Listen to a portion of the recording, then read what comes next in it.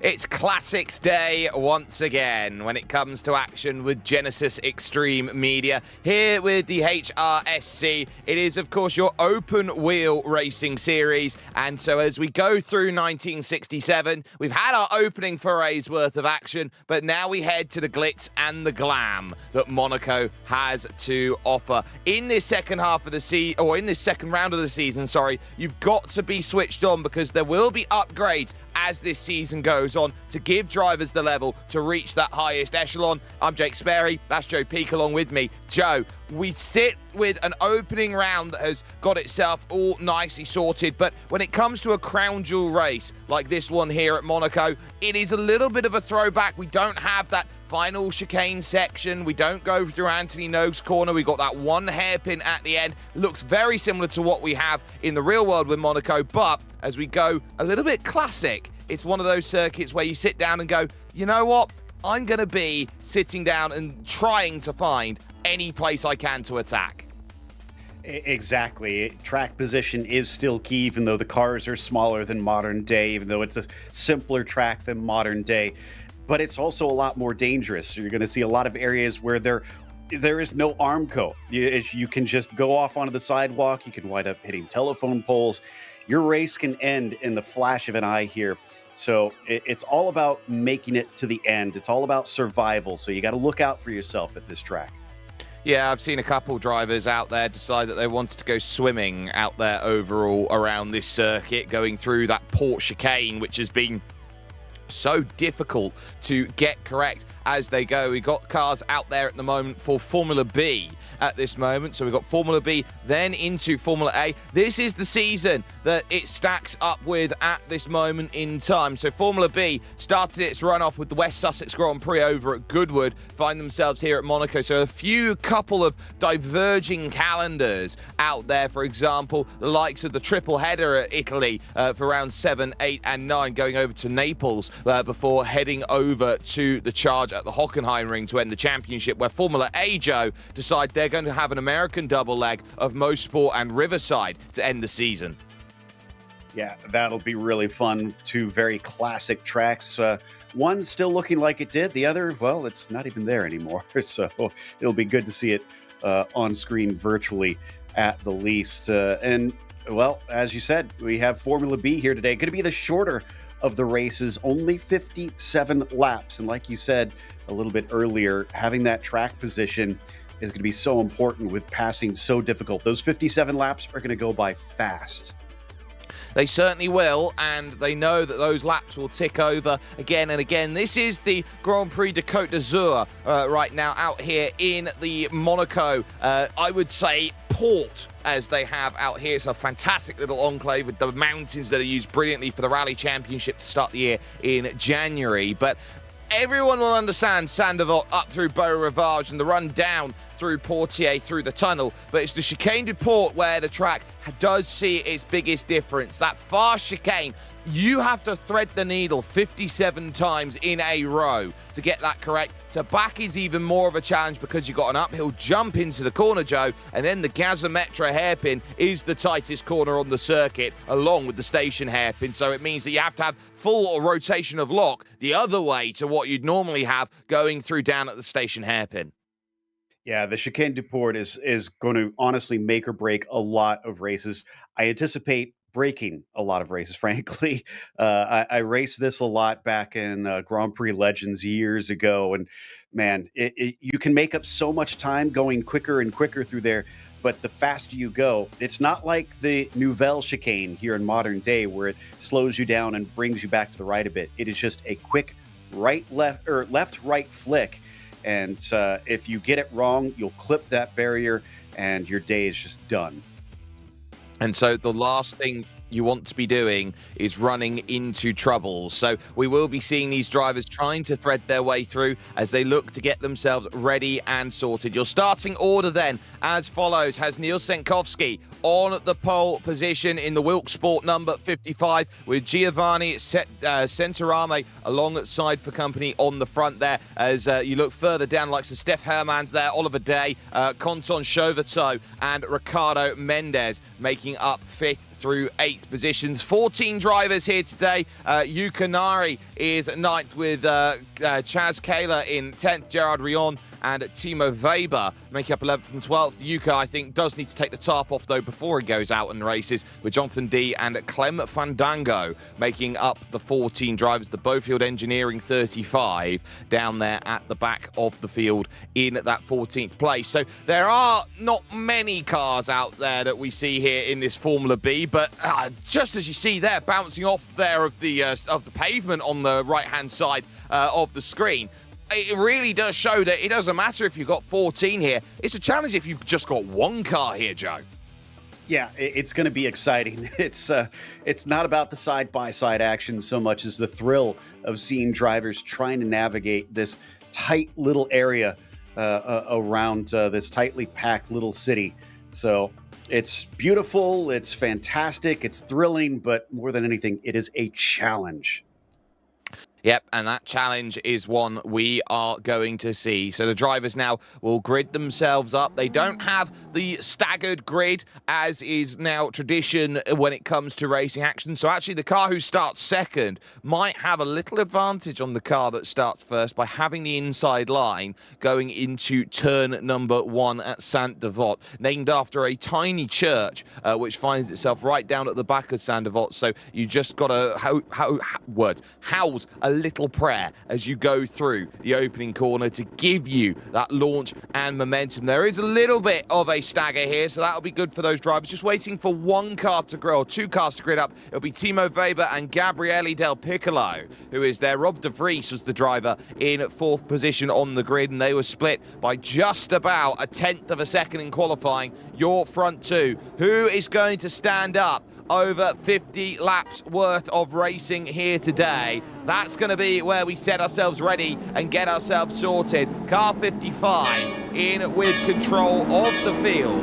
and knowing that this all-important run to Saint-Devote means everything. The sirens go, and we're underway. A slow start there from about 7th or 8th position was always going to be tough. They're almost 4 wide as they head over towards Saint-Devote then for the very first time. Very open corner. You've got to be careful about the pavement. On the inside, up the hill, charges Centrarame, who looks to try and give that chase, but Zenkovski's got a good start as they have top 3 into a huge slide by De Vries there in 3rd, trying to get it slowed up, heading in through Beau Rivage.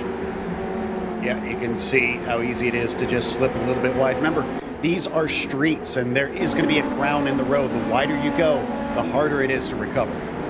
Oh, it very much will be, and this is a circuit with a lot of elevation change, as we see dropping down the hill with Canton Chauvetot here in 8th place, down at the station hairpin for the first time, named because of the railway line that used to run on through here. They go under the railway bridge here as they now head through the what is 100 degrees right-hand turn then of Portier that leads back on to the tunnel. They did convert this all into a hotel. That's why it's had its name, of course, of the Lowe's hairpin once upon a time. But now, as we go on board with Yukanari, that is how difficult they have to run through onto the paving here as they go on through, and off the pave onto effectively concrete, back to pave once again, going through and looking around for that final braking zone here of Gazometra, and having to deal with 3 different surfaces around the lap. It is a very unique circuit in that regard. Look how narrow Yukanari goes through, looking to try and attack Chauvetot and Oliver Day,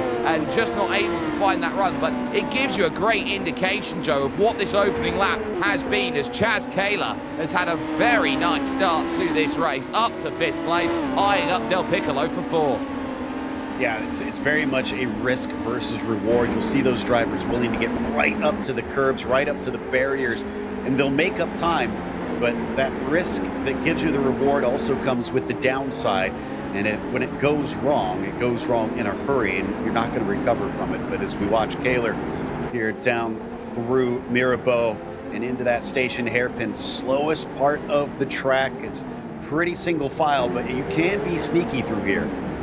Steph Hermans there in the Buckeye Racing Dynamics number 33, struggling about a little bit there, running down the hill. You can really try and attack, but look at how much you're trying to fight for grip off the exit. It's opened the door up for Oliver Day, who decides better against it through the tunnel here. This fast-flowing, right, there's a lot less tunnel than there used to be, and out through this right-hand section, down the hill once again, and threading a needle back through to try and find that run. Chauvetot, again looking close, and it goes to show you just how much on top of each other you are around this track, up over the top of what will effectively be the boathouses there and the moorehouses which are down there at that section. Little look down the inside then by Hermans on Del Piccolo, who's lost out to Kayla there for one position, and massive trouble there going through third gear on the gear change there. That torque coming into play from the engine.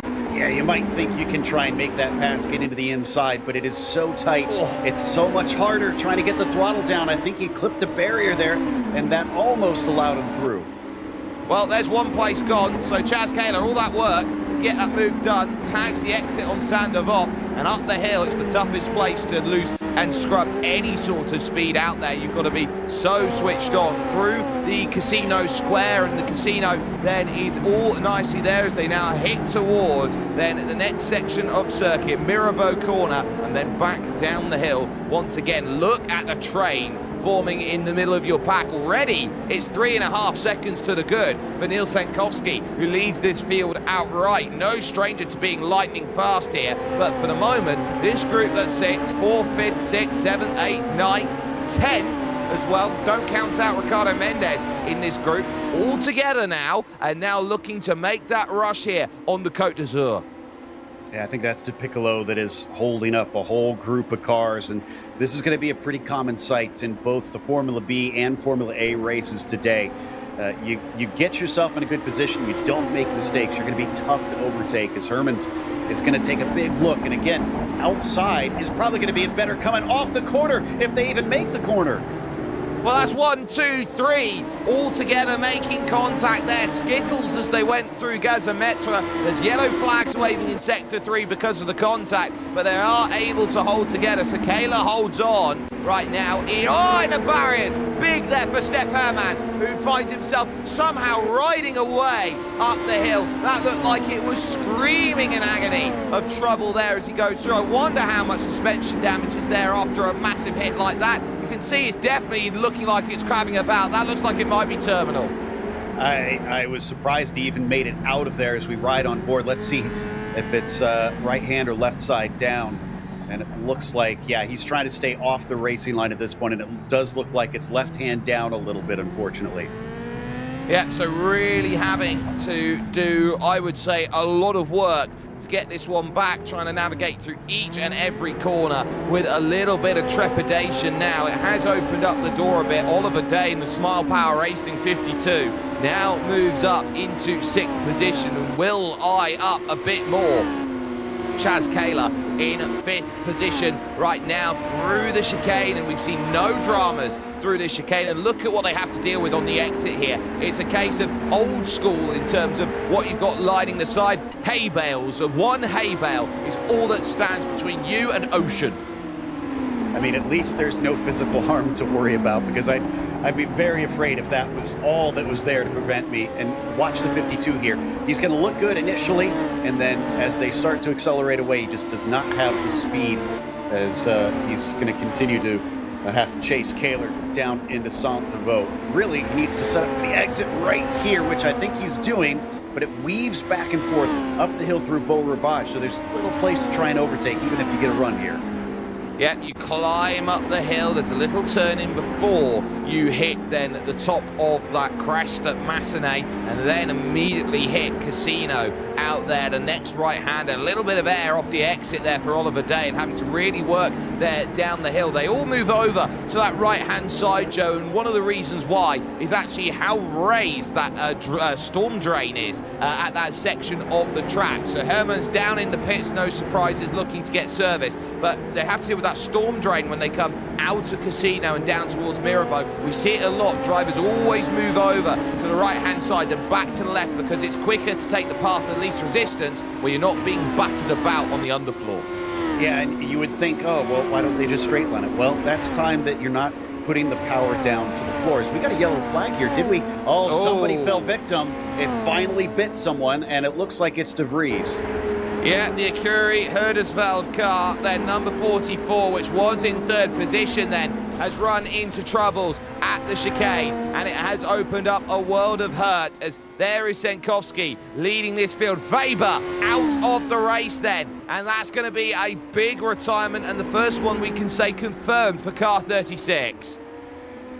It's a shame to see this early in the race. We're only on lap 6 right now, so it's a long time. But what we were talking about here is, yeah, the more that you can keep the tires to the track, that's more acceleration that you've got, and that can make a big difference out here. Now, we did see Senkowski straight line it, so you can do it, especially in these cars. Compared to modern Formula One cars, there's a lot more suspension travel, so you can get away with it, but I wouldn't say it's desirable. Yeah, let's take a little look then further back and see how this all came about. So this is Timo Weber into the chicane, flies out of the exit without really any drama at all, but he clips the wall on entry. Oh, and he goes right into a mooring post there on the left-hand side. It's what they use to tie the boats up, and he's completely damaged the suspension. And if he's lucky, which he is here, that we haven't got massive cases of cars split in half and go straight on, you'd have had about half of him there, Joe, heading straight into the water. Yeah, exactly. I mean, it's a damned if you do, damned if you don't situation, because if he hadn't have hit it, like you said, he'd just go straight into the harbor and his day would be over anyway. So once he was on that trajectory, that was it. I think what happened is it looked like he was trying to line up the entry to the back and just went a little too far to the side, clipped the wall, that sent him across the track.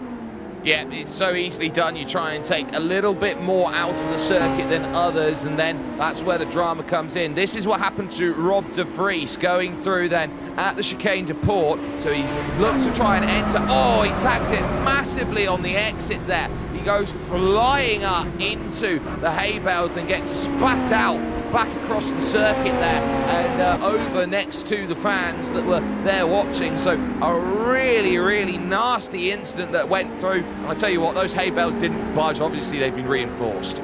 Yeah, I have done that so many times at this track. I've learned to loathe the chicane de Port. Honestly, it's a difficult one. Oh, Chas Kaler is limping. Something has happened here.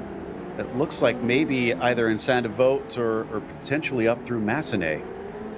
Yeah, that's going to definitely hurt Chas Kaler's run then, and so the issue early on in the lap has certainly made life difficult. So you got Hermans, who is currently back out and racing again. De Vries has been in the pits now for over 2 minutes, so whatever happened to Hermans there with the contact early on, they've obviously got themselves a hammer and a spanner and a little bit of something out there to get the car fixed back then on the suspension to go again. Chauvetot up to fifth for the Syndicate Gentleman 50, and certainly having a good run, and it does pay in racing like this. It shows that even if it's sim racing, this was an era where if you just kept it out of trouble and managed to prioritize the finish to the race, you were always going to have the ability to score good points. And this is going to be, I believe, Chas Kaler up the hill, who's going in through towards Massenet, turn 3, and I think he might, oh yes he does, he catches oversteer through the corner, tries to correct Joe, and has nowhere left. Very, very lucky behind him. I was trying to figure out who that was. I think it was Mendez who took an avoiding action and was able to make it through. He could have been collected in that accident easily. Now, like you were saying, one of the reasons we're seeing some of these drivers try to get it back to the pits is if the car is repairable. I mean, look at the attrition we've already seen. You can wind up with a number of spots, even if you're 5, 7 laps down. You certainly can, and when you consider that we've got one car already a lap down, more in the pits as Chas Kaler does now hit the pits, it's a chance for those drivers who have maybe struggled a bit in the start, like Clem Fandango and Jonathan D. They'll pick up those points and they'll pick up those places a lot quicker than some others out there. Herman's back out there racing. There is Jonathan D. in the Winkelmann Racing, number 41, as Neil Senkowski goes sub 130. It doesn't sound like much with a slower track in modern day and still doing sub 70-second laps now this year, finally breaking that margin. But this was fast back in '67. In fact, I still say this is I think maybe even more impressive back then, just what they were dealing with, the risks that they had to take to try and get these fast laps. Yeah, because you've got to remember, you've got people like Colin Chapman, for example, who would say add speed and lightness to everything. So these would be stripped down as hollow chassis as much as you can. How much weight can you save was the aim of the game, because aerodynamics had effectively not been invented. So it's how much lighter of an alloy can you have? How much quicker can you go? You're leaving these cars to be highly strung, as Chauvetot again remains close to Oliver Day and not quite in a position yet to capitalise and pounce. Yuka Nahi there just behind in 6th position is happy and comfortable to sit there at about 2 seconds, 1.7, and wait for that to go. But you've got these cars, and they would experiment with the different metal alloys that they'd have available to them. So they started off with steel and gone, well, steel's too heavy, so let's find something like aluminium. And I believe at some point they went to magnesium, and they had massive fires that came along with the fuel, so they changed away from magnesium-bodied chassis out there. So it really was a game of trial and error of how can we find the lightest car possible. Driver safety, pretty low down on the list. Yeah, it was already a very dangerous sport, so they didn't really consider that as much. I'm pretty sure if Colin was able to make it out of toothpicks and bubblegum, he probably would have. Listen, if he could make it out of toothpicks and bubblegum, it would be a very interesting car to see, all right, with the way that he has gone. Car on right-hand side. There are the drivers in the pits, and that's something else that will be worth keeping in mind as you go by. It's not necessarily a wall in for the pits. Good save by Chauvetot. Full on opposite lock for a good 4 seconds. I thought we were watching a wreck from on board there for a moment. Oh, and he's back into the pits. We may have had a server issue, it looks like, because multiple cars suddenly appeared in there. Yeah, that looks like trouble, and sometimes it does happen when it comes to sim racing. So this was 10 laps in to a 50-lap race, and we, of course, cannot see anybody out there at the moment. So we will try and get coverage or see what's going on out there at this stage. It looks like we've had a couple of troubles hit out there at this point, but through 10 laps of 50. I'm not quite sure what the protocol is out there for a series like this. If they do have a server issue, I think it might be a restart with 41 laps to go. It might be the case of what we focus on, but it might also be a case here of if they do get it into a position where they can't get the server back going again, depending on how long the race has gone, a certain amount of points may be available. But because we've done less than 50%, I doubt here, and less than 25%, I doubt there'd be points available in that scenario. Yeah, well, I do see cars are still moving on the timing and scoring, so I think perhaps some virtual race goer had spilled their champagne on our producer's generator. It looks like we are still moving, because we got the 55 Simkovsky still going in the lead. Yeah, but half the server is out of the race then on that moment. So top two were able to stay out of trouble, but Rion and Chauvetot and Day and Nahi, Fandango's down in the pits. I think D and Hermans were caught out in that as well. And so everybody else will look around and say, that is not what we wanted. So Gabriele Del Piccolo currently in 8th position. Right now, will soon be able to jump up, but I think that he got caught out there with what went through, and that brings in the scenario of where he now looks to gain as they go through. So now we will see what goes on. I know there's talks in race control at the moment about this, Joe, but at least for this right now, it's a case of lap 12, and Senkovsky is 5.5 to the good. Yeah, so a couple drivers still racing. We'll cover it until we get more information here from the race officials, and we'll let you know what happens as it develops. But as of now, this race is carrying on, and we just got information that they're going to restart the race. Yep, they will restart with 40 laps left on the clock, is the word that we're hearing here from Nico Hillebrand, who is out there and making sure that F2 is working the way that it is supposed to. So that will bring a little bit of a pause in. So a red flag comes out then here in Monaco for Formula B. Now, the question I'm going to ask here, Joe, What was the earliest red flag ever in motorsport? Well, in all of motorsport or just in Formula One? Well, let's say Formula Racing. Okay, in Formula Racing,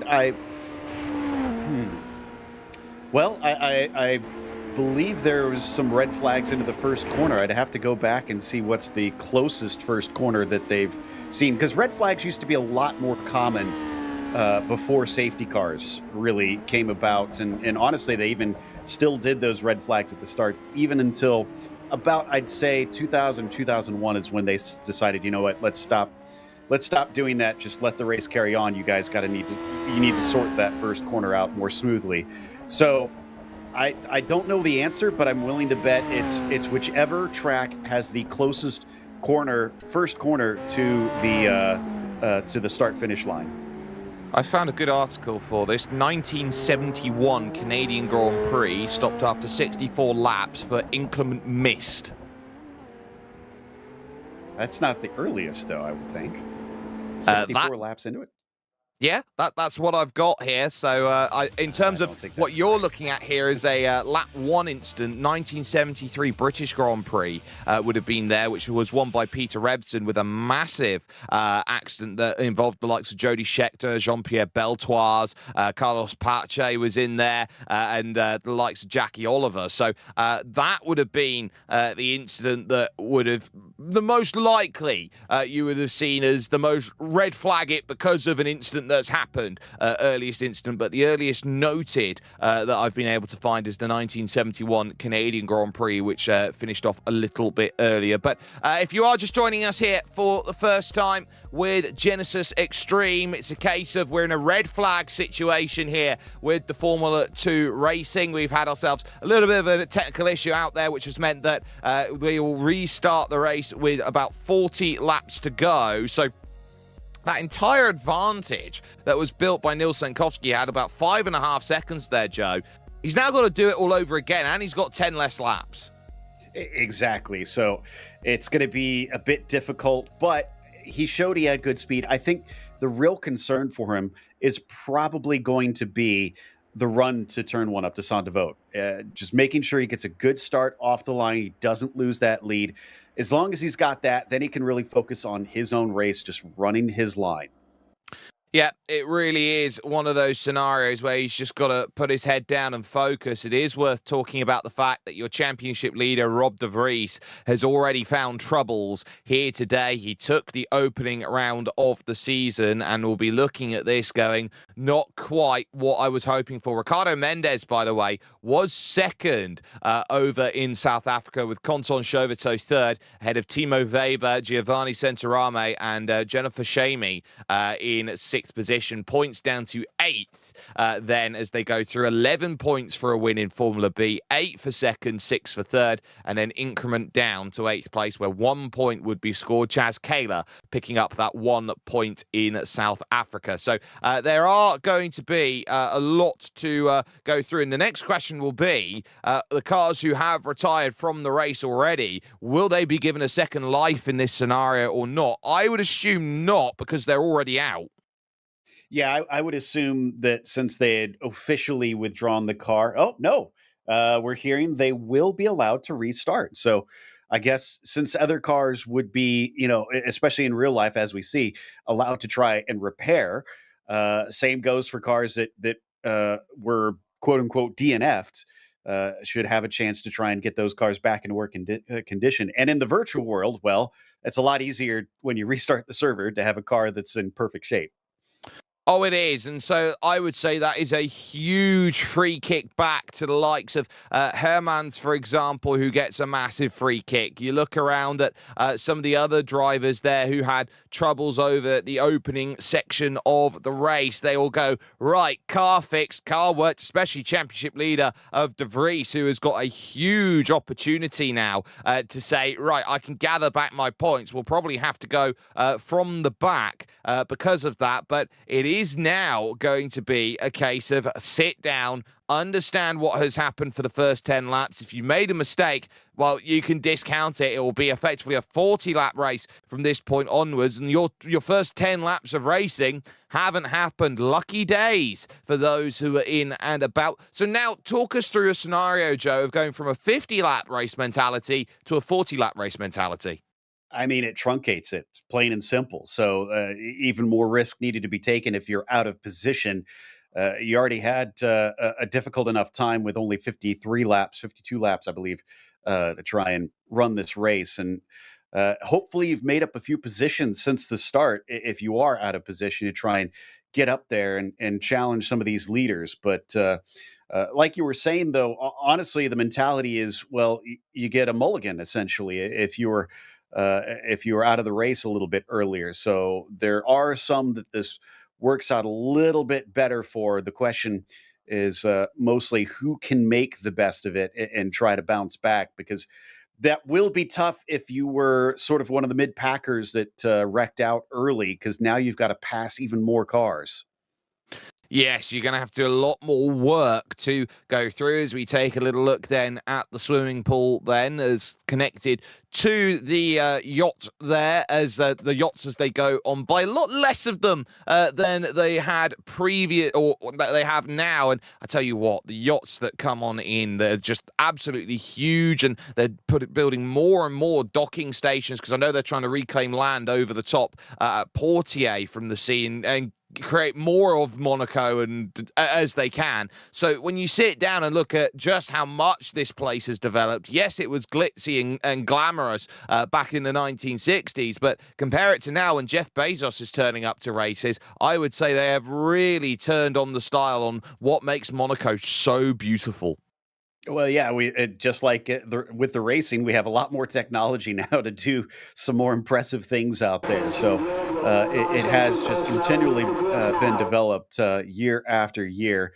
As looks like, I think they're trying to switch over to the race. Yeah, it looks like they're switching to the race here shortly.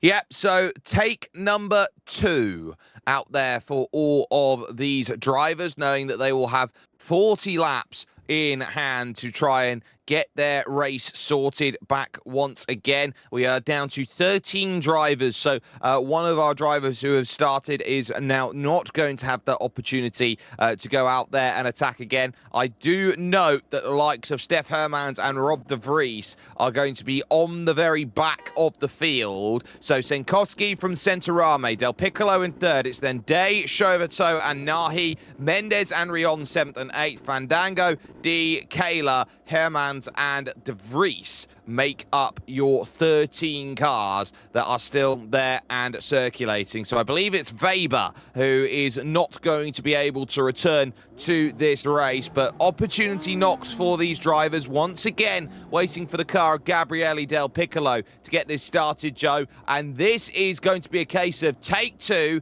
Can you get the start you need? Yeah, it's going to be so important here. You can tell everybody is antsy and ready to go. It's so narrow up there. It does open up a bit at Saint-Devote because they don't have that curb to the inside like they do in modern day, but that doesn't make it any more difficult or less difficult.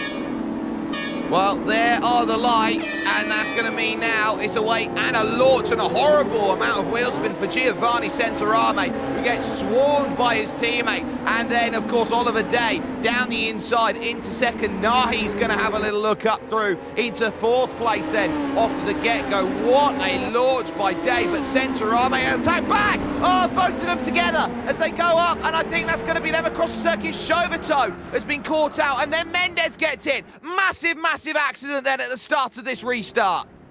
The irony of it all, we get a restart of the race and a bunch of cars out immediately. O'Day, Centerame, both gone as soon as they get past turn 1.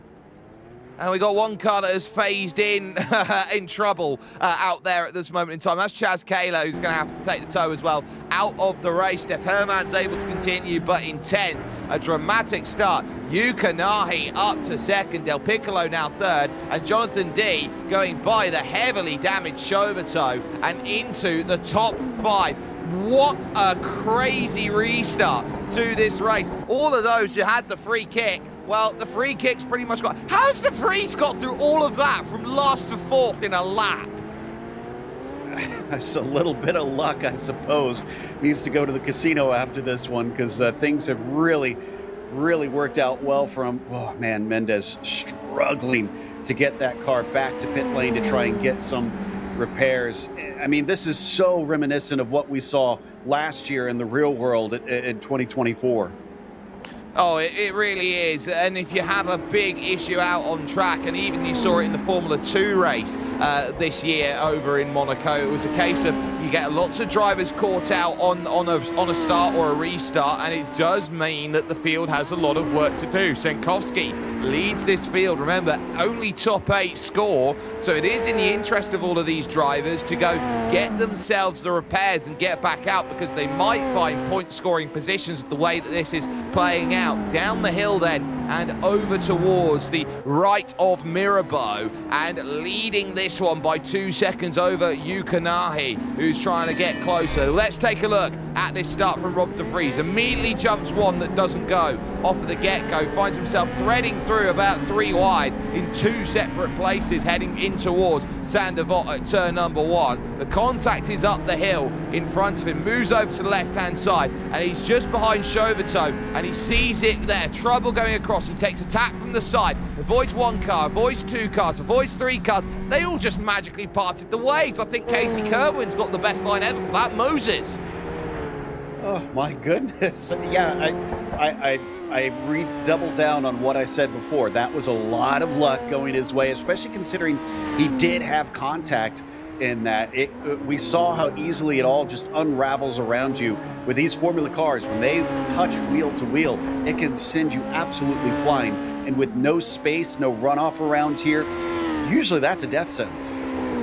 Usually it is, and as you can see right now, we've got 6 cars circulating, 3 cars out and 4 cars in the pits right now. So Rion, Mendes, Hermans and Chauvetot all now in a scramble to make sure that their pit stops are going to work as intended. As now on lap 3, Nahi now falling back to 3.3 seconds adrift at the moment. Race on for 3rd place out on track, as you got Del Piccolo here close with De Vries for position. So they're fighting for that last space on the podium. Remember that De Vries was effectively out of the race when it came to action before the red flag came, and now looking at a podium in the number 44. What a break for the championship leader. Del Piccolo, though, is going to have to do a lot of scrapping to try and defend that position. It's all about capitalizing on opportunities when they come, and that's what you're seeing De Vries do here. Is that, yeah, things kind of swung his way, but you can't drop the ball when those things happen. So I think he needs to play patient with Del Piccolo here. Wait for him to make a mistake, and don't try to follow too closely. Like that. There you go. Yeah. And just like that, he's able to avoid, and we got our first victim in the harbor.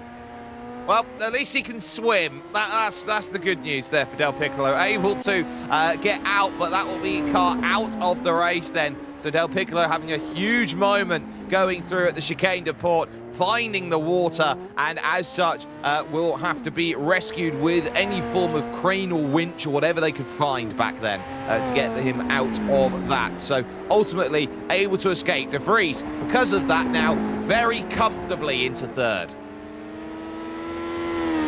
Starting to wonder if we're even going to manage to have 8 cars classified at the end of this race. So there's definite points up for grabs. And he had the tiniest of touches on the right-hand side. And look at the dramatic effects. It just kind of all dominoed. It was a chain reaction that sent him just sailing, and unfortunately not sailing the way you want to in that harbor. 3 wheels on my wagon, and it doesn't quite work as a catamaran, I'd say that much there. So ultimately for Del Piccolo there, it's a case of, well, not much more I can do about that except pray for another red flag by the looks of it here in this race. Gerard Rion into 8th position now in the number 40 Acuri Francorchamps car, and running that Belgian yellow currently there with the car, and back out and away. So behind Steph Herman. Oh, and Steph Herman's out. Oh, yeah, just saw that as well now. So looks like that'll another... be a chicane deport as well. Oh.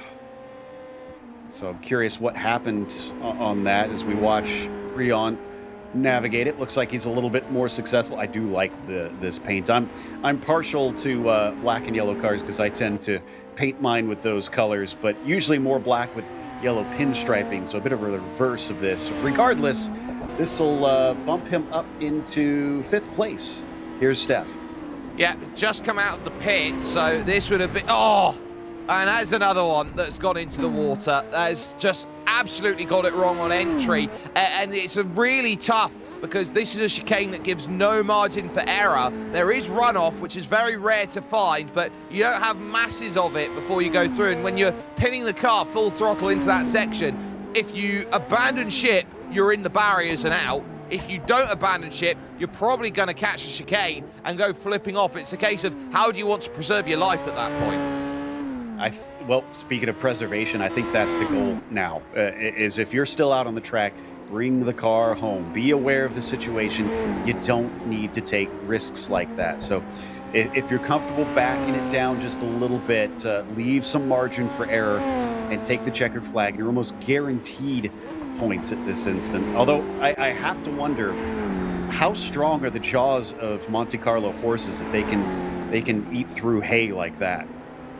Well, I would say that they have a lot of, I would say they have the best digestive system of any horses in the world if they can get through hay like that. That much I can say at this point. So they have done a very good job to get the hay reinforced there. I don't know whether they've put a steel spike in the middle of them or however it has gone, but it has been very tough. So at least for the moment, Ricardo Mendes is now back out on circuit here. Conton Chauvetot is also there. And as far as I can count, we've got 8 runners. If all of these drivers can make their way to, I believe it's 90% normally when it comes to racing, they will get themselves then as classified finishers in the race, but you only need to reach 75%, so lap 30 for the full points.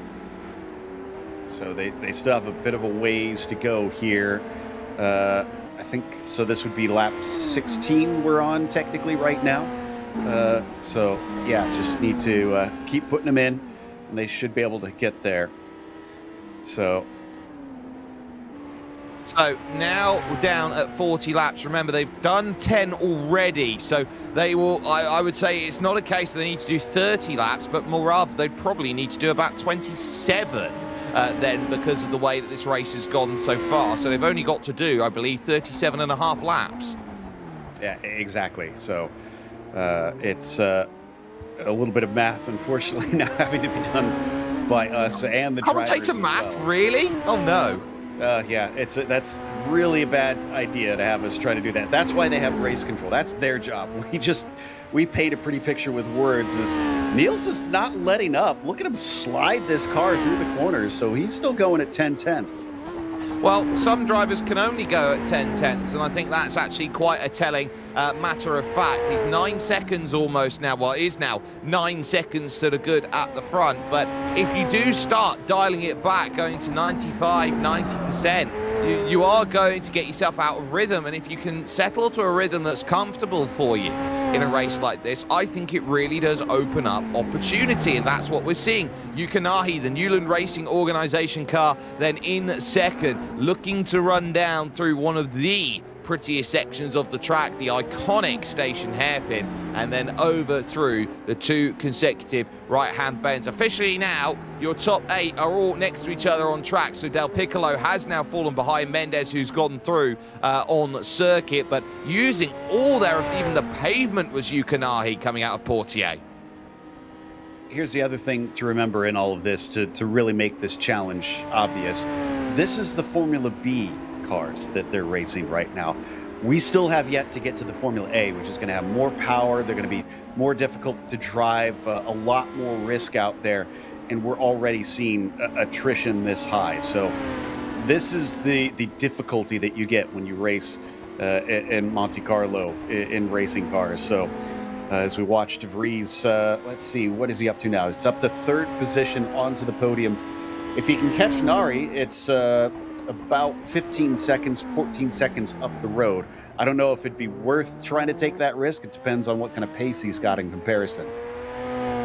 So whether he feels like he can chase or not, I would say that this is a day for Rob De Vries as far as points go, that 6 points in the back pocket when you consider Ricardo Mendes is down there on 1 championship point, Quentin Chauvetot, Thibaut Wemer, Giovanni Centorame, all out of this race. No Jennifer Shamey today, no Filippo Marazzi, and Chaz Kayla also out. Main rival scoring points. Neil Senkovsky will become the nearest challenger in the championship by the way it all stacks up. And there's Jonathan D allowing Quentin Chauvetot to regain the lap then by going by. And Mendes, I think, is going to do the same. Or is that even potentially Fandango there? I think that is Mendes. But looking around there, it still technically says that Mendes in timing and scoring is in the pits. He's not. He's circulating out there. It would have been the way that he left pits. That will make our timing and scoring a little bit more confusing. But certainly here for Jonathan D, it is a case of out there at this stage, trying to go and look at that. That is, heavy clip of the inside pavement there going through turn number 1, Saint Devon. That is Mendes, only a couple seconds behind Quentin Chauvetot. So trying to play catch up for at least one more position. There's still things to grab out there. Just leaps over the hill at Casino Square. For D, if he is slower than those cars, let's see, he's got 6 seconds to Fandango, so Fandango could run him down. But then after that, Gerard Rion is 2 laps behind. So I think if he gets caught by Clem and passed, I would not worry too much. Again, down to that survival mode of just bring it home. You're not under pressure from any of the cars behind. Just run a decent, comfortable pace. Yeah, and speaking of decent, comfortable paces, it is worth talking about the fact that we did only have 8 finishers at the Open. We've got a yellow flag out then in Sector 1 at the moment, so somebody's come a cropper out there, and I wonder if that was De Vries who's had a moment at the opening sector, because he's now dropped back to now 27 seconds behind Nahi. So it's showing that even if you can hit the brakes and get as much drive as possible, that is trouble. So De Vries, who of course won by 38 seconds at Goodwood to start the season off over Ricardo Mendes. Looking down the field, it was Chaz Kayla, DNF as it was classified, with 34 laps driven out of 42 at the West Sussex Grand Prix. This was De Vries up the hill. Is this going to be up at Massenet here, turn 3, where he's gone and looped the rear around? Oh, so easy to do when all of the power goes through the rear wheels. Oh, he keeps it out of the wall. No. Oh, and he has, that was perfect timing on his part, as he had this little sort of access road that he could get it turned around and facing the right way, and he had a gap in traffic. Again, I feel like Rob De Vries must be the luckiest man alive, well, not alive, but in this server currently. Well, at the moment, I would say very much was, and was very lucky in the sense that he had the little runoff area, which is a small little parkland ahead of what is currently the Hotel Hermitage in Monte Carlo, going around then just in front of the Larry King Salon de Coufre, Monaco. Is that actually what it's called? Yes, so as they go through turn 3 Massenet, it's the Avenue Princess Alice, but it's the convergence of 2 rows that they got. So the Avenue de l'Hermitage goes through the middle. So actually, I believe it's the Avenue Henry Dunant that they go through, and that was the escape road that he's been able to avoid the dramas with. Okay, well, I was more wondering about the Larry King thing, because I wasn't sure if that was... That is the name of the salon there, which is the building just before that escape road. Okay, I assume that is not in reference to the former CNN anchor that was on TV. But yeah, Neil Stankowski here now leading by about 11 seconds. You know, you were saying earlier that he's going to be disappointed to see that lead wiped away. I don't think that disappointment lasts long. I think he's basically laughing his way to the bank today, knowing that he has even less pressure from behind now that so many have wrecked out. Yeah, and I'm sure that dealing with all of that, it was a case of now trying to avoid any further dramas that do befall out there at this point. So ultimately, it's not a case then, Joe, as I've actually just gone onto the Larry King website for this. It's a stylist called Larry King who works with a lot of A-listers out there. So in terms of having a stylist, yeah, Larry King, have your free plug because you've earned it by having a spin in front of your building in 1967, it looks like. Clem Fandango, though, close. 1.6 seconds now to Jonathan D in this race going on for 4th and 5th position. So this has been really closing up lap on lap on lap. And just looking in the background, I believe then, oh, Mendes is out now. So Mendes has retired from this race. I just noticed that as well. Not sure what caused that. Oh, and that was very scary right there. Yeah, as Fandango was definitely holding up one of our drivers that had a lot more speed into the chicane. Yeah, I think we're going to catch a look at what happened to Mendes here, and Ricardo Mendes has become the next victim of the chicane de port down the hill, too early on entry. Oh, upside down violently there with the shot that was there. Very lucky there's a self-righting system in play to get that from 2 wheels back up onto all 4s there. So the marshals were very quick to tip the car back over again, but out goes Mendes, who was 2nd at Goodwood. And now look at this. This is trying to put a lap on Clem Fandango. Even lapping is difficult. Yeah, and he's, ooh, that's brave. That is brave coming up into Massenet. You need a driver who is willing to work with you, and it does look like he pulled off to the side a little bit to allow him through. And again, I think that's wise if he's pressuring, if he's really forcing the issue. If the next nearest car, 2 laps down, you're really not too concerned about them trying to catch you up. That's the 56. So that was Nari putting a lap on him. Yeah, so being able to put that lap on and now starting to go out and push further. Yuka Nahi, the last thing he wants in 2nd position with a massive gap to the car in front, a massive gap to the car behind, is to get tangled up with lap traffic. And when you've only got 7 cars out there on the road, to hit lap traffic, you've got to be a little bit unlucky going through to manage that. But Nahi was able to scamper on through with it. Now 18 seconds back, and look how difficult to back is. The fact that you have to catch air into the corner. You've got to basically half turn into the corner, expect the air to take the car along to where you want to then turn, and then put the power down to attack off the exit. I mean, this is what it was back in the day. Yuka really getting it sideways, putting the power down out of Gasometre. But I mean, you think about the Nürburgring as well known for fluke plots, and these cars in this era getting lots of air. It was not unheard of. That's why, partly why they had such big suspension travel on these things, is they weren't perfectly flat, billiard smooth racetracks like they are now. They needed to deal with some bumps and some curbs, and sometimes even getting 4 wheels off the ground.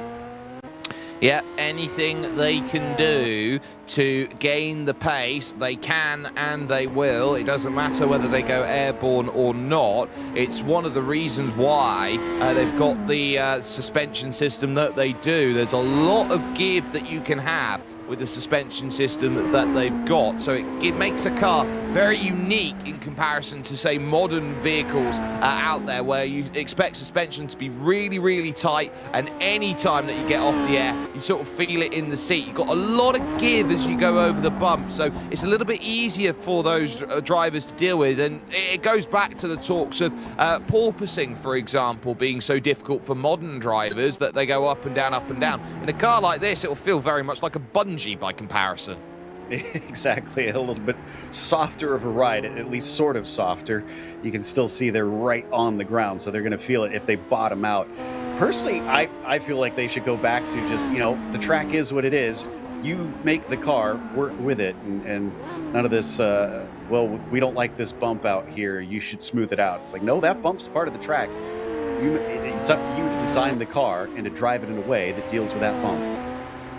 Yeah, you've got to try and drive around the circuit. This was back in an era where they did not give away too much out there for, I would say, if you can't go quick enough, you are going to be in a case of, well, you just got to be braver, put the right foot down to the floor or find a brick that will do it for you.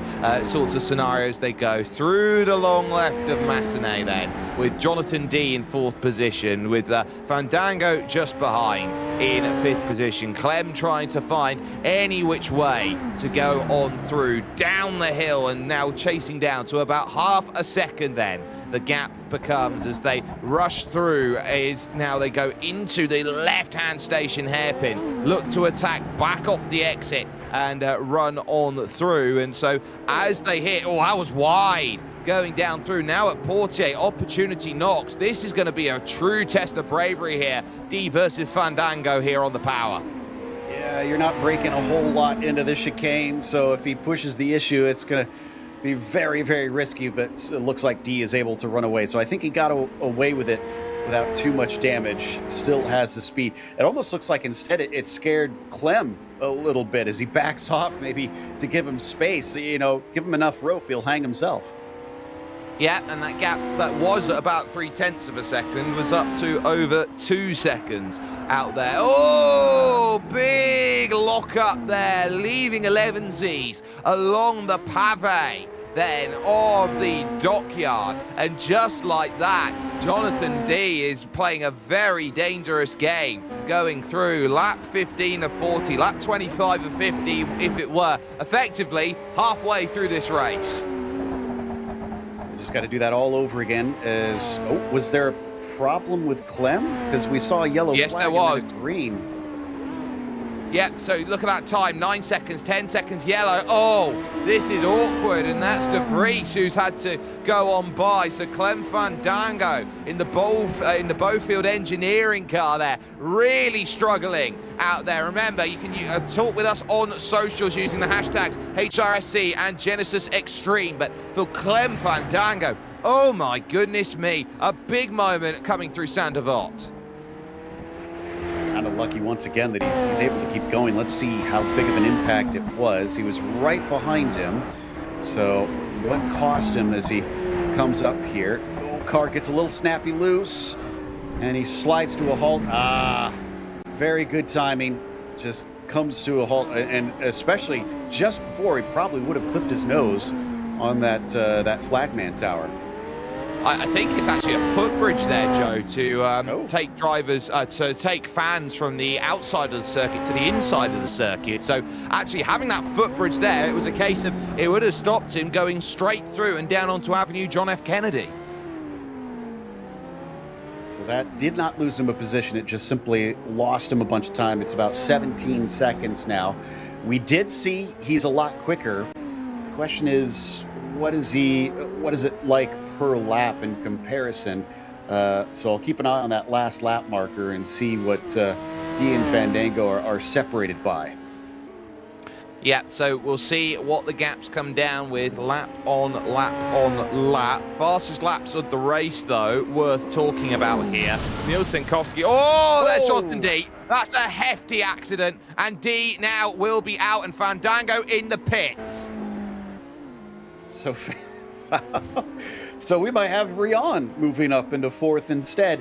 D is out immediately, no shock there. Fandango would have had a very easy position, but he unfortunately cost himself in this one, so he must have had a little bit of damage from that contact. Or potentially, maybe we missed because he seemed like he backed off a little bit as they were coming through the tunnel. So I wonder if he maybe had a little bit of damage, clipped the wall that we had missed as he was approaching him there down through the hairpin.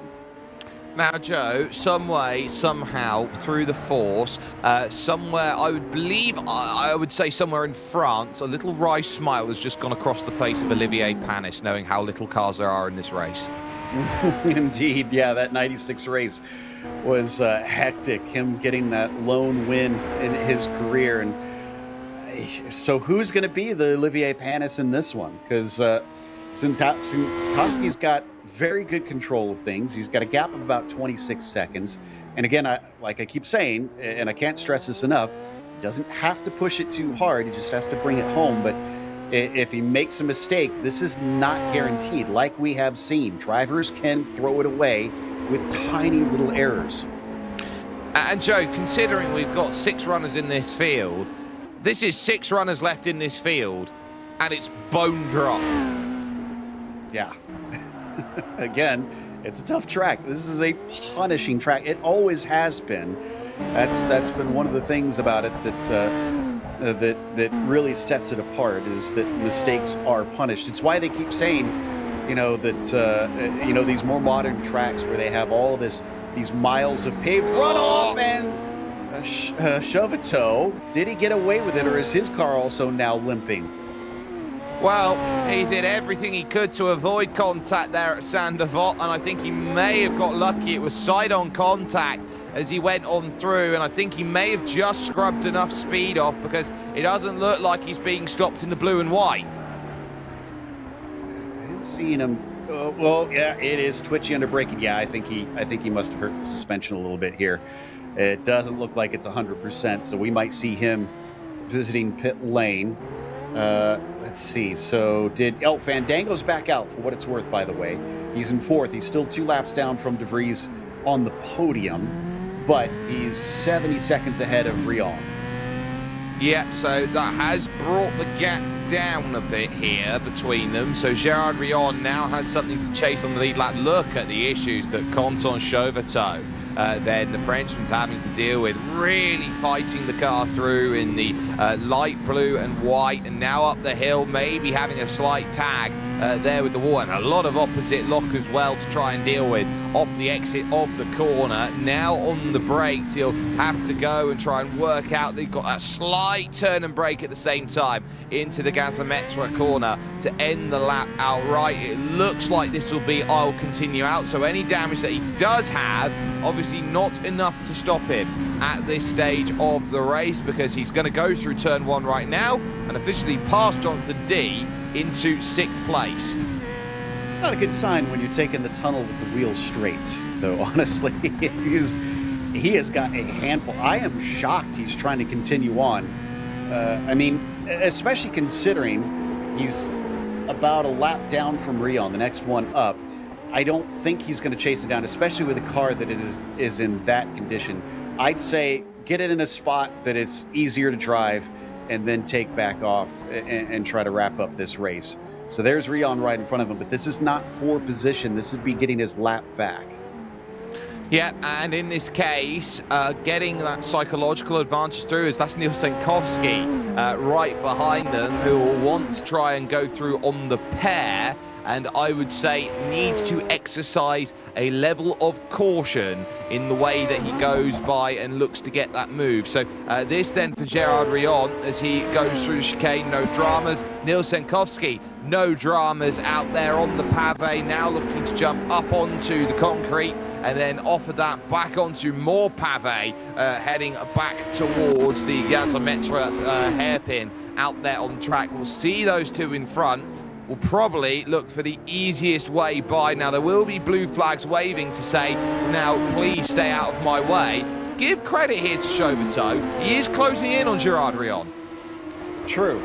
It does seem like he is still faster, but it's going to be hard going to try and pull a whole lap back in about 20 laps here. Credit to him for allowing Niels by. This, I think, is the other big thing, is, yes, Neil seems to be well in control, seems to be handling this track well, but as we've seen, there can be other drivers' mistakes that make the difference. If someone around him has an oops and he's too close, he can just be innocently collected and his race is over. So he's got to be very careful lapping these other cars, because he might not know that drivers like Chauvetot are actually damaged, and Rion is going to allow both of them by. Yeah, not surprised there. Going down the hill out of the station hairpin and on through towards Portier and the second half of the lap. It really is a sense that you climb up the top of the hill, and once you reach Portier corner, Joe, it's your chance to just get a breath of fresh air, breathe and go. Now the second half of the lap, where most likely dramas are going to befall. Oh, what a save! I can't believe some of the racing that we're seeing, especially after so many cars are gone in this event. And Niels Sankovsky is just not relenting, continuing to put lap after lap down. In fact, looking at the lap time, so a 32.4, and that one was slower because of lap traffic. It was still a 33.7, still faster than everybody else out there, even lapping traffic.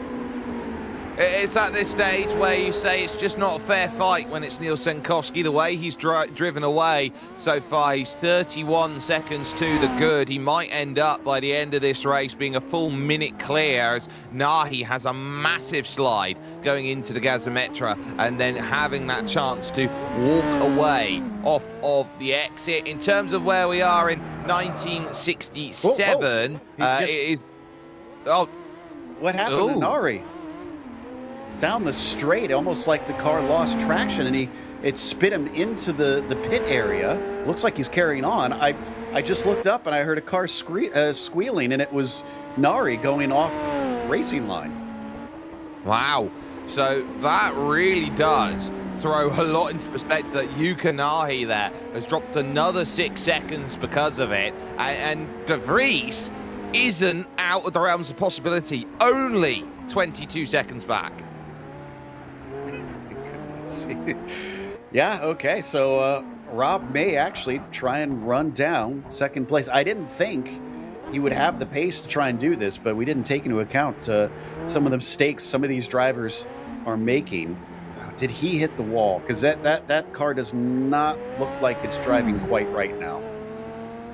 No, it doesn't look the easiest. Maybe we'll have to have a look on replay and see exactly where that went wrong for Yuka Nahi. But at least right now, he is dealing with a car that does not want to play the way it is intended and designed to. That was nice, though, going through the chicane de port and up over the top of the crest again through to back. And again, having to really work on opposite lock going through the gears. You can see those massive chunky tyres having a little think. Oh, it's really trying to throw him to the left-hand side. So will he pit in? Yep. He looks like he's aiming for that, and he's slowing down. So he is going to try and take some repairs here. Oh, it's tough even for him to try and get it into his pit stall so that the crew can start to work away. So this helps out De Vries even more. Now, actually, is this going to be for position right here?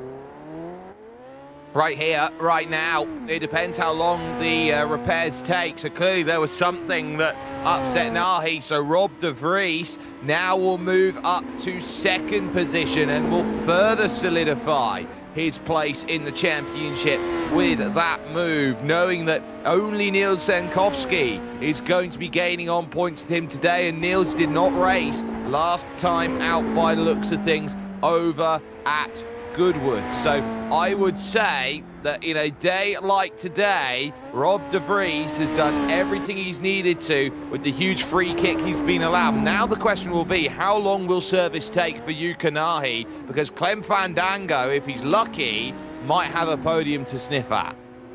I mean, it's appropriate that this is happening in Monaco. This is almost a James Bond-esque you only live twice situation, where able to come back from the dead, try and finish this one to grab some points. And now he's not only looking at a podium, but if Sentovsky has an accident, he could wind up winning. Yuka Nahi is now out of this race. The damage is too much, and because of that, Fandango will move to third. Gerard Rion will be fourth, and Conton Chauvetot will move up to fifth position. And Chauvetot, who was third, of course, when it came to racing action at Goodwood, now is going to be fifth and very much could become the nearest challenger to De Vries, depending on how the points all look to stack out. Now remember here, he just scored 6 points already, 4 points if he finishes in fifth place. So he'd be 1 point behind Senkowski, third in the championship. Now, you mentioned the 96 race a little bit earlier. If I'm remembering correctly, while they did get all points scorers classified in that one, I believe it was only 3 cars that saw the checkered flag. Is that right? Yep, you are correct. They had an incident on the final lap of the race with the likes of Eddie Irvine there, which cost those final 2 drivers the opportunity to be classified as finishes. So For those that look around and say, what does this race mean? How tough is this race? It is the toughest. It's had the least of the least finish. It's had the most of the most finish as well. And to say that you're on top compared to everybody else, survival is of the fittest, because it is one of those circuits where now it is so revered and it's so loved, and everybody understands what this circuit is about, that it's one of the tracks where it is a known quantity. You get all of the drivers who pretty much say, well, where do we want to live? We want to live in Monaco. We want to know what these streets are day in and day out. And so for one of the toughest challenges out there on the calendar, it almost loses its fangs a little bit with just how much drivers are able to practice, with the likes of R-Factor Pro, for example, as a tool and an aid that gives them everything they want. So in terms of now modern racing, a lot of it you can say is very much like a game of chess, for example. It's quite solved in terms of what the best move is. But you look at racing like this, by no means can you say that this is a solved racing formula right now, this Formula B series. No, not at all. And yeah, again, we have another race to go here today with the Formula A cars. So that's going to be even wilder to see what happens out on track as we follow Fandango now up onto the podium, now that we've lost Yuka, and Gerard Rion going to eventually jump up to fourth. Chauvetot going to find himself with a top 5. So 5 cars still circulating here, hopefully able to see the checkered flag. But as we've seen, everything can fall apart so quickly that we are not guaranteed these 5 actually making it to the end of the race. So Rion could still potentially be on the podium here. Again, just keep it together. Yeah, only the 41 seconds to chase down. Look at the way that gap starts cutting down to 40 seconds here. That is catchable by the end of the race if you can take a second and a half out of each and every lap of the final 15 laps of this race. So I would say watch this space. If Gerard Rion can keep this pace up, Joe, third is not out of the realms of possibility, as Quentin Chauvetot will soon, on this next lap going across the line, move up into fifth, having to navigate through with the damage in the very Matra-esque colours there of the number 50 car, the Syndicate Gentleman machine as it's known, rushing through to back corner and looking to try and get that finish. And he'll be looking around going, can I have one more retirement, please? And he'll hope it's car 44. And in reference to you talking about Rion catching Fandango, last lap by 4 seconds quicker. So I do think that it's possible for him to potentially try and run him down, but it is going to take a Herculean effort.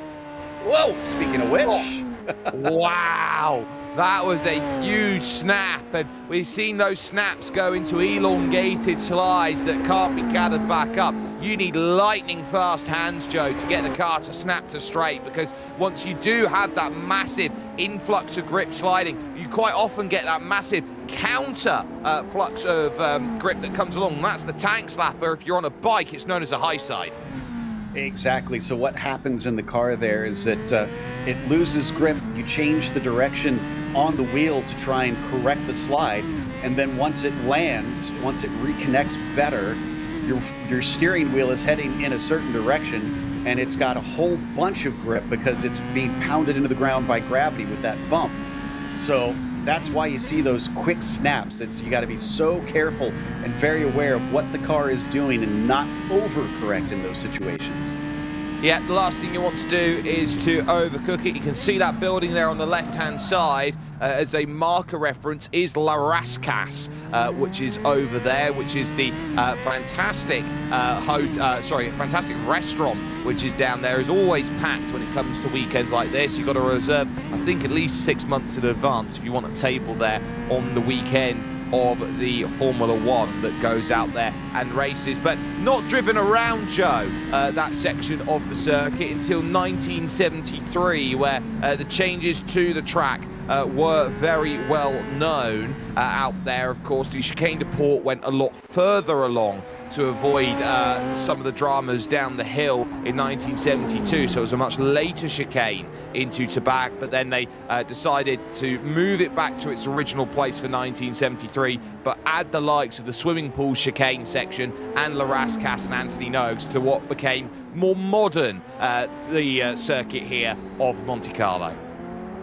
Yeah, there was a lot of changes. Amazingly, the chicane didn't change from this Swift version to the Nouvelle chicane until I think it was 1985 was the first year that they raced that version. So you can think about those winged cars in the early 80s and some of the ground effects cars as well, trying to navigate that thing that quickly. It must have just been eye-poppingly dangerous coming through there in those cars, but it has gone through a lot. It is safer now. It's still one of the more dangerous ones, admittedly, and that's been one of the things I think some drivers have talked about sometimes, that if it was proposed in modern day, they often say it probably would have been rejected outright as too dangerous, too narrow, and of course not long enough.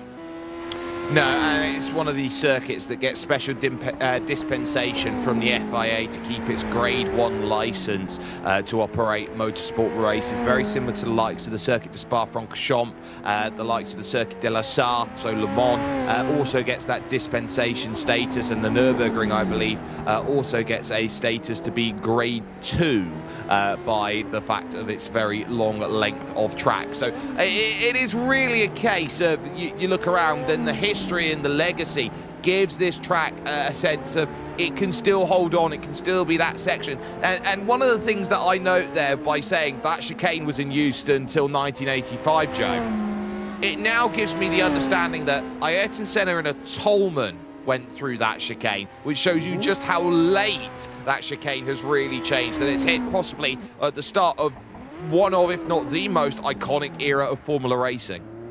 Well, think about 1982, the last year that they had the ground effects car before they reintroduced them here in modern day. Those were still super dangerous cars. In fact, the 82 season sadly saw a lot of deaths. And imagine those cars trying to snap their way through that left-right in there at such high speeds. And you get a real appreciation for what these drivers did in that era. Thankfully, it wasn't hay bales at that time, but it was Armco by that point. Even still, it was just a super scary run through that turn. As De Vries still in second place. Unfortunately, I don't think catching Santovsky, who I think has backed it off just a little bit just to try and bring this one home.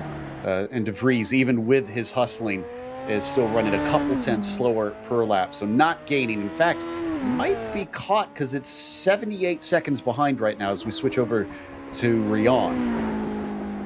Yeah, so this might be a case of Nils Sankovsky's trying to lap the field, and I don't think it's out of the realms of possibility. He's only got to go about 17 seconds quicker than De Vries from now to the end to make that happen. And there is Gerard Rion, and that gap is flying down at this moment, down to 27 seconds at this stage, with 12 laps of racing still to be run. Rion down the hill through Mirabeau and looking to drop down the descent, getting to the station hairpin.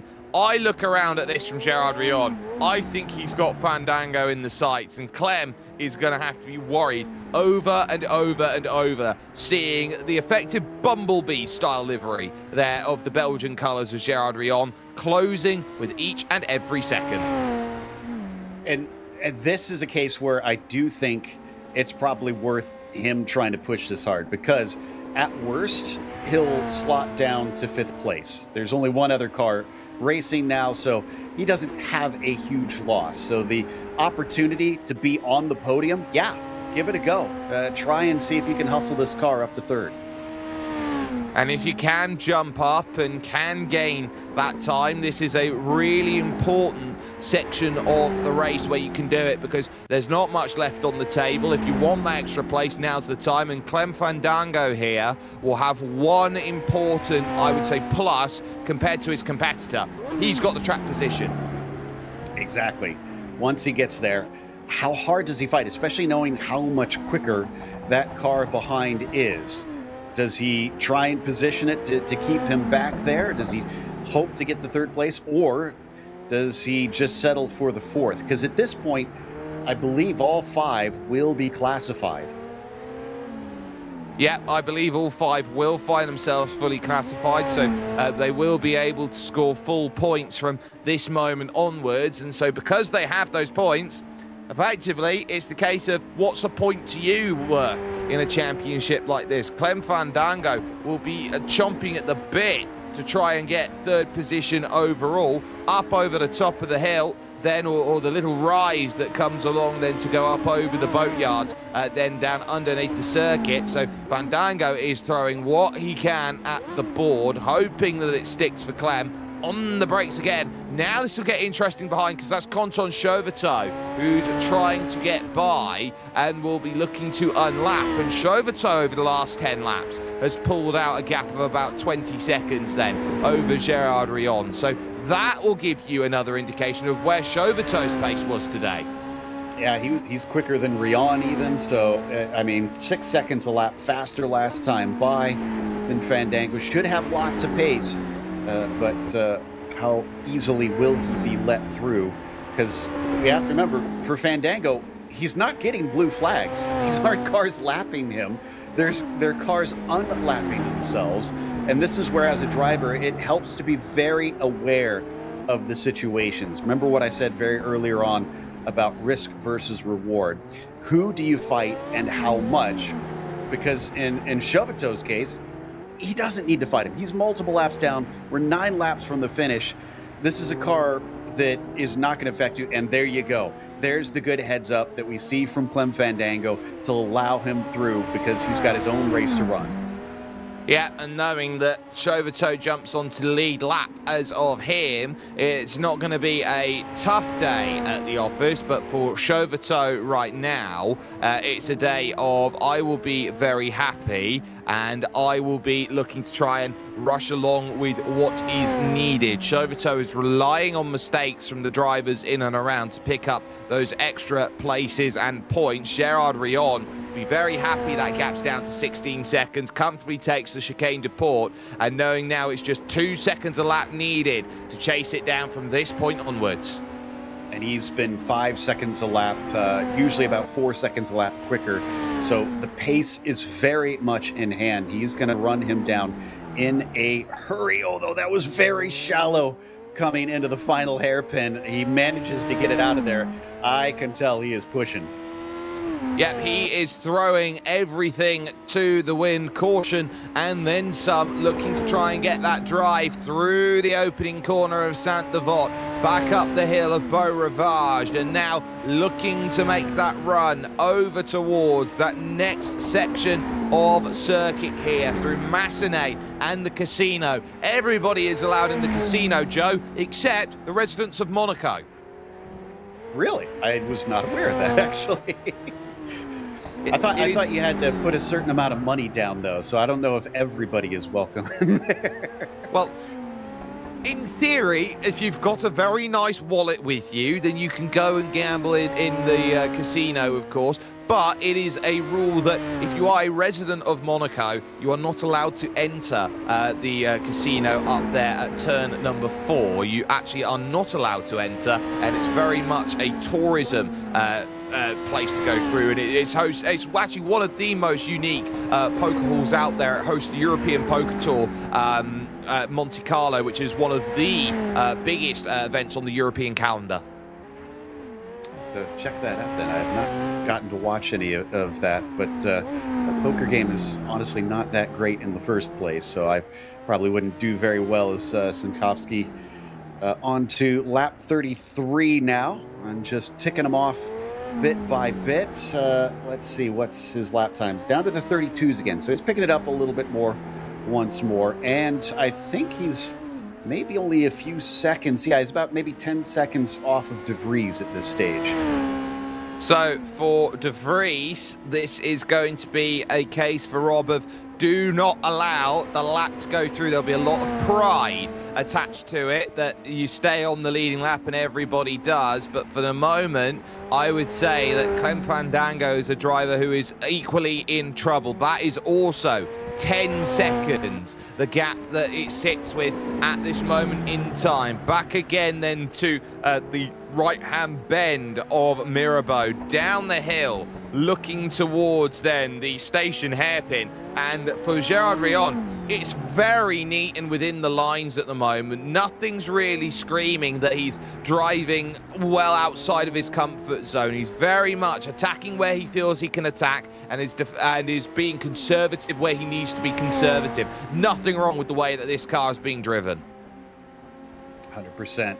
And one thing that we haven't really touched on with this track too, with all the challenge that comes with it, there's also an immense amount of history. You have to remember, this predates modern F1. They've been racing here since the 20s at this track. It has gone through so much evolution, so much technology over time. So, you know, and you think about places like Monza, like Indianapolis, like the Nürburgring. This is one of those tracks that is more than just the track itself. It's the history and the legend that is built up over time that surrounds it, that kind of adds to the mystique.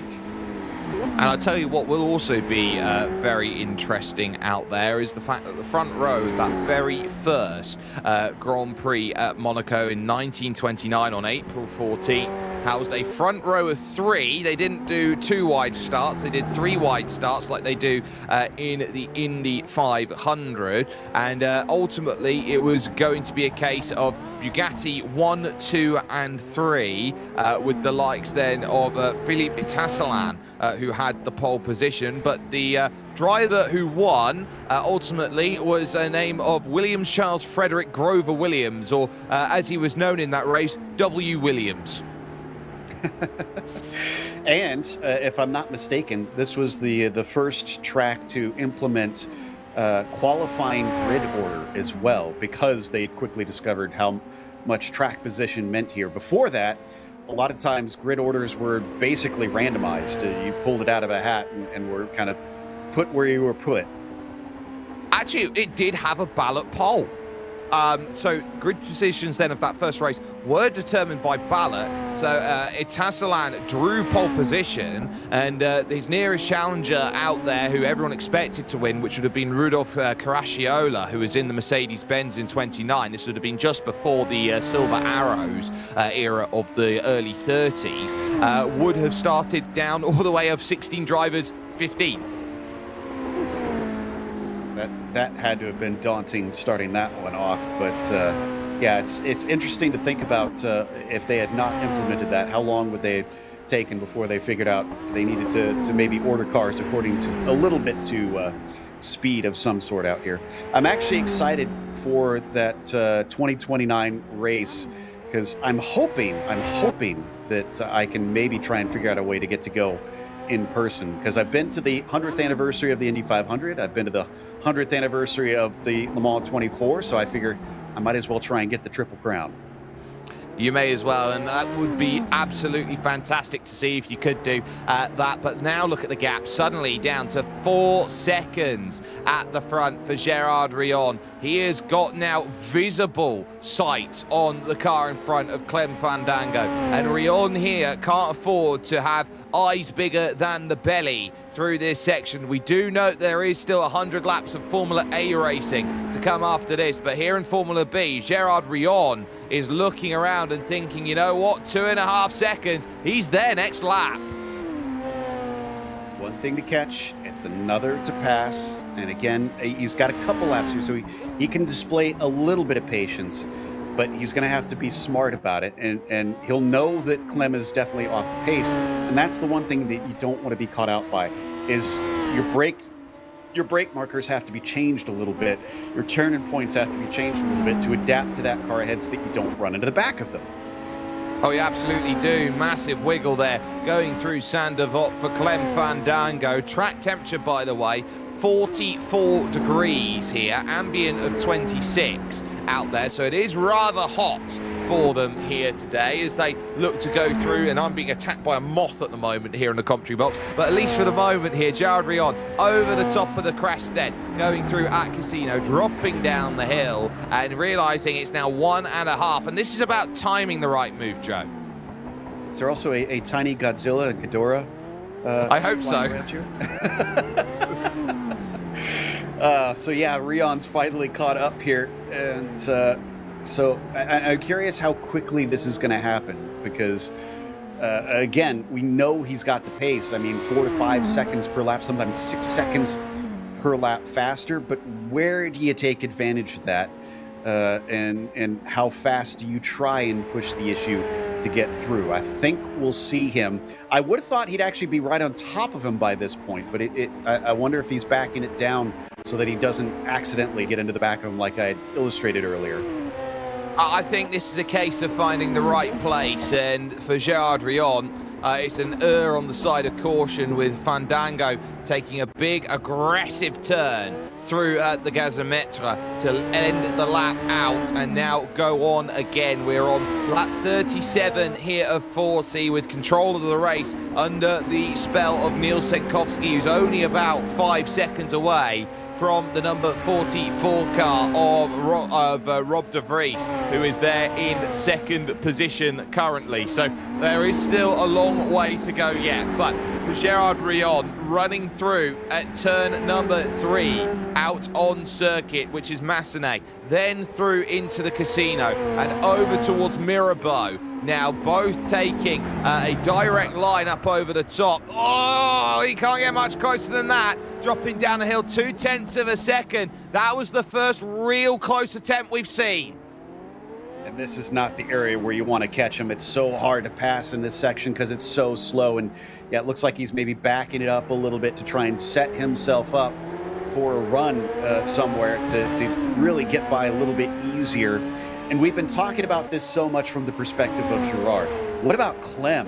What about the pressure that he's now experiencing? He's been sitting on a podium for the vast majority of this race now at this stage, and suddenly it's under threat. How do you deal with that? Well, how do you deal with a 40-second gap at the front of this field being eroded? That's the next thing to worry about, and this next corner might be the one which sends the almighty lunge from Gerard Rion. Late on the brakes you go. You can see how these cars dip into the corner. It's not going to be a case of move made. Look how slow. Oh, that's going to be a gift. Off the exit, realises, yeah, I'm beat. I can't do anything about that. Glenn Fandango lets it go. Gerard Rion is on the podium, and now it's a lap at the front for Niels Senkowski. We don't know whether that was intentional, but it had all the markings to me of him just kind of letting him through. And, you know, sometimes drivers need to know themselves and say, hey, I've still got a 4th place finish. This is going to be a good haul of points for me. I'm not going to make this any more dangerous than it needs to be, so let's just let him by and bring it home. Yeah, and now just 2 laps away for Niels Senkowski, a full lap clear of Rob de Vries, the championship leader, in second position. It's always humbling when you are good save. Good save by Rob de Vries there up over the top of the hill into Massenet. It's always humbling when you've been lapped and you're the championship leader. It shows that there is still work to be done, but given the scenario of this race and how difficult it has been today, to still say you're second and to still say that after staring down the barrel of no points, being given a second life out there to go through, to now say you're second, you've got 2 laps in the back pocket in second. I think Rob de Vries will be very happy and know that he can dial it back now, knowing he is not going to be overtaken in the final stages of this race. Here we were making jokes about the strong horses of Monaco. This is a gift horse is what this is right now. He's not looking into the mouth at all. So de Vries going to be, I think, beside himself a little bit, amazed that things wound up the way they are. But that's kind of, to me, the nature of racing. You cannot give up. You cannot throw in the towel. You have to try to get to the checkered flag as much as you can, because you really never know what's going to happen. No, you really don't. And so now the final lap about to start for Niels Senkowski, a driver who is known for a long, long time that he's got a lot of pace and a lot of talent, and he knows exactly how to use it. When it's come to seeing Nils race over and over, he's been a very dab hand when it's come to GT racing in the past, but he's found his passion with the classics, and now looking to try and run up over the top through, once again, Massenet in towards the casino. Mirabeau will be the corner that follows after that. He's not put a foot wrong when he took pole position, when he decided to drive away from the field in the opening 10 laps before the red flag, decided to drive away when each and every single driver behind fell into difficulty. He has walked away from this field, and he will only look to do more amazing driving as long as this season goes on. It's clear that Rob de Vries has a challenger, is now running through along the Louis II tunnel. They go underneath and over towards that chicane de Port for what will be the final time in Formula 2. A day in which Nils Senkowski wanted to start his season off with a statement. Outer to back, one corner remains for a driver who has been head and shoulders above this field, and nobody has been able to even get a whiff of how good he has been today. Out of the gasometer, Nils Senkowski makes his season known. He wins here in Monaco. A full lap ahead of the nearest car. There is Rob de Vries again. I don't think he'll be too sad about missing out on a win, considering this was looking like it was over. And then Rion was still half a lap himself to try to get around, 3 laps down from the leader in 3rd place. It tells you the speed that that number 55 was running. And Chauvetot, how about a top 5 for him, just for sticking with it? Yeah, and just to get that finish, just to get that all-important result, Chauvetot just leaning into the corner then at the gasometer, and then looking to attack off of the exit and away once more. 5 finishes here today around the Monaco streets in Formula 2, or Formula B as it's known here at this stage, and Gerard Rion will be confirming that 3rd place finish here, so long as there's not a spin, Joe, at the final corner. 7.5 seconds. Yep, and that was the important thing. Once he got by, he needed to make sure that he didn't give it right back with a wreck. So a great job from Rion, just an impressive drive all around, especially to run down a 40-second gap.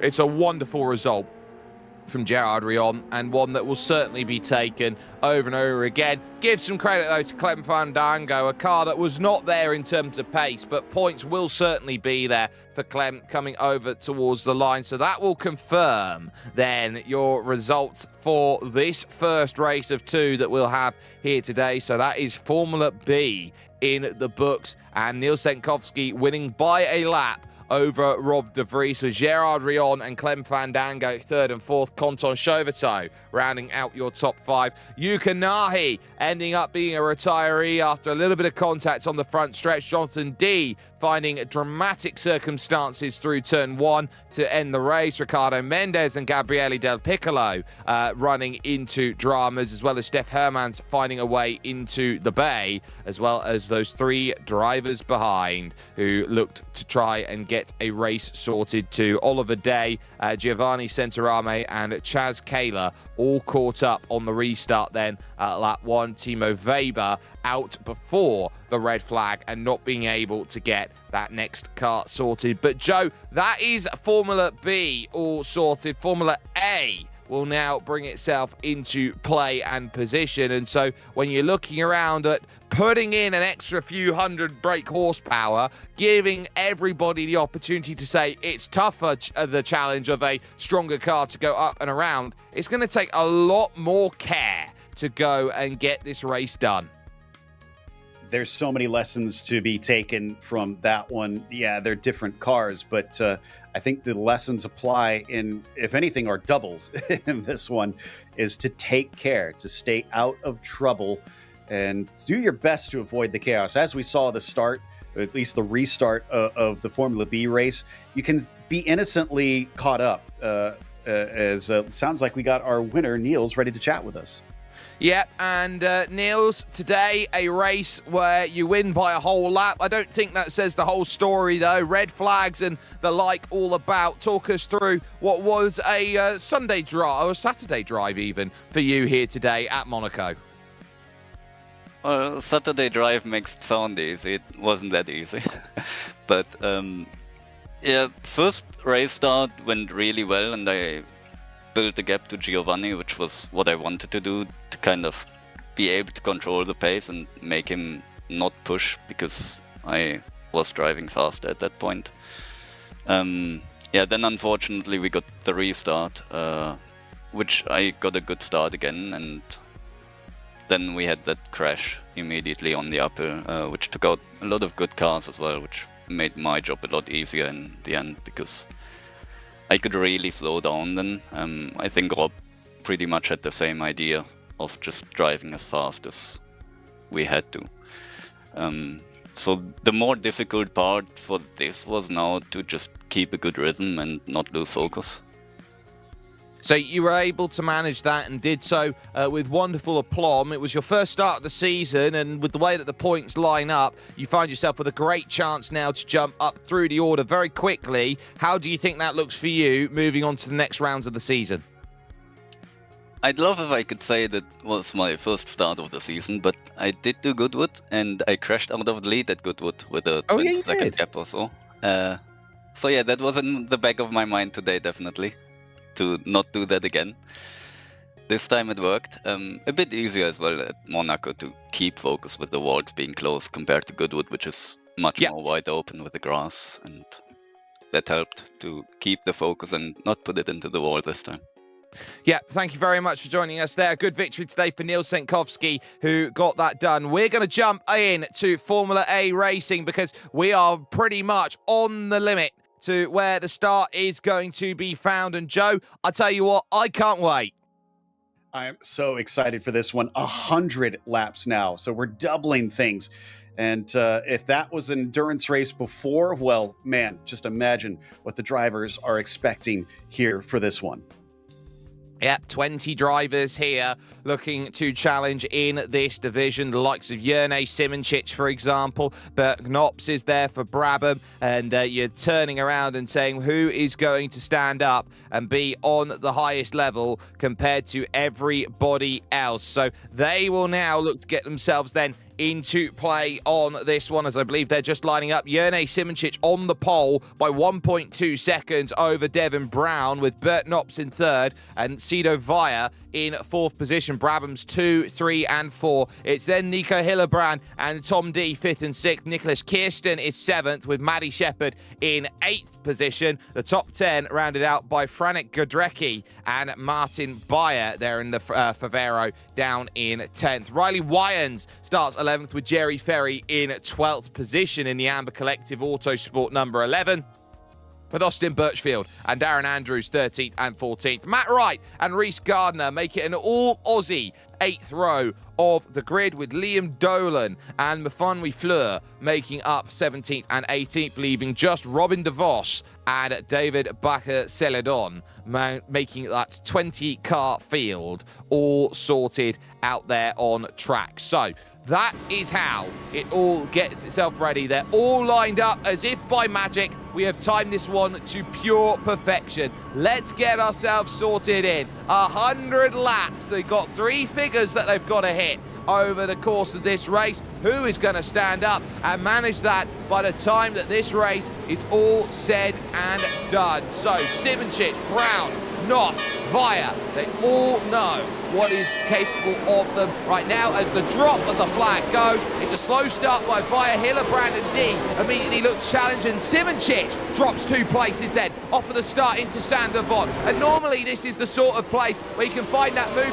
and wonderfully done. It's Brown who leads, Knott then into second, Simoncic down into third. That was tight going into there, but it is going to pay big dividends. That's where bravery can pay off. So the risk versus reward sees a big reward at the start.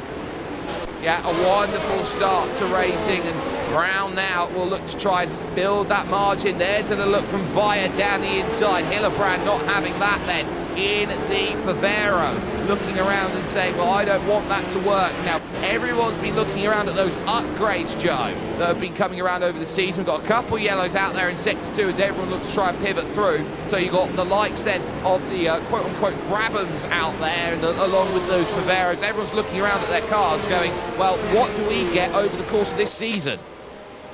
Exactly. Much like in real Formula One, the cars get a little bit more power, or a little bit lighter throughout the season as they continue to improve them.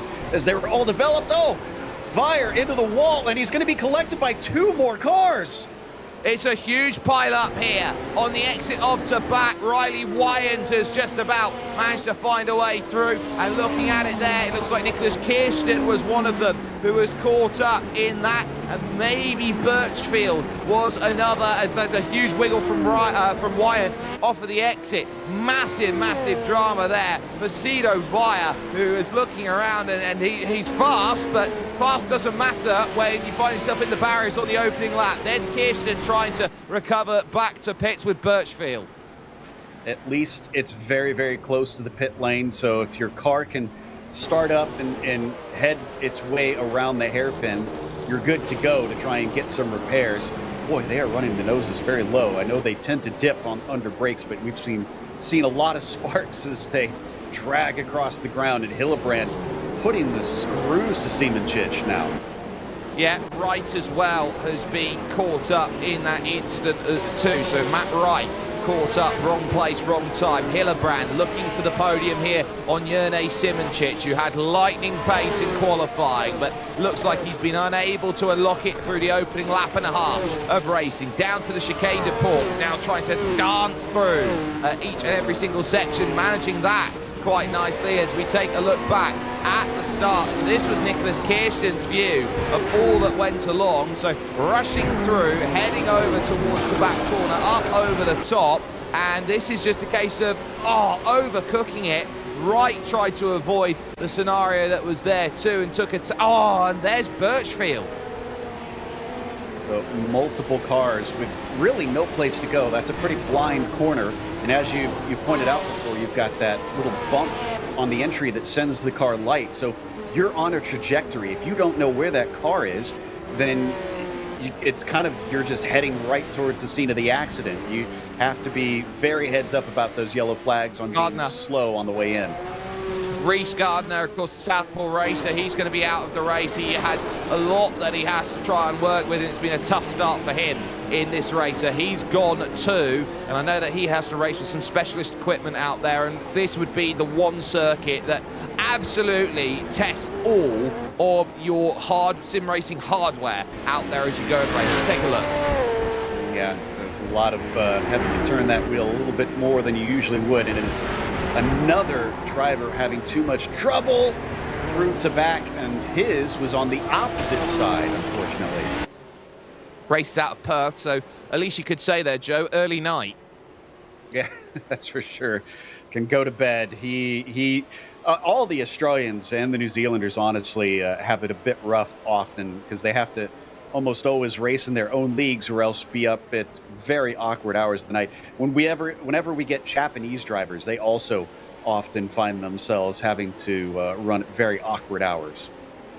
And Devin Brown setting the fastest lap of the race, a 1:27.5. So that gives you a good indication of what the pace levels are. They're only about 3 seconds a lap quicker than what we saw in Formula B out there, but it is enough for those drivers. Wright and Birchfield have got back out and away again after getting their damage repaired. Kirsten still in the pit, so it's Vire and Gardner, the only 2 drivers who are out of the race currently. Hillebrand now looking down the hill, hoping to try and find an angle still on Jerne Siemenchich, and having no luck past the Rafa Racing Club car there that's just in front. This is going to be the frustrating experience there for Hillebrand in the Favero. He's looking around thinking, well, where do I go and find this pass? Where do I unlock this? Where is the next chance that I can build up this ability to make moves through the field? And it's tough. You have to really plan out your moves in advance. This is one of those chess game circuits circuits where you're hoping, okay, can I get this 3 laps, 4 laps, 5 laps in advance? If I show this at this section and this at that section, will it do enough to put my the driver in front enough doubt in the mind to open up a place where you wouldn't normally see it?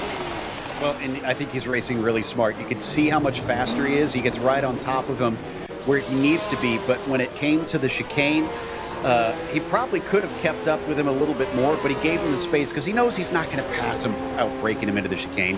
So in case something goes wrong in front of him, he just gave him a little bit of room. Now, I probably should have been closer there in the saw on the vote, but just didn't get the launch coming out of the hairpin that he needed as we check on Bayer now a little bit farther down the order with Dolan. Yep, down in 14th, looking to get by Liam Dolan for 13th place. Gets a good run off of the exit here. We'll have to go to the outside of the gasometre to make that pass, and very much trying to open out the exit here, and will need the car to pull into line and attack off the exit. Gets it through the gears. The power there of the Favero making itself known, and Martin Bayer through on Liam Dolan and moving up, lucky for some, to 13th, trying to hold around the outside, doesn't quite work. Hillebrand through on Simoncic. So managed to find his way. Now here's what I want to see is what's his pace like now that he's in clear air? Was Yune holding him up a ton, or is he just going to be creeping away a tenth at a time? Well, at the moment, it looks like held him up a ton. He's already built that gap to 0.8 of a second, and now given a chance to gallop off away with a prancing horse on the front. It is about 3 seconds to Bert Knops in second, and Devin Brown, who are keeping each other to about 1 to 1.1 seconds out there at the front. I don't think we're going to see too many silly games between those two at the front. The fact that they're teammates gives you a good understanding of that. But what they'll be looking at is, yeah, while we can go out there and race with aggression, we want to try and build a margin so it's easier that it's going to be one of us two to win this race. Yeah, so we won't get a good idea of pace this time by, because it was a 28.4 from Hillebrand, but only 3 seconds back. If Knops and Brown were just kind of running their own race, if they now suddenly have a very fast Ferrari behind them, I have a feeling that they're going to have to kick it up a notch just to try and hold on to the lead, because we've already seen Nicholas knows how to try and pass around here. He's gotten by Simoncic, who was our pole sitter. It could be a matter of time if he catches them, and then he'll have an entire race to pressurize them into a mistake. And if they can find the mistakes out on circuit, then they will garner those positions. And every position you can find in a race like this is like gold dust, because you don't have to work and try and find the overtake out there on track. Now, we do have a yellow in sector. Oh, is it Hillebrand who's just run into the wall just like that from third position? Nico Hillebrand is in all sorts of trouble right now. Seems like you cannot blink around here. Wyans is out. Oh. Wow. So another driver, unfortunately, cost. And yeah, the Scuderia Favero driver is heading towards his pit stall. So it was enough damage that he doesn't think he can try to keep looping that around. So is this another problem in the chicane? Yes, indeed it is. Flipped the rear wheel and mostly got away with things, but not enough, as it looks like the suspension must have been damaged.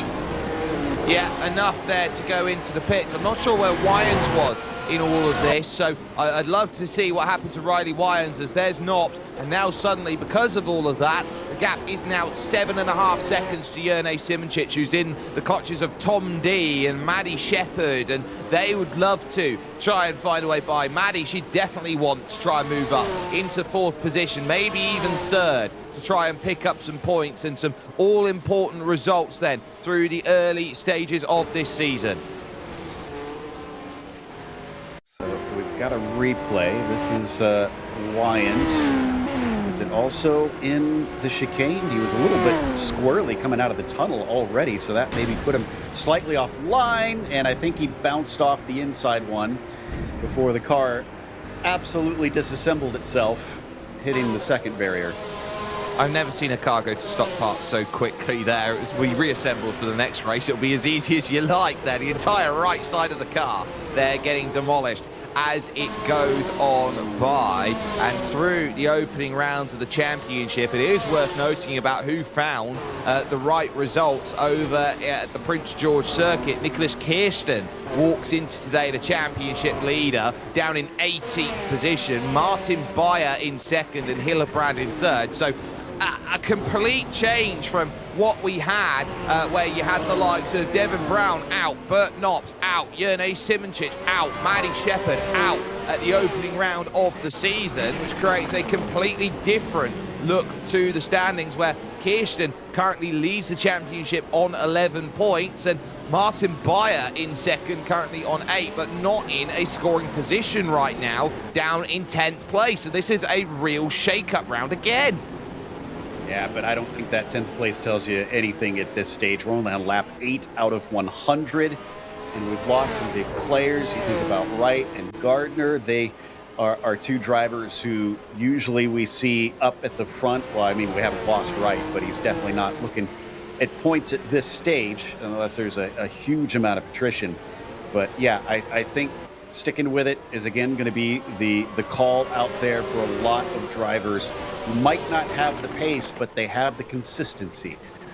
Oh, Maddie getting a little out of shape there, trying to make it happen at the Gazometra. Gets good drive off of the exit, and in fact, this is going to be a duel of the straight as they go by, but Shepherd backs out of it, allows Tom D to then go and make himself known through turn number 1 at Sander Vot. Little kick off the exit there from Maddie Shepherd. Car looking very, very loose is the way to be described at the moment. It's a case that she wants to try and hold on with as much as she can. She's trying to get as much rotation through the corners, and rotation is good around this circuit. It's one of the tightest circuits that they'll have on the calendar this year, but the issue that you've got is when you have that rotation, if you put too much on it, it's very easy to spin the car, and the last thing you want to be is in the barriers at any given point.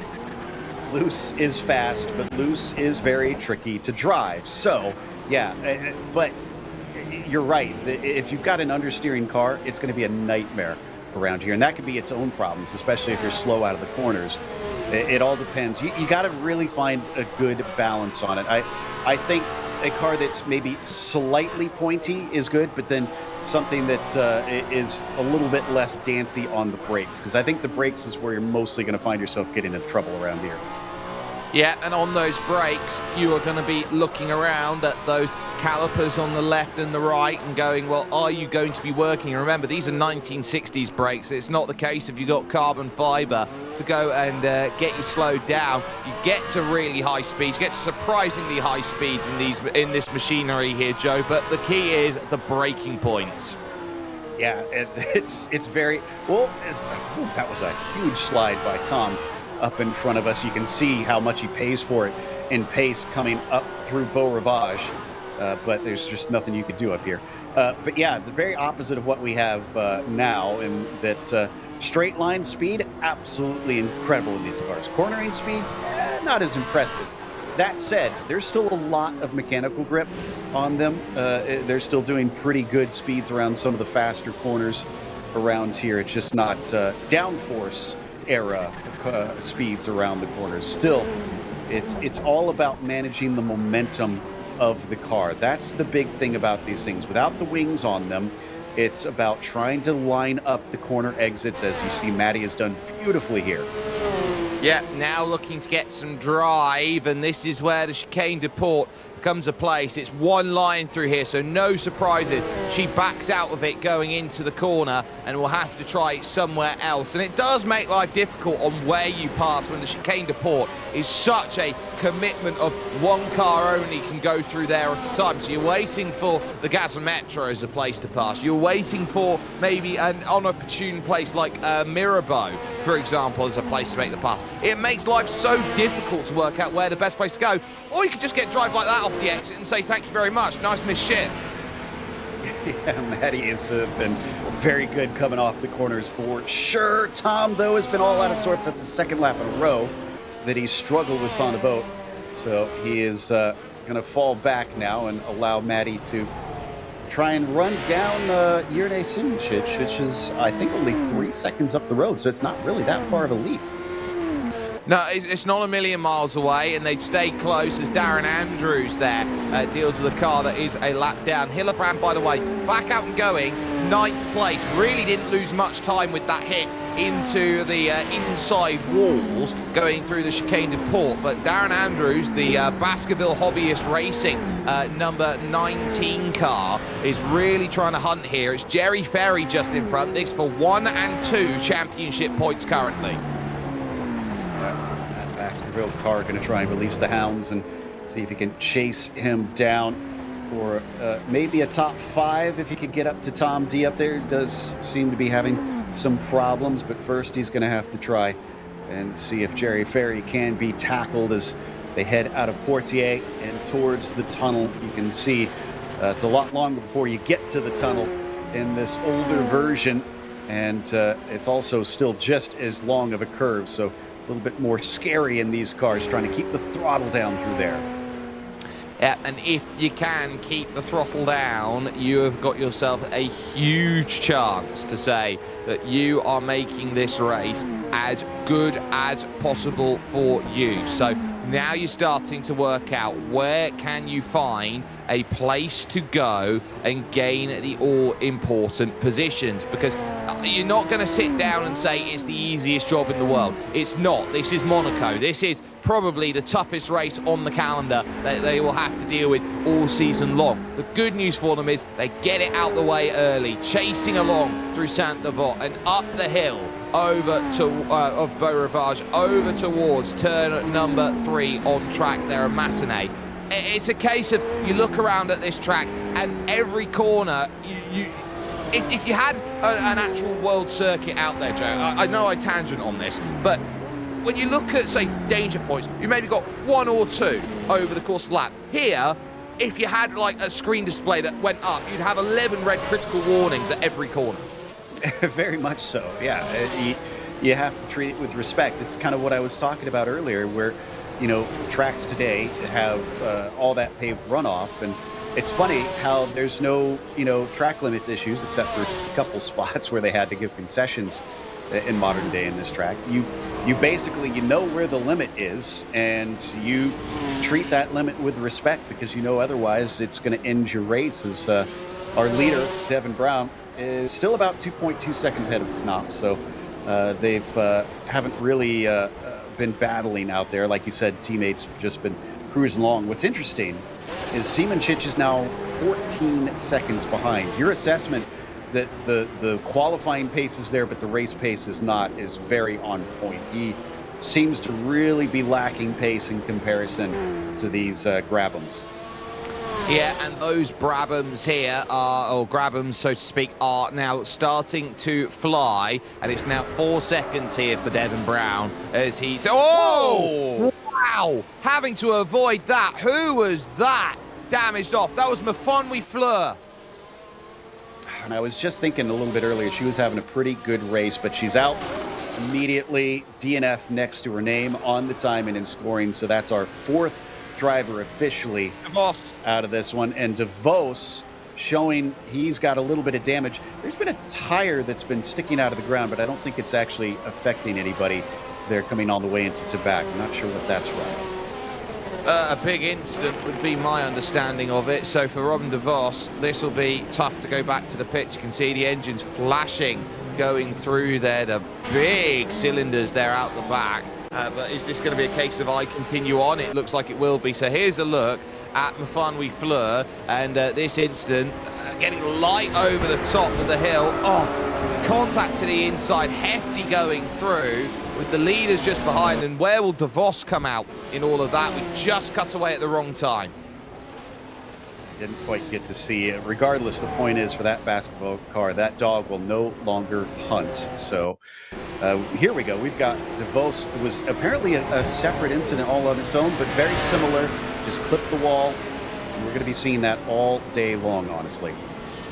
I was right in front of, I believe, the likes there of Jurnej Siemenchich moving on by, and we will see a lot of that as drivers look to try and find their finishes here in this race. And knowing that we are still in the early stages, each and every corner is into choke point, and Mafun Fleur actually illustrates how difficult this will be for Devin Brown quite nicely. It's not just you need to worry about, it's the lap traffic in front having a crash that might put pay dirt to your race.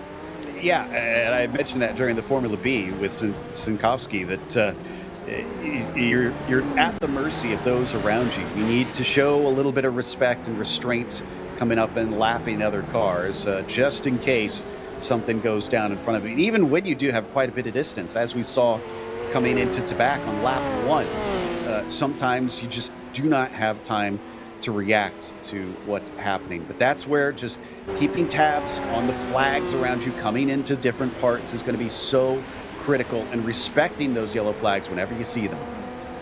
Nico Hillebrand now on the back of the group of Jerry Ferry and, of course, Darren Andrews. This will be a look here for 7th place, effectively, right now. The number 11 car holding station quite well. Teammate, of course, to Nicholas Kirsten, who's down in the back, who will be now in 16th place, getting by Mafun Fleur's damaged car. Hillebrand gets good drive off the exit. Easy is the words that I would use for that one. Moves on by, not a problem at all. Nicholas Hillebrand up to 8th.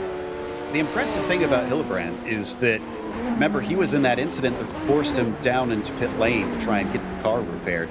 He's still on the lead lap, so that it must have been very minor repairs to get it back in working order. And clearly, it has not lost much pace, the fact that he's still making passes. Yeah, making passes, making good places, and now looking to go through. Yellow's out in sector 2, so someone's had a moment down through this section. Oh, it's Tom D. Oh. So that was another car that we saw in quite a bit of a battle earlier, and he's out. He is officially out of this race as well. So everybody behind him from 6th on down gets jumped up 1 position. He'll have to settle for 16th at the end of the day. Those drivers that were involved in the opening incident at Tabac are still out there, still gaining positions, right? Birchfield, Kirsten, just keep getting them one by one. And tell you what, this is the sort of way you got to do it if you're Kirsten, for example, knowing that you've got the championship lead in points. You don't want to hand that lead away. Little lunge to the inside there from the likes of Nico Hillebrand, getting good traction off the exit of the corner, but Jerry Ferry gets just as good of a run and isn't going to let this one go easily. They close right up behind each other through turn number 1 at Saint-Devote. Massive kicker tail off the exit. Thank you very much. They duel up by Ravaja, win for Hillebrand in that one. Really impressed with the way he's been scything back through the field. Oh, wow. Yeah, and remember what I said about that tunnel. It unfortunately is going to unsettle the car a little bit. Oof, good thing he towed very quickly because he was right in a blind spot as cars are trying to get set up for the corner. But that doesn't surprise me too much that someone just overcooked it a little bit. Car got loose, and then there was no saving it because, man, you are flying along there. Probably a good 150 miles an hour by that point.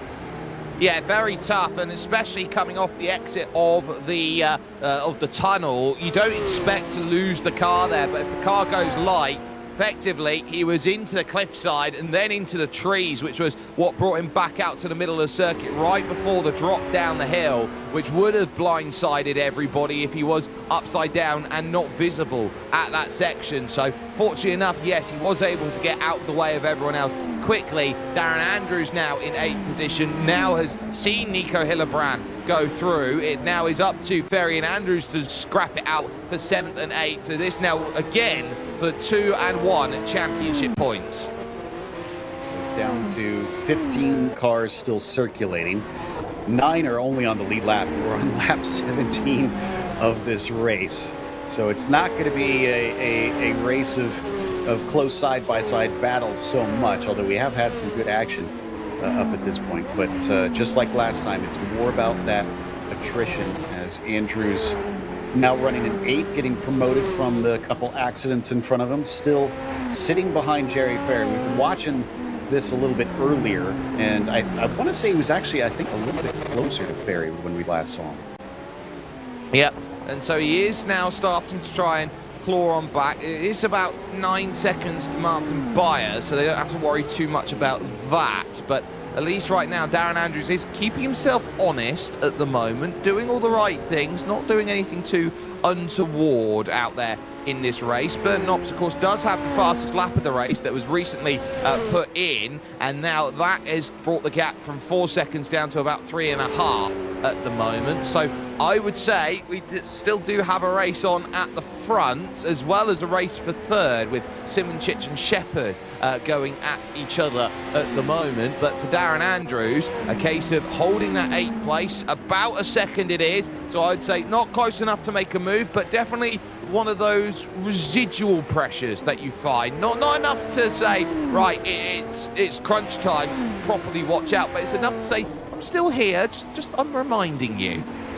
Yeah, it can distract you. This is where it pays for those drivers who have the ability to really compartmentalize things and focus forward, which so far I think Ferry has been doing decently well and keeping himself from watching behind, although, boy, it's much quicker here through Massenet for Andrews as he closed down with almost a car length for a moment. A full car length that has been able to jump back. Big slide there going through at Mirabeau, and that brings down to the station hairpin. Another case of close driving out there. It's really tough to try and get as much as you can through. Remember, they've got these massive 4 chunky tyres that they've got to use, those massive rear wheels, the slightly smaller profile front wheels out there. It's like having 4 Oreos out there that you go out and drive with. They're not going to wear too much, but you will see that wear as long as the race goes, so you've got to be very careful through each and every corner. That chicane gets tougher and tougher. You have to lift more and more when you have to go in, up over the top and to back. And then off of the exit here, Jerry Ferry is doing just enough to keep the car of Andrews behind to not have that lunge into some of these all-important corners. Looking for the exit now, and he pinches it off, unfortunately. So for Andrews, that was an opportunity. Probably should have just tried to set it up to square it off instead of trying to get underneath that 11 car. Yeah, and to try and get underneath, to try and gain that place, to try and unlock that pass. It is going to take time, it's going to take work in order to make that happen. Give some credit as well to Godrecki in 5th position. We've said nothing about Franek over the course of this race, as Devon Brown responds with a 26.9 fastest lap of the race. It has been a quiet race for Godrecki, but to be up in 5th, this is the sort of race that you want. Quiet race, avoid everyone in the first 5th of this race. Yeah, exactly. Not having other cars around is honestly a dream around here, because then you can really race the track and not others. Ferry with an extremely loose car. I know we said loose is fast, but I feel like he's losing a lot of time. And like you said, he could wind up overheating the tires over time throughout this race. Nice and smooth through that portion. Maybe it's just the slower corners that he isn't set up for. Yeah, and those slow corners, you can drive and build a car that's there for the chicane de port. You can build a car that's there to try and work through to back and Massenet. But when you get the car slowed down, you do need the mechanical grip to work for you. And so if you're struggling to put any form of power down whilst you're in the middle of full lock turning, it becomes a very difficult game to try and make it play. And so for Jerry Ferry, a case of, well, what can I do around this circuit to avoid having those sorts of areas of track struggle? I would say, you know, it's one of those setups where you have to compromise somewhere. Certainly, as we check in on Dolan now. So this is DeVos trying to chase him, although that's not DeVos that we see on screen. It's about 6 seconds back, it looks like. Dolan's the first car lap down now at this stage, sitting in 10th position, so already has been overtaken. There you can see the gap now to Robin, trying to run him down, and certainly needs a little bit of pace here to try and pick that up. Let's see what their last laps looked like. DeVos, about 2 seconds slower. So Dolan actually is pulling away if we're going by the last lap. Yep, so Robin DeVos has work to do in the bright orange and white out there at this stage, up over the crest once more to go through to back, and this is where you say, okay, I'm going to lose a little bit of time here. Remember, there might be damage to Robin de Vos after the contact in the wall, so driving damage is going to be tough. That's David Bacasella-Dom, who is there in 12th place and is only 17 seconds off the back of De Vos right now, but certainly the Automex machine is certainly trying to work hard to chase back. Look at all of those exhausts and the flames that come out of it there. You got all of those fantastic cylinders, and that is very deep into gasometra, and that will be to let lap traffic through. Yeah, I was going to say either he missed a gear and is struggling to find it, or like you said, I think it was just letting the car by. So, and I don't blame drivers that are kind of giving up a ton of time on that one. Like I said, it'll be more about attrition today. That was maybe more than I would have given away. I maybe would have slowed a little bit on the straightaway once they got closer to let them through. But this at least keeps him in the race itself, as we've seen a number of drivers definitely gain a lot of positions just by thinking about that more so than anything else. Andrews, once again, getting on top of Ferry, and they're going to be let by with some of our lapped cars, and that could also get you a good opportunity depending on whether drivers are polite like we saw before, or are they just going to wait until you get right on top of them, cost you a little bit of time, and then maybe the car behind could have a chance to attack. Maddie Shepherd down then in the pits at the moment, so that finds that to be interesting. I wonder whether this is scheduled in terms of a stop then on lap 22 out of 100. You will see on the right hand side somewhere where Maddie is, and those actually we don't. So there is Maddie Shepherd. She will now be off and away, and I would say with that the way it went, that was as scheduled get. So you don't want to be overcooking this car. You can't drive it 100% the entire time. Joe, I think you've really got to work to try and make that happen. And I believe you've had a chance to walk down the virtual paddock, and I believe you found yourself with Reese Gardner. Yeah, he seemed a little bit despondent after the race. He's had some time to mull everything over. Reese, what are the emotions right now after being out of this so early? I mean, you said it yourself just then, Joe. Disappointment. I've been building up to this event all week, and I was feeling optimistic. You know, obviously in this community, I've had past success at Monaco. Back at HSO, I ended up winning the 1954 sports car race that they held in an Aston at this particular track. So I was hoping to try and repeat some of that success, and I kept saying on stream, you know, it's not about being fast, it's about being safe. And then I go and hit the inside guardrail at Tabac on lap 2, and that's the end of it. Yeah, what exactly happened with the car? Did it hit the bump wrong? Was it a bad landing? I think it was 6 of one, half a dozen of the other, really. I might have turned in a little too early. The car got a bit unsettled over the ramp, and it just headed towards the inside barrier. And reviewing the replay, the rear left was what made contact with it. And, you know, it wasn't even that hard of a hit. Like, I could have recovered that, but, you know, I jumped on the brakes and the clutch to try and get the car turned. It just kept heading towards the inside wall, and then just the lightest of hits, and off went the front left. And that's pretty much a death knell from there.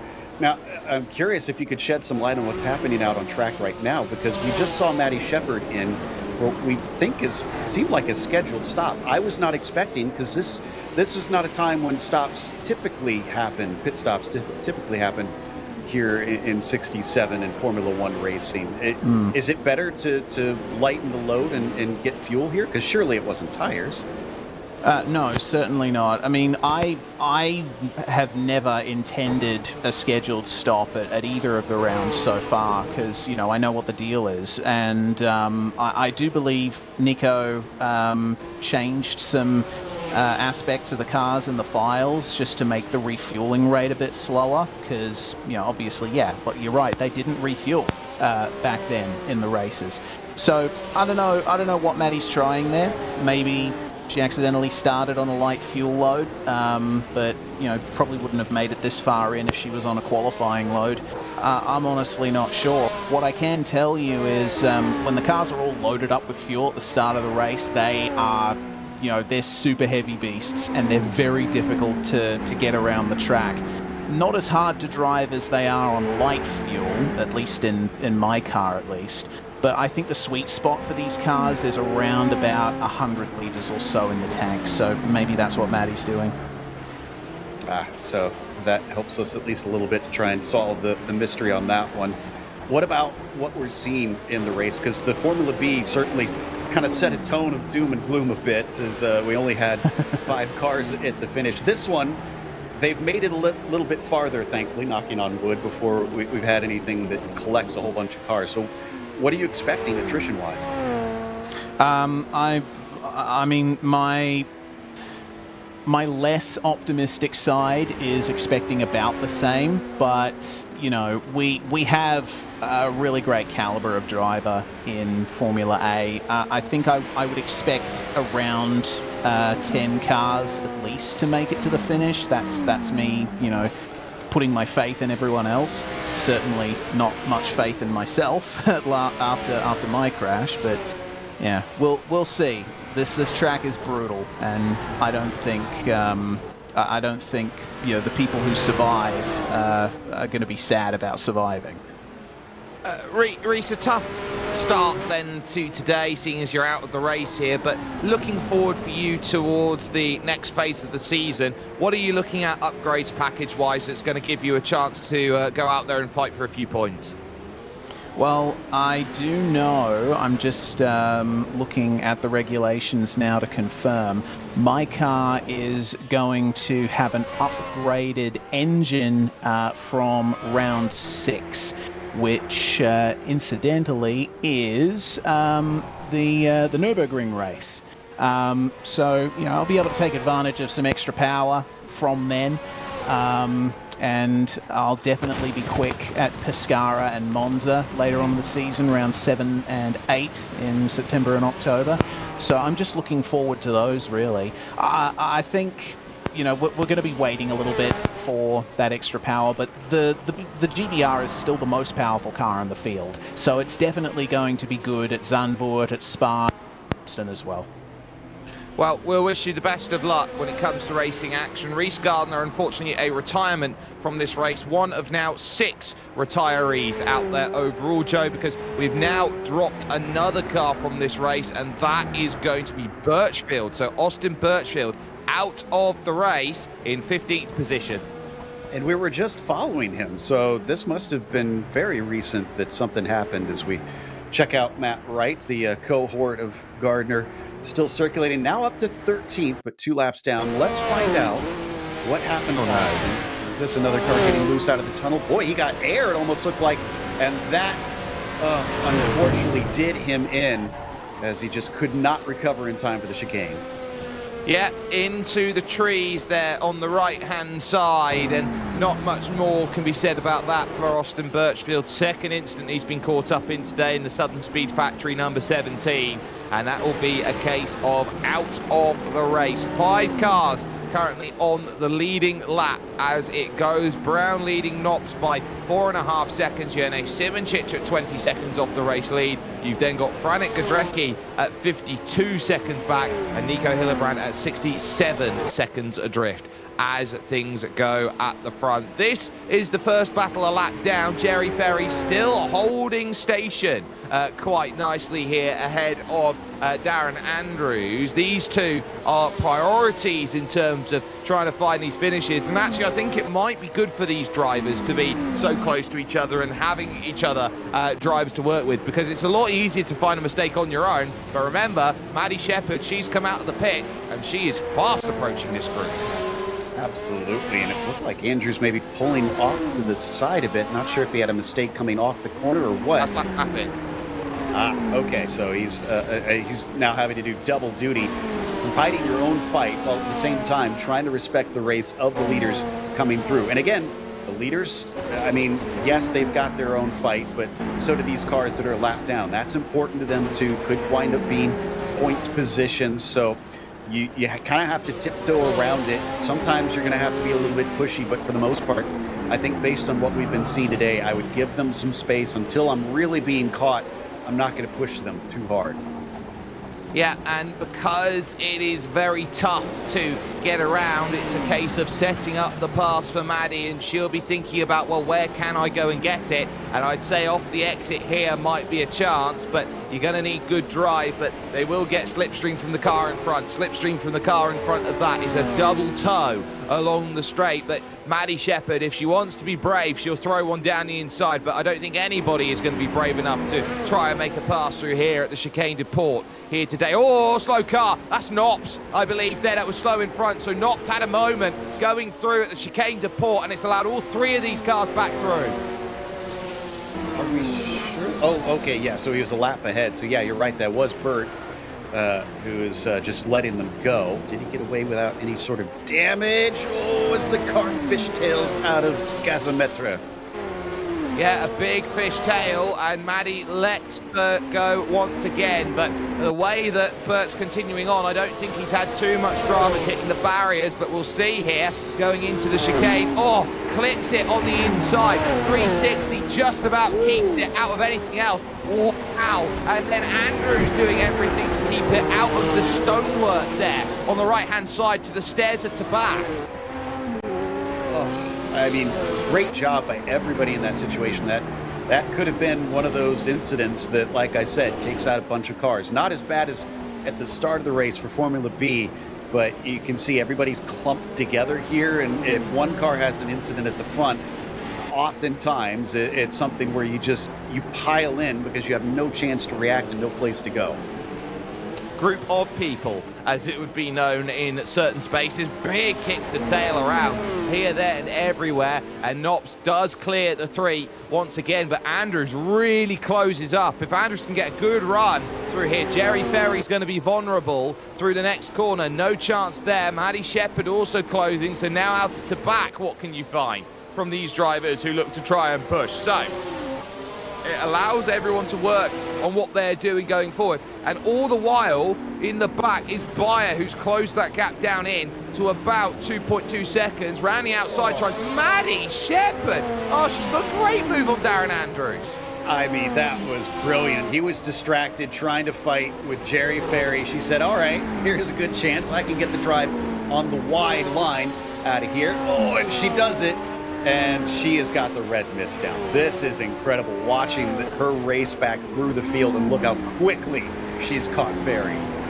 Yeah, up over the top of Massenet and through into Casino here. Turn number 4, taking this lunge up over the top of the crest, and now might have a look into Mirabeau down the inside. It's not there, but a huge slide through the middle of the corner means it'll have to be around the outside of the station hairpin, done before the station hairpin. Maddie Shepherd, P6, look at that for pressure. Oof, great stuff. So Maddie, I mean, within a single lap, made 2 passes for position. Usually you need multiple laps just for one position around Monaco. So I'm lacking words for how impressive this is, that she has been able to slice past cars like this. And we talk about it, you need to be about 3 seconds a lap quicker to comfortably get a pass done around on this track. Martin Bayer is going to be the one who closes in next. 70 laps to go then. We are into a full F1 distance race now in the modern times. Left to go and battle with as we move on in through with Bayer, who is second in the championship. As things stand, looking to try and build some points. Only needs to get to 6th to tie both Devin Brown, who leads this race, and Nicholas Kirsten, who's back in 14th position, to move on up. Change for place then out to Sander Vott. Ferry loses out now. Andrews goes through. That has been a long time coming as well. So some severe patience from Andrews to try and get that one and move himself into the 7th position. Well, what is now the 7th? It was going to be 6th, but Maddie just blasted past both of them. And there you can see now that he's fully ahead. And Martin Bayer may be the one that's really igniting Andrews to try and do something here. He'd been sitting so long, but Bayer is dealing with his own loose car in the background. Very tough there, going down the hill through the right just before Portier. And now Jerry Ferry in the Amber Collective Autosport number 11 car in the final points paying position of 8. Dances through. Oh, in the wall. Andrews, big fire as well. Also finds the barriers. Both of them gone out. In the blink of an eye, race just gone. All you can do is slump in front of the wheel and know I'm done for the day. All I can do is become a spectator from here.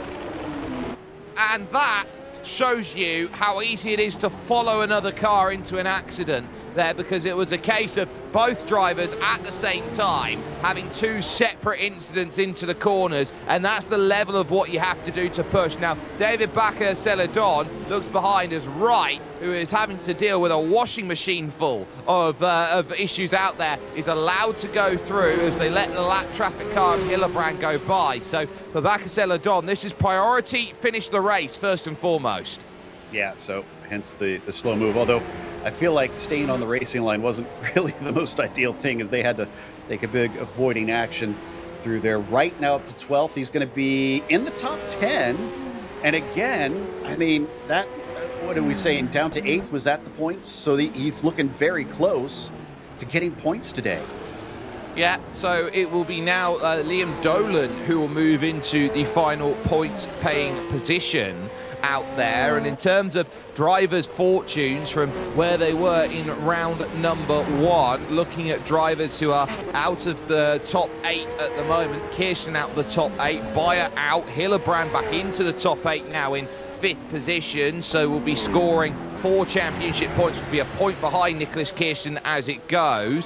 So Godrecki also, who is on 5 championship points, would also get another 5 by being in 4th currently, and that would tie him with Nico Hillebrand. No Fuhrman here today. Jerry Ferry in 7th will pick up a couple points at the moment, so it'd be on 5. Andrews out, and then of course Riley Wyand out of the race. Devin Brown, your race leader, now 13 seconds clear at the front of this field. Is this going to be a Santowski type race, though? Is this going to be him just pulling away from everybody, or is he going to run into the troubles that we've seen so many others fall to? Again, this is not over. We saw the leader run away with things in the Formula B, and so far, while it might be looking like that here in Formula A, I mean, we just saw it right here at this chicane that if you're the slightest bit off, if you're a little bit too ambitious, and in these cars, we've seen they can get just a little bit of air coming out of the tunnel, and that can mess up your braking and your entry. That can do you in. Austin Birchfield then over in chat with us here, of course, on YouTube, saying he's so happy to be done with the 43 after this, and will certainly be looking around going, you know what, I'd quite like a 79, a 49 out there very, very soon. And so the British cars out there, which they are, so Southern Speed Factory, part of British, and then Écurie Atlantique, also running British in terms of this season. So that would be Liam Dolan and Jackson Robillard. No Robillard here today. So Liam Dolan, last time we'll see him in the 43, will move over to the all-encompassing 49. It's such a dominant car in that 67 season. That although, like a lot of Chapman's cars, a little bit fragile at times. So it has to finish the race to get there. We'll see whether or not it will help him start to get some results out here, especially since we'll have different tracks from this one. That's something that we have to point out. This is such an outlier track compared to most of the rest of the season. Yes, they're all pretty scary and dangerous back in the day, but even back then, this tight and twisty circuit, there was nothing else like it. Well, talk about this season. It starts here in May, actually finishes in November believe it or not. So they've got Zandvoort and Spa as their next 2 rounds of the championship. Silverstone follows after that and the Nürburgring. And then you've got the long Mediterranean Grand Prix of Pescara before Monza, Mosport and Riverside end up the season. So the reality of what they've got is they've got almost a month to prepare for the next round of the season on the 21st of June, which will be the next port of call of battling out there. Jerne Simoncic currently in 3rd position. The Rafa Racing Club Beagle is out there at the moment. No Ross McGregor here for the opening 2 rounds of the season, so has been the sole Beagle out there over the course of racing right now, with Nicholas Kirsten, the difference maker, then also in the T1G Beagle for the Amber Collective. So it's really now about how do you drive with as much panache as you possibly can muster. Simoncic, as we take a look from the onboard perspective, down the hill through at Mirabeau, and you're looking for your braking markers around this track. And it's always good to, when you've got a street circuit, that you've got sections like this, the old school style street circuit, because everything's open. It's not an Armco paradise that you see at most street circuits anymore, which is there for safety. You actually do have much better braking reference markers to use to get into the corners. Yeah, exactly. There's so many things that you can really keep your eye on to try and get you through. But like you pointed out, the car does change. We heard Reese mention they start out with the entire fuel typically on board, so they're going to get lighter, and usually that means they're going to get a little bit looser because there's less to keep them on the ground. When they're nice and heavy, yeah, they're longer braking zones. They don't want to steer as well, but at least it doesn't bounce around like you'll see them here at the end. And at a track like this, street circuits, notoriously bumpy. They are, and having to take a little wiggle in through the corner is Simoncic, a driver who normally you would say is a contender in every race that he starts here in R Factor 2. He is absolutely lightning fast when it comes to racing action, and he's been up there with some of the very best that this platform has had to offer, the likes of Bono House. He's been up there with the likes of Erhan Yayovsky, for example. He is someone up there, Petr Briliak, another name that comes to mind. He is someone who is, I would say, Mr. RF2. I mean, we've seen how quick he's been in previous races and in different cars as well. So, yeah, he is one to beat often. But today, that's not the case, unless he's just trying to do a measured run to get to the finish, which could be possible. Maybe there's more in it that he hasn't really unleashed to try and run at 10/10ths and let those drivers ahead of him maybe make mistakes and pick up pieces from there. But when you're also a part of that Rafa racing team, they know how to pick them. They get some really quick drivers. That says a lot right there. It really does, and they have a very quick list of drivers they can go to at any given point, and Simoncic, I think, is the A driver out there at the moment. There is Franek Godrecki in 4th position right now, 45 seconds soon to be behind Jerne Simoncic in 4th, just 10 seconds clear now of Nico Hillebrand in 5th. So Hillebrand, despite the drama of hitting the barriers, might be able to recover his car back up to 4th. His Scarini in the Scuderia Favero could be into 4th position in the not too distant future. Yeah, definitely has good pace over Godrecki. 11 seconds to go. Plenty of racing left to try and cut that down, especially if he keeps the pace up. Let's see what Godrecki runs this time by over the line. It looks like a 29.1 this time. So it was a 29 flat last lap. So we wait for Hillebrand to come across. He ran a 28.2 last time, so that was almost a full second quicker. This one is another 28.2, 9/10ths of a second each and every lap. He is going to be on him very fast, but that's not the 2 or 3 second a lap faster that we saw in some of the Formula B racing with drivers catching. That's going to be a real different kettle of fish. It will be. It will take a while. It will take until about the halfway stage of the race for this to happen for Nico Hillebrand. Your top 7 clear at the moment, and it's a full lap between 7th and 8th where Dolan finds himself in the last point, 10 seconds clear of De Vos. But Hillebrand chasing down into the station hairpin and now looking to try and claw that gap back down. Already under 9.5 seconds and looking to try and do a little bit more, attacking off the exit of the corner. Do you feel like Nico Hillebrand, after that mistake and having to spend time in the pits, okay, yes, spent about 30-40 seconds in the pits, but those 30-40 seconds, when you're out there driving as fast as they do, 30-40 seconds feels like 30-40 minutes. It does. It is so frustrating. You know, the entire time you're losing pace. Racing's all about keeping that speed going. If you're stopped, you are bleeding time constantly. Everybody's making up massive ground on you. Hence why we were so shocked to see Shepard come in and take a pit stop there and kind of change up the order on us. But both Hillebrand and Shepard, I mean, doing a really good job at bouncing back from some compromised races.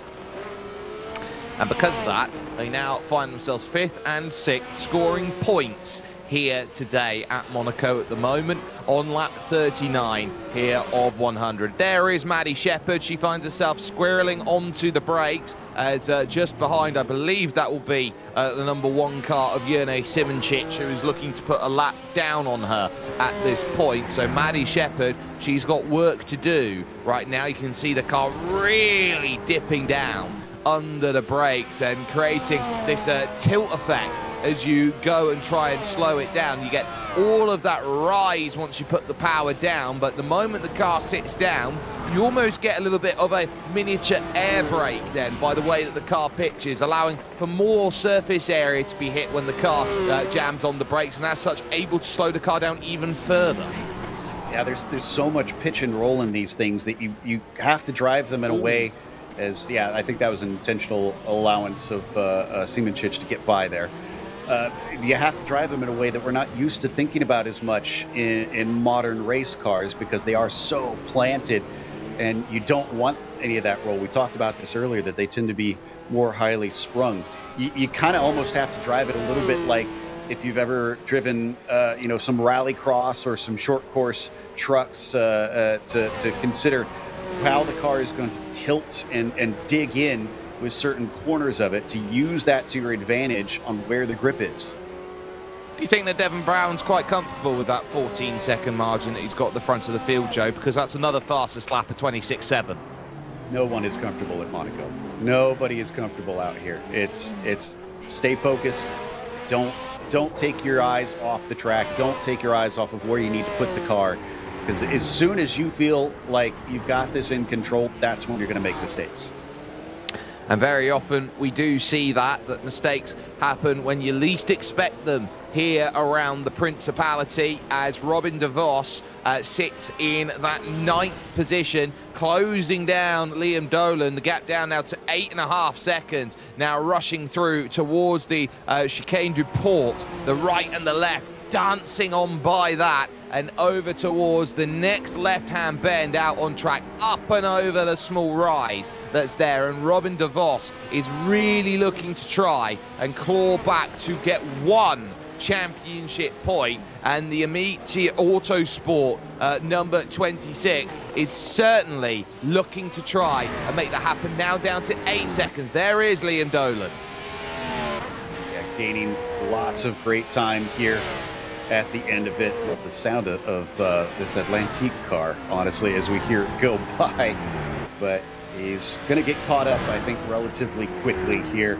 And like you said, it's 4 points, so it is going to be a little bit more important. While we do still have more than half the race to go, I don't think we're going to see Liam be able to defend for the entirety of the second half of the race.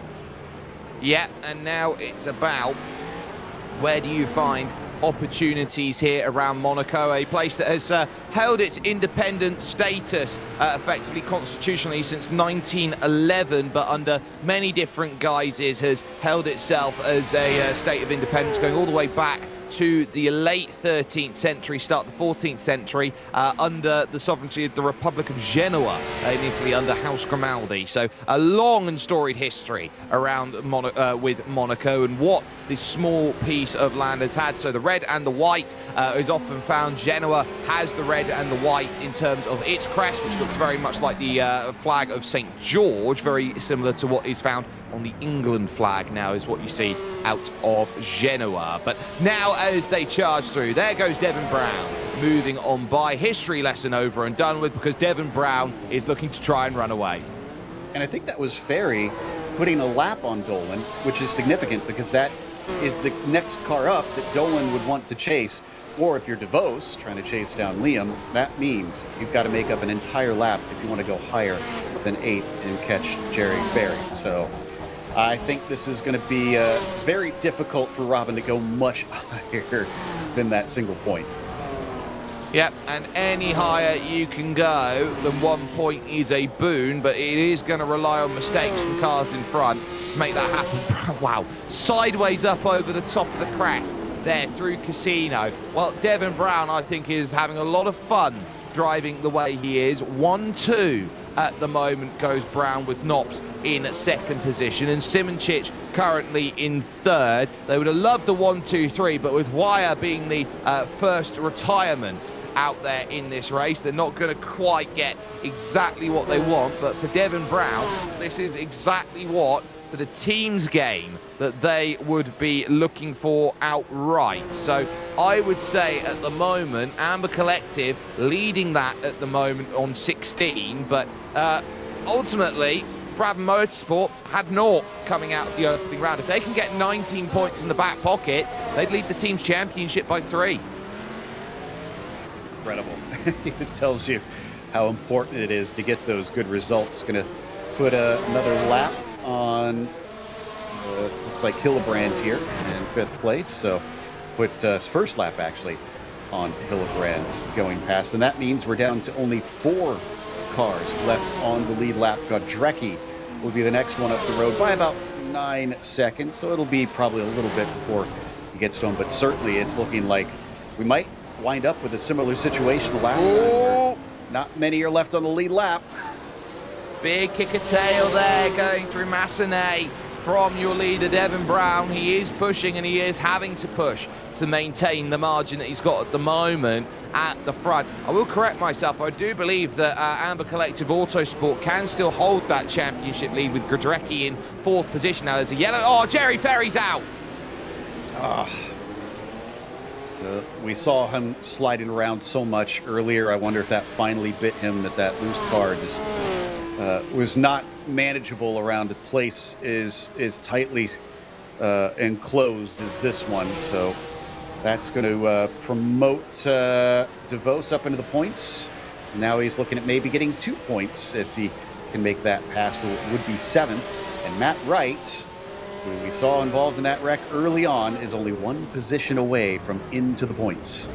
That'd be huge. Nicholas Kirsten is eyeing up Bacasella Don, and that would be effectively now for 10th place if the move could be made. We'll take a look at this then on the replay. Jerry Ferry, I think, has had a pretty big smash up here going in through the section. Oh, first, second, and up into the canopy of the trees even, having an issue like that. Ferry flying off into the water, and another one where they're going to have to get the scuba divers out for it.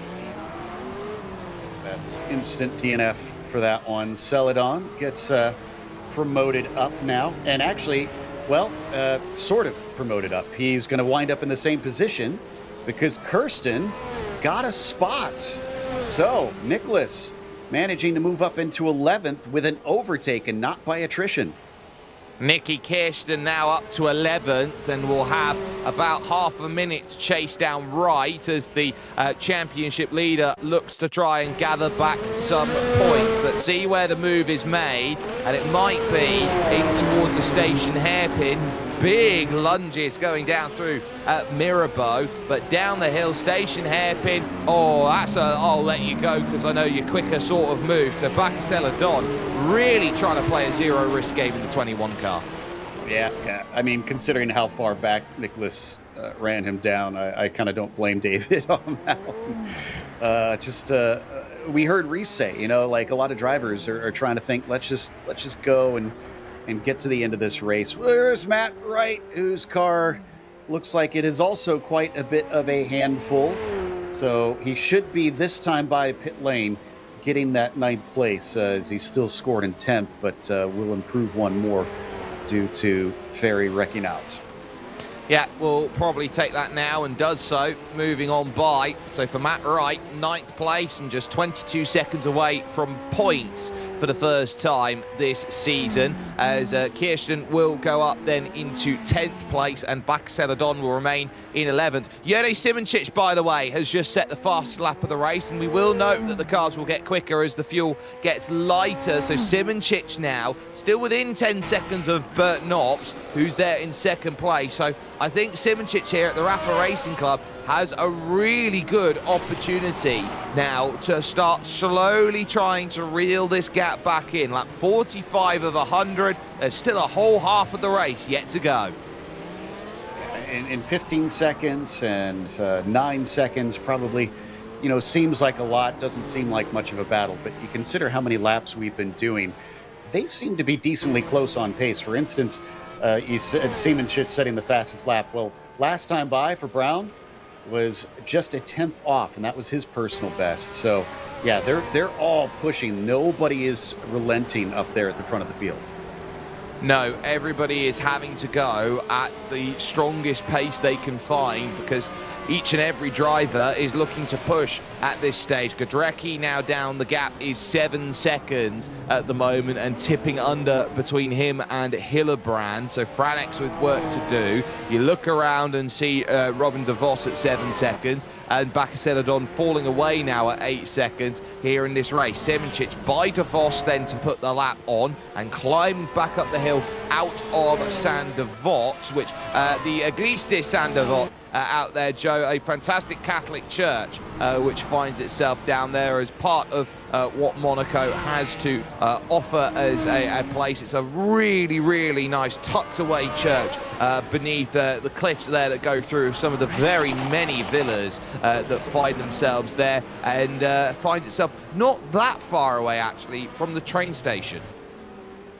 Interesting. So, yeah, sure. It's one of those things. If I do manage to get there, there's a lot I'm going to want to go and get to see in person and investigate and really admire. But drivers are really, honestly, at this point, so much more focused at what's happening. They cannot look at the eye candy of what is, frankly, a very beautifully put together rendition of this old 67 version of the track. Yeah, you can see just all the detail that they put into this. And I believe this is one of the fan-made ones, is it not? Yes, I do believe so, and that will give you a lot of indication of where everybody finds the chance to add a little bit of detail here, add a bit of detail there. The amount of time it takes to build maps in races like these is sensational, and you've always got to give props to the people who go out there and create racing circuits, because it's never easy to go out there and make that happen. Hillebrand scaring away Celadon down the hill at Mirabeau and looking to really hunt in on Franek Godrecki. That gap closing down to 2 seconds now, and definitely can see the target in front. Diving about, looking for that next turn here of Portier, and then the charge over towards the tunnel, which they can't see yet, but look at that wiggle coming off the exit there. Godrecki, I think, is allowing this one through from Hillebrand, easy as you like, and a big twitch going through because he was off with the racing line that he wanted to take. So Hillebrand pushing, but back into 4th. Just the casual 70 seconds to chase down now to Simoncic. I question that move to let him by right into the tunnel. Like I told you, it's very marginal through there in these cars. Modern F1, foot to the floor, the downforce allows them to just blast through there. These things are just dancing on the edge, and you often will have to lift through there. Nicky Kirsten down in the pits, so taking service on lap 48 of 100 indicates to me wants another set of tyres, and Godrecki will also go in. So this is a strategy game being played by the team. So that is very interesting to see at the Amber Collective Autosport. Yeah, again, not expected. It usually seems to be, especially from the info that we got from Reese there, that it tends to cost you too much time. We got a yellow in Sector 1 now as well. I wonder if that is for another driver just coming into pit. Yeah, as that goes away pretty quickly. So Godrecki taking service, and hopefully Dolan. back up shortly. I think it's Liam Dolan here who's dropped a lot of time over the last bit. DeVos has gone through, so I wonder what's happened to Liam Dolan in the number 12 car to have dropped back so much time out there. And now Matt Wright was within 6 seconds, 5 seconds. Godrecki over 50 seconds in the box. So I think a really important thing to know is what has happened to car number 12. We're seeing it as Sector 1 where the issue has come into play, and Hillebrand, we focus with still, is out there and circulating in that 4th place. So this is Dolan, who's coming along the front stretch right now to Sandevot, turn number 1, hits the brakes, tries to go through, and just loops it down on the inside. Oh my goodness me. He's very lucky he's not gone straight through some of the ancient architecture, and he's not lost a wheel. Yeah, I'm kind of amazed that that car didn't sustain more damage, but what's it driving like at this stage? There we see it. Okay, so looks like it is crabbing a little bit. No shock there. I'm pretty sure he's going to have to make a stop and get some repairs. And that will allow drivers to increase in their position. So you're looking around at the likes of Matt Wright, who now is into points. Bacasella-Don will take a position or two. So too with Nicholas Kirsten after the stop, who will have to get by Bacasella-Don once again. Matt Wright in the Acuria Stralis number 23 is now flying. And remember, Godrecki here in the pits for over 2 minutes. That doesn't strike me as a scheduled one then. I think that he may have found himself... Just left. There we go. Okay, so on his way. I think he may have found himself a little bit of the Armco somewhere, unfortunately. 2 minutes, 20 seconds in the box for Franek Godrecki, still in 6th position, which is good news, but is now a full lap behind Maddie Shepherd, and she finds herself in 5th quite comfortably at this stage. Brown leads, Knops in 2nd, Simonchich 3rd, Hillebrand 4th, and Shepherd makes your top 5 at the moment. There is Nicholas Kirsten into 10th by on David Bacasella-Don. Again, just trying to trudge on and make up for the mistakes early in this race. It is not looking impossible for even Nicholas to maybe potentially get some points here today. And that's what you got to do, is you got to keep putting the laps in, just trusting that you being able to keep it on the track will kind of undo some of the bad work that you did at the start of the race. There's Bert Knops still sitting in 2nd now, about 15 seconds behind our leader. Been probably a bit of a lonely race for him ever since he lost touch with his teammate. Yeah, it has been for Bert Knox, but he is a professional, and he will understand there at the Brabham Motorsport team that even if you are on your own, you are still a threat to this race. And at 16 seconds, he is a very good rear gunner for keeping Jerne Simonchich at bay, which will be the plan in place for car number 5 that did have its spin down here at the Chicane du Port earlier on in this race, was able to get away with just a 360 no-scope spin to be a full MLG and continuing on out there in this race. But Joe, I would say 2nd for car number 5 has been pretty much the story of the tape, really. Hasn't stepped out of line too much, hasn't really dropped much time over the last 30 laps to Devin Brown, has only dropped about 2 seconds, I think. Yeah, I mean, it's been going pretty decently in terms of just keeping him honest up there. Because, again, if something happens for Devin and he finds himself spun around, doesn't even get damage, that gap's going to get soaked up pretty quick. So Bert doing what he needs to do, even if he can't keep up with his teammate, to at least keep themselves with a potential for a win for the team.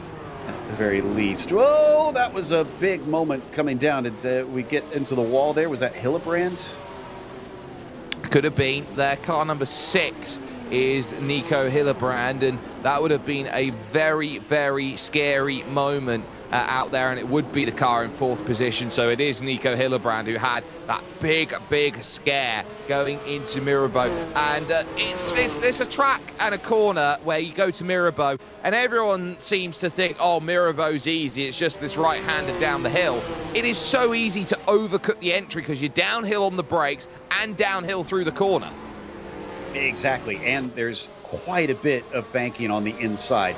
You really want to hook it down all the way to that curb without climbing up onto the curb, because it can give you so much more into there. So there's a lot of idiosyncrasies about that turn that's really like almost nothing else on the Formula A calendar.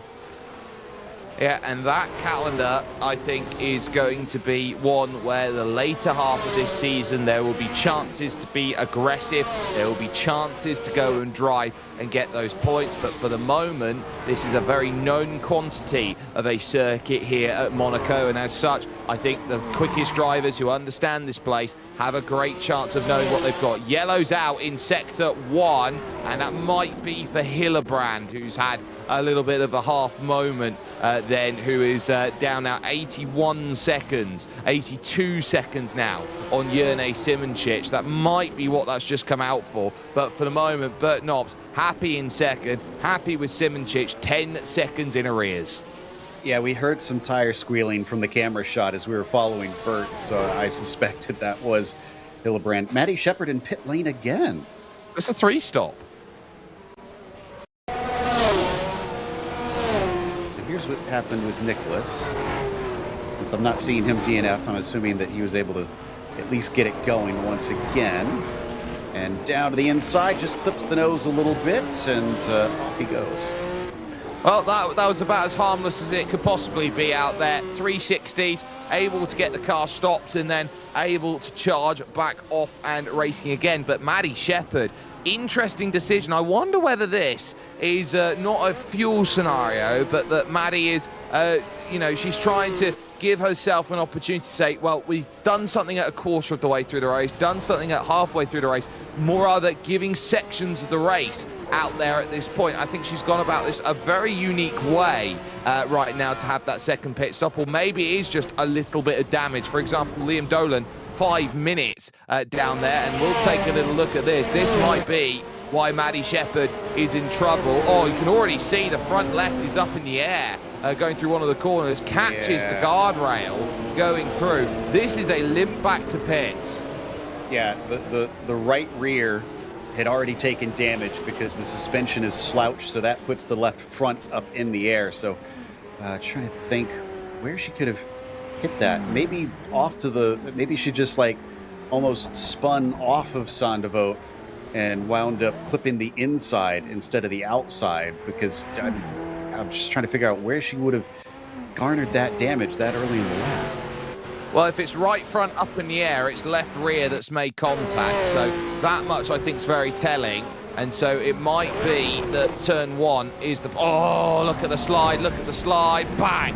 There, and look at that fencing there on the right-hand side. There's not much there that saves you, just a small hit of guardrail, enough to cause the damage. So Godrecki back up into 5th, and that will give right points, and crucially, Nicholas Kirsten, if this goes the way that Nicky Kirsten wants, will move into 8th place here, Joe, and 1 championship point, which will secure the championship lead heading to the 3rd round.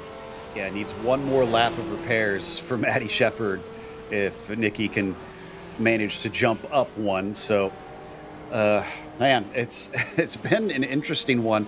Kind of what we expected, I'd say, just because we figured there would be drivers that run into issues, and those that almost look like they were out early have had chances to slowly climb their way up the order. But there's definitely been a few names that have surprised me in this one, getting involved in issues. But Matty Shepard, especially after what was looking like such a phenomenal drive, seemed to have fallen apart a little bit, and she is back out and going before Kirsten can go by. Oh, Simoncic is out. Jerne Simoncic from 3rd position is out. Shepard back racing again, but Jerne Simoncic, I think the chicane's got another. Let's see what the replay shows after such a good early. race. This is coming down out of... Oh, wow. So that's not one I'm used to seeing. There's very much on the throttle a little bit too quickly. Oh. And the remaining tire almost taking Maddie out. Wow. So Simoncic not being helpful with that tyre in the middle of the road. That was a case there, Joe, of just catching wrong there, the outside pavement going through that section off the exit of the right just before Portier. And then there's the kickoff into the tunnel, into the bridge that causes the damage for Simoncic to lose the wheel and is out for the second consecutive race. So Hillebrand now promoted up to third with that. And Kirsten will wind up getting that 8th position anyways, despite Maddie Shepherd repairing quicker than anticipated. So everything's still very much in flux. The crazy thing here is Liam Dolan, who looks like, I think he's back out on track, 8 laps down. We're going to have to wait a long time before we see Yernay get demoted all the way down to that 11th position.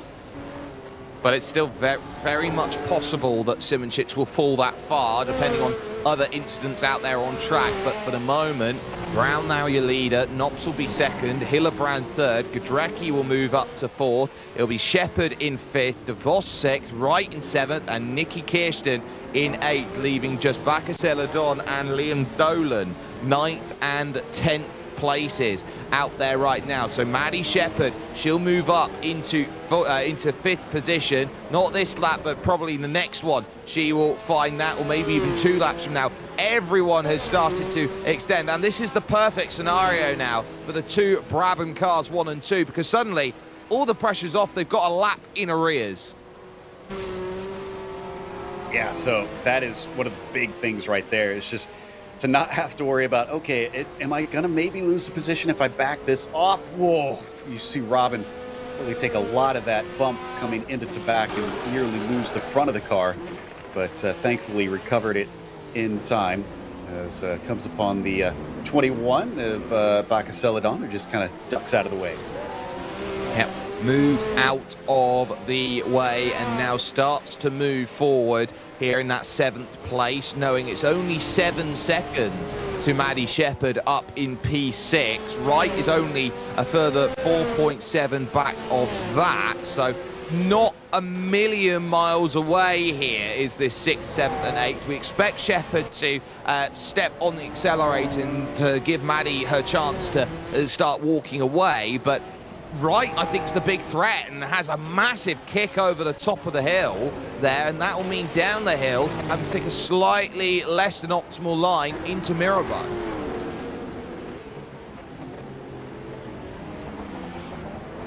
So it sounds like we've got Darren ready to chat with Jake on this one, as unfortunately Andrews prematurely out of this race. Yeah, absolutely. We do have Darren Andrews here. And Darren, tough day at the office there. You had a wonderful scrap with Jerry Ferry, but it looked like the entire group that was there with you, of course, you had yourself, you had Jerry, you had Martin Beyer closing in on you, and ultimately it's a case of the group just disintegrates in the space of a couple laps. Talk us through your race. Thanks, Jake. Yeah, I'm really dirty on myself right now. So, yeah, as you say, avoided a lot of the early lap carnage, which that's a crapshoot, this track. Like, I've never actually finished a race. I think this is my 3rd or 4th proper race at this version of Monaco, and I haven't finished one. So I'm, yeah, really dirty. But yeah, got through the first period. I was really happy. Had good rhythm, and yeah, I was really working Jerry over. I'm not sure whether he was in his backup car or not, but I felt that he was getting looser and looser in front of me, and that I'd get by him at some point. And yeah, eventually that happened. It's stayed a vote, and yeah, then binned it half a lap later. I have to say though, I'm not sure if he caught it, but I think he did actually catch it. But I think I used up all my casino chips a couple of laps earlier, managing not to die and take Bert with me when he actually spun at the exit of the chicane. So, yeah, I'm starting to cool down now. I was quite happy with how I drove. It's just a game of millimetres here, though. You know, at the chicane, you're a centimetre one way or the other and you're out. So, yeah, it's appropriate there's a casino nearby. Well, really? You really put yourself in a position where you had opportunities here today, but ultimately it's one which you've said already. You struggle to find finishes around this circuit, and it is very difficult. And when it tells that half the field almost now is out of this race, does it give you any solace knowing that it has been a tough day? It was going to be a tough day to get points, and not everybody's going to walk away with it. How do you think you're going to be looking now, heading over to the third round of the championship as your next battleground comes to play, which I believe, if I've got this correct, is Zandvoort? That's correct, Jake. Yeah. One thing I did get right today is I used my backup car and took a wheel off it, so I now have to use the my GBR/BRM, which will be a lot more competitive at Zandvoort. Although, yeah, not the most competitive of cars this early season version, but pretty steady to drive. So I do like Zandvoort. It's probably a good track for that car because it doesn't like low speed corners. It's so heavy it really struggles to accelerate. But Zandvoort's got very few of those, and it's a lot more flowing, so it might actually be all right. I think I'm driving pretty well, so yeah, looking forward to that. And I guess there's probably going to be plenty of people trying to drown themselves in the Monaco harbour now or just after this race, because the attrition's been amazing. Yeah, it wasn't just you, it was your teammate as well who ran into troubles out there. It was like, oh, we just see an issue out there on track between De Vos and also the likes of Matt Wright then that has just gone through behind one of the drivers. I believe there it would have been Godrecki who was trying to put a lap on them. But ultimately for you, what are the hopes for you this season? What are you targeting out of a championship like this one, and what do you think is a reasonable goal out there considering you scored points at the opener in South Africa and here it's a non-points finish? I'm only going to score points basically with attrition being in the car that I am. So I only scored that point, those points at East London because of attrition, and that's basically what I've set my mind for, is to keep it steady, keep it on the island, and bring it home and hope that a lot of cars crash out in front of me, which seems to, if the first two races are any indication, it's probably a pretty solid strategy to take. Well, we will wish you the best of luck on that strategy. Darren Andrews there joining us, a retiree here today, unfortunately, from Monaco, but having a wonderful time of things nevertheless to go and deal with. Joe, we find ourselves now heading towards 40 laps to go. Big issue that we just saw there between Wright and De Vos out there on circuit. Wright gets the move through up into 6th position, but for Robin De Vos, that was scary coming off of Gazometra.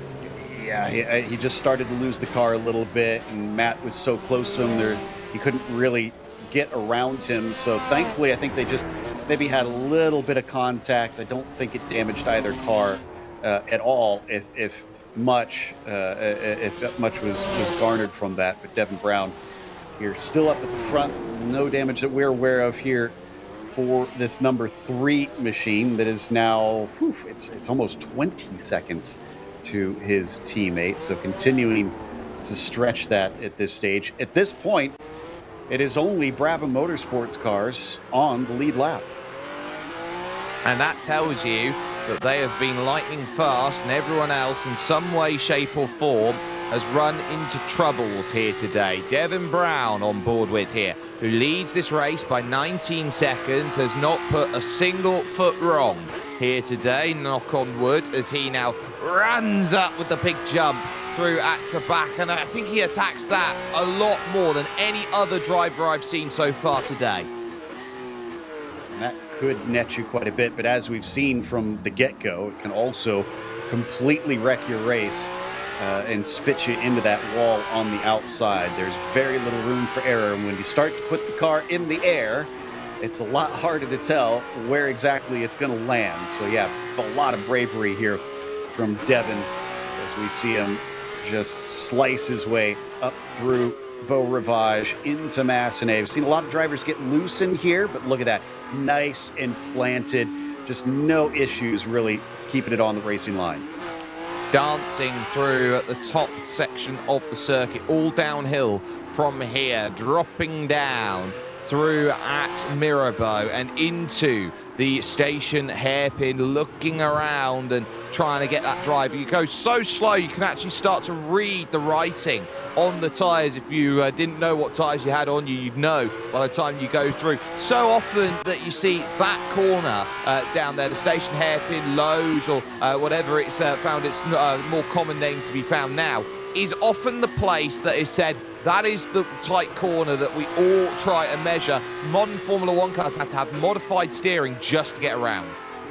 Exactly. I mean, it's kind of interesting because I guess they're so used to having slower corners in these cars that we haven't really seen too many problems. In real life, you know, you talked about the name, that they should probably rename it to Calamity Corner, because how many times have we seen cars get tangled through there, even though it is so slow? It's just tight and almost impossibly narrow coming out of that turn. But this full onboard lap, I mean, this was enlightening. It really shows you why this 3 car is our leader by such a good gap by this point.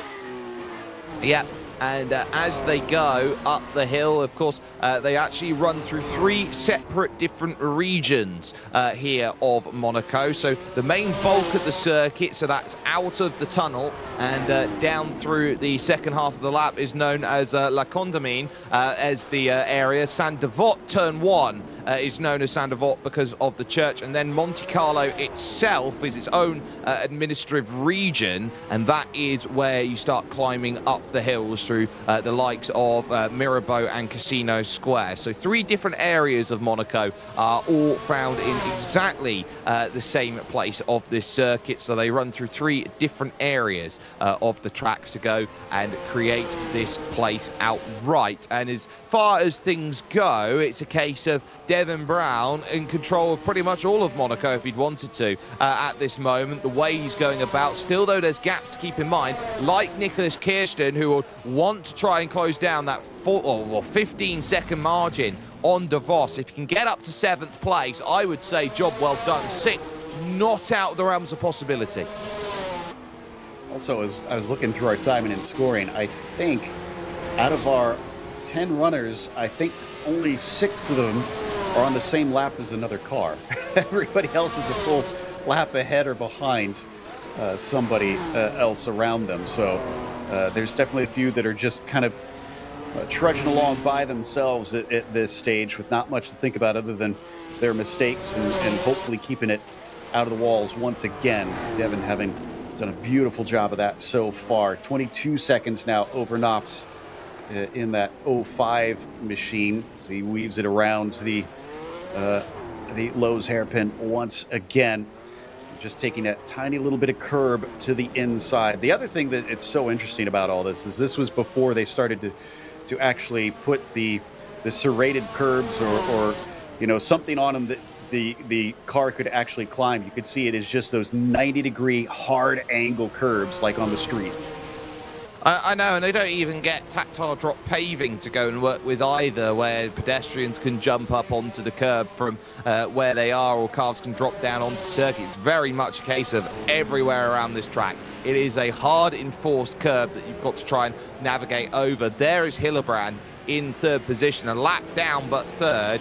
Certainly will be taking that as a result after finding contact earlier on in this race, and would have been a threat for 2nd with Knops as things go, were it not for that contact, because he has proven there that the Scuderia Ferrero team have pace.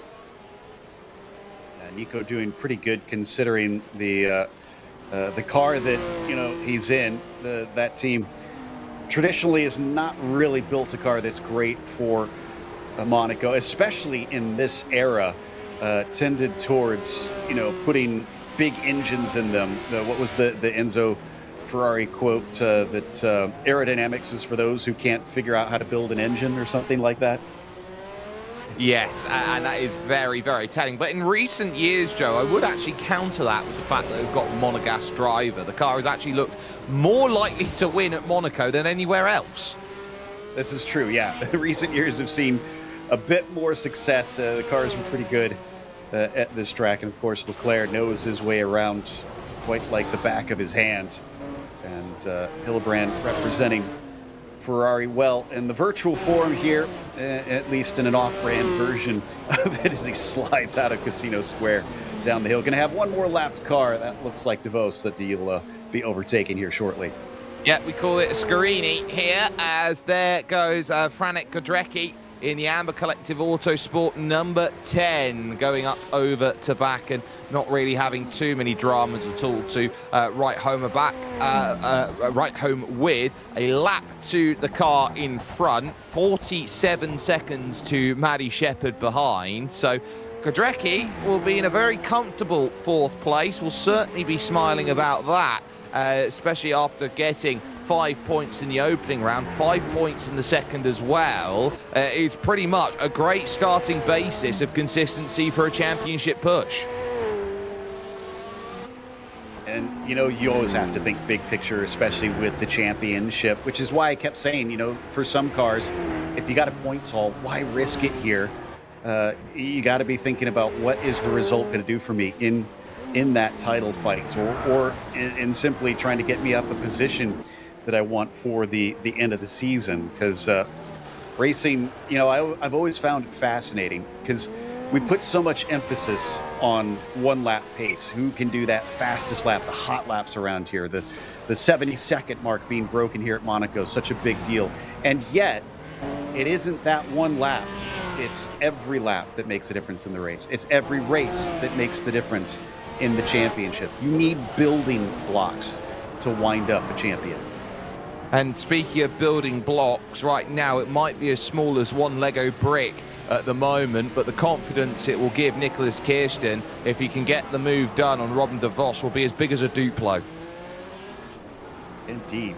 I mean, coming up from last on the field for a majority of this race, picking up one after one and getting position after position, and already up into the points impressively at this stage. Maybe getting just one more if Nicholas can try and get by. And, well, I think Robin made it a bit easy there. Yeah, I think that was an understanding of drivers are two-thirds of the way through this race, and understanding that finishing the race, I think, is the bigger priority than how many points you get. So de Vos letting that one go, saying, oh, I'm still in a point-scoring position. I've got a lap on back of Celadon, and I'm quicker. I'm not going to worry too much. Matt Wright in 6th position will now have Nicholas Kirsten trying to hunt down. You can see the work of the springs there and the suspension that goes on through for Wright down into Mirabeau corner, and you now start looking at what Wright has to try and navigate through and deal with. Full opposite lock to try and get the car to rotate through. Then you've got the next right-hander and having a massive kicker tail, trying to put any form of power into those rear tyres. They do generate a lot of torque because it's such a light car. The wheels just want to spin so quickly. And also remember, back in this era, it was old school H-pattern shifters inside the cockpit. They didn't have paddle shifters in this day, and it's hundreds and hundreds of ups and downs through the gearbox. I understand a lot of the drivers wound up with all kinds of blisters on their hands just because of how much they were working that shifter knob. And they would find that they've got a right arm with a little bit more muscle than the left arm by the end that they've done all the shifting that they've managed to do. But for the moment, Matt Wright happy in that 6th place, and a really strong day when you consider hasn't really shown major amounts of pace early on, getting very close there to that curbing on the inside. But this has been a day of let everybody fall into trouble and pick up the pieces and say, you know what, I can make something very nice out of this piece that I've got. Collage of 3 championship points, I'll take that and add that to my resume. So for Matt Wright, this is a day of, well, so long as I can find the finish, I'm happy. But you're looking around at who is truly happy. Well, it's P1 and P2 and about nowhere else. Yeah, I think everybody else is going to be kind of looking at this one saying, what if? What did I do wrong? I could have had so much better of a finish. But with so many around you also saying the same things, I don't think you should feel too bad about it. I want to watch and see what the lap time is, because I think last time by, I think Matt Wright maybe had to let some lap traffic through or lap somebody, because it was a 131. And I'm just curious how much he can gain on Maddie Shepherd. 61 seconds is a long ways, but as we saw in the Formula Bs, that if you've got the pace and with 30 laps to go, there's sometimes chances to try and get a spot or two. I'm probably looking the other way to the way you are here, so I'm probably looking a bit more pessimistic at what Kirsten can do. Shepherd is driving quick, and in fact, Maddie Shepherd, last lap, she was the fastest driver of anybody going on through. A 127.2 was a full second a lap quicker than Devin Brown on the last lap. So Maddie is the driver. She is starting to hunt, and she's only 40 seconds off of Gadrecki and took 2.6 seconds last time. This time takes 2.1 seconds out of Franek Gadrecki. Yeah, you're right. That was another 130.9 from Matt Wright. So I get the feeling that unfortunately his car just not 100%. That is definitely slower than Kirsten in behind by more than 2 seconds right now, and definitely not catching up with Maddie Shepherd, who's running a 27.7 and has gotten down to a 26.2 at one point earlier in this race when her car was not damaged. Which is, of course, the fastest lap of the race to boot. So Maddie Shepherd, she has been burning the candle at both ends here in the second half of this race. Do not doubt Maddie's ability here to pick up 4th place and an extra championship point or 2. It's the difference between 4 championship points and 5 championship points. And Maddie, she hasn't scored yet this season for the Vulcan racing car. So this is going to be a really good chance to now manifest, is the right way to say it, manifest a 4th place out of the back pocket. 35 seconds now is the gap, and that will continue to trickle and tumble down. Brakes again for Gazometra. This final hairpin corner allows this launch back onto the main straight once again, and Maddie is doing what she can at the moment to close this gap. Over the line this time, a 27.8 took another further 1.4 out. And she's sliding the rear end on the way up. She clipped the curb a little bit there too. This worries me how hard she is still pushing this car, that I wonder if it could all go awry. We've already seen issues. We've already seen extra pit stops in this race. I mean, she's done an amazing job. I don't want to see her throw this away. I don't think anyone wants to throw anything away, and I think it would be a shame to see any driver this late in the race in the barriers, let alone a driver who is trying to push for that 4th place in Maddie Shepherd. So can she hunt down Franek Gadrecki for that position and say, you know what, this is going to be a tough one for the team standings, because it will be a drop of a point out there for the 1-2 that's currently being done by the Brabham Motorsports team, the 03 and the 05 out there that lead this one overall. Shepherd back again into Tabak. It's about the 3rd lap we've spent with her in a row on lap 71. She really is trying to throw what she can. Kirsten, by the way, has got that gap down to 10 seconds. Getting ever closer to Matt Wright.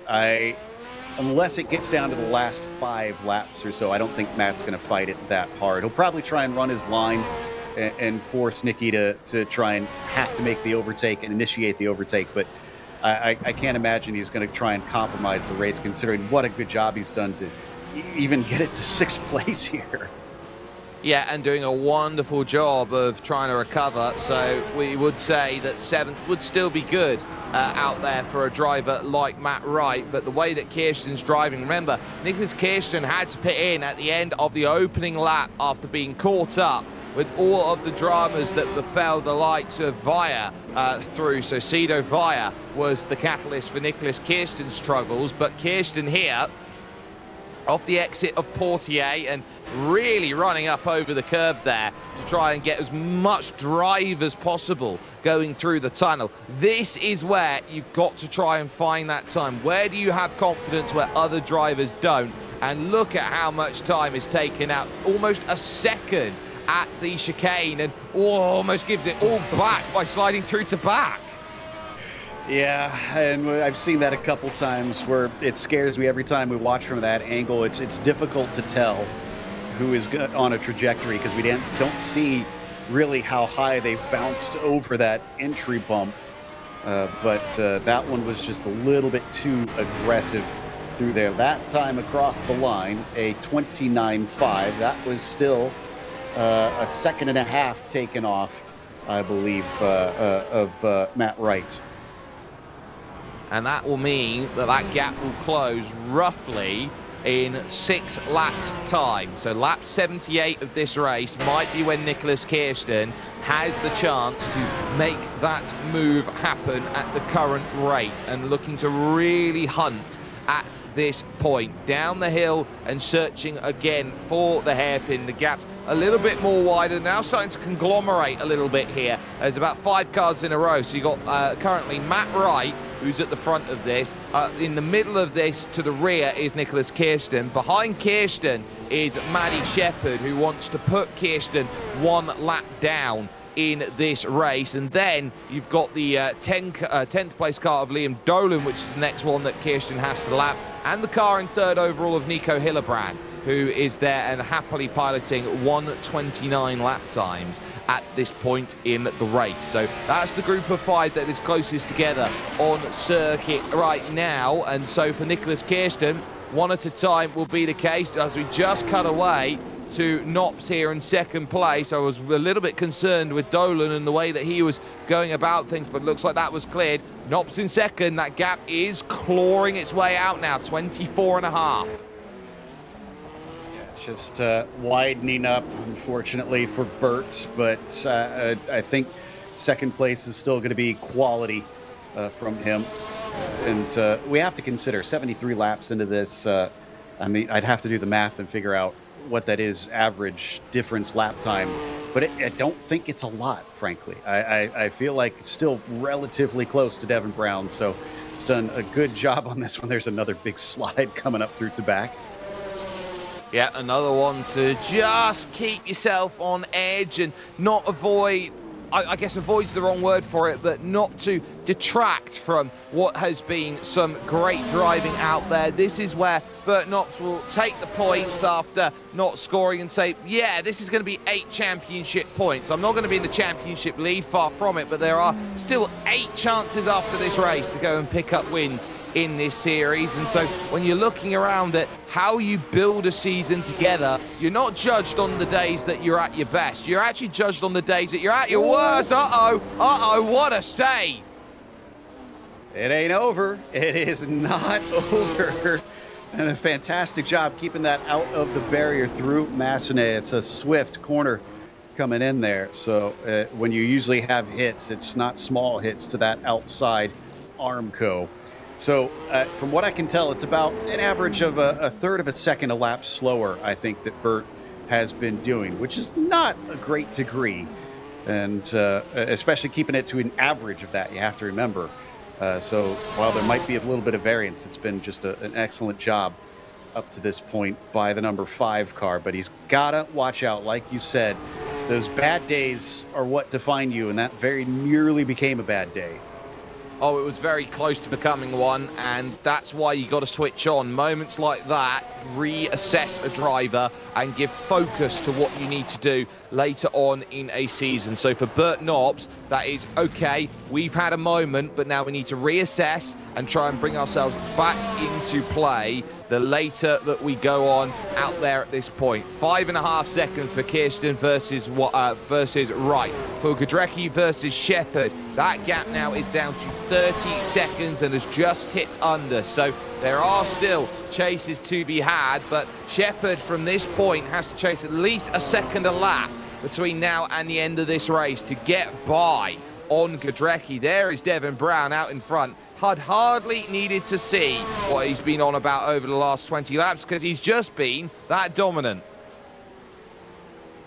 Yeah, but we haven't seen if there's been many mistakes like we just saw from Bert. That's the thing, is once those cameras are away, we don't necessarily know if he's also had some moments out there that he's got to keep out of trouble, because both of them could throw this one away. And I think they know that. I think they know that this is under control right now, but you got to keep focused. You got to make sure and run this race as if it never lets up, as though you can't just sit and rest on your laurels. You got to make sure and hit every single mark out there and keep running it well. As we got another yellow in sector 1, so this is going to be ahead of Devin somewhere up here, and it looks like that's cleared, so we're good.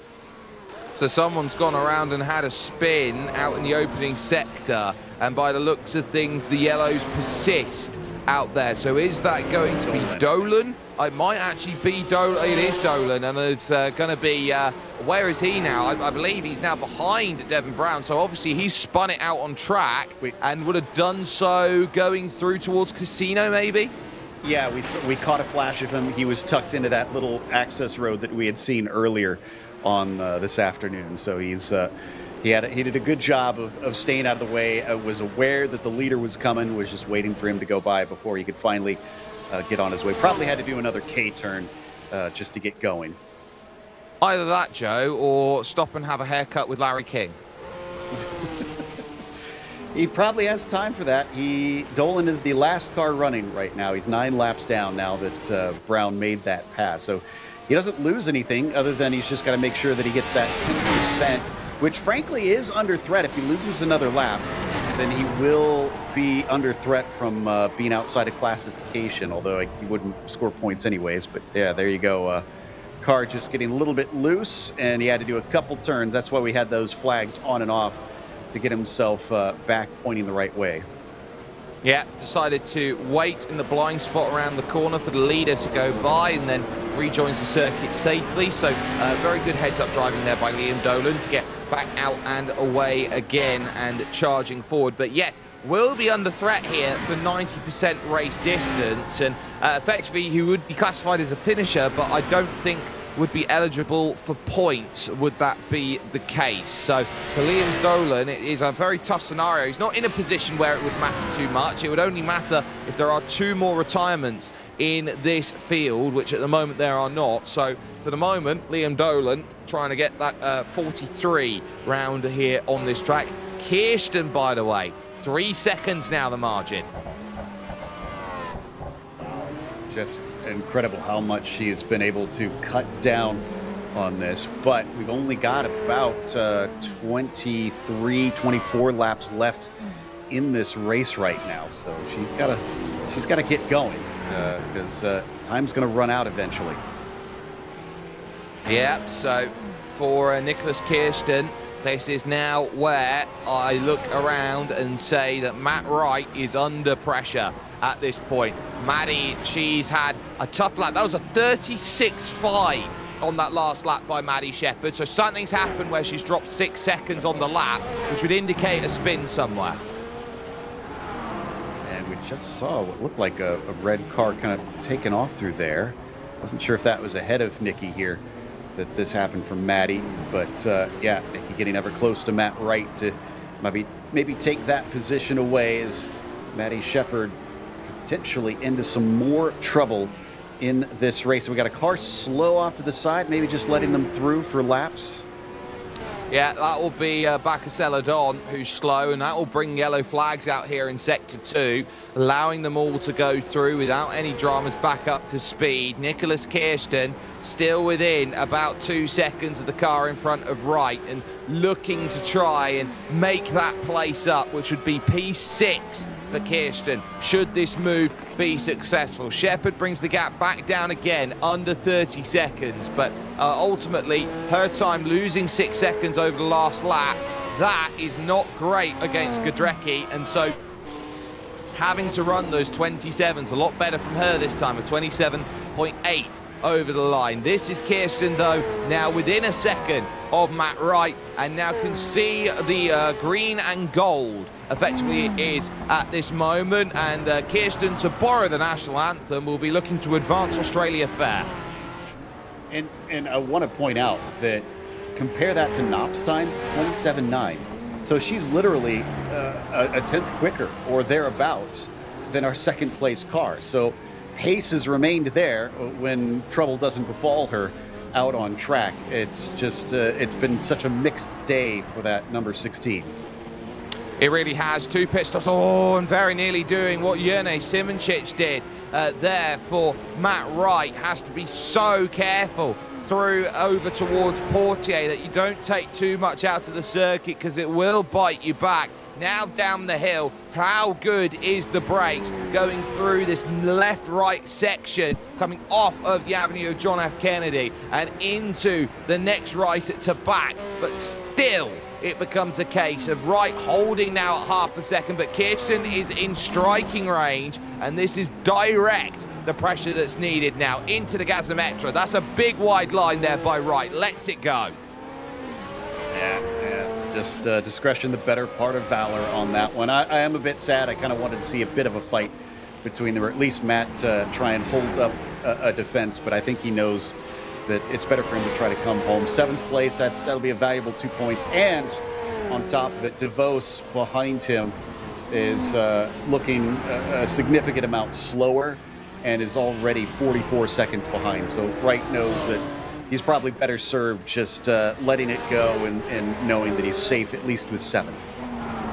Yeah, that 7th place will be really, really good. 2 points for Matt Wright. You take that each and every single day. We do move, of course, over to Zandvoort for the next round of the championship, as we are at 4/5 of the way through the race. We'll focus on Nico Hillebrand for a moment, but it's not the Zandvoort that you and I would necessarily know out there in terms of racing, Joe, because that version of Zandvoort only came into play, the one that we know and love at the moment, in 1999.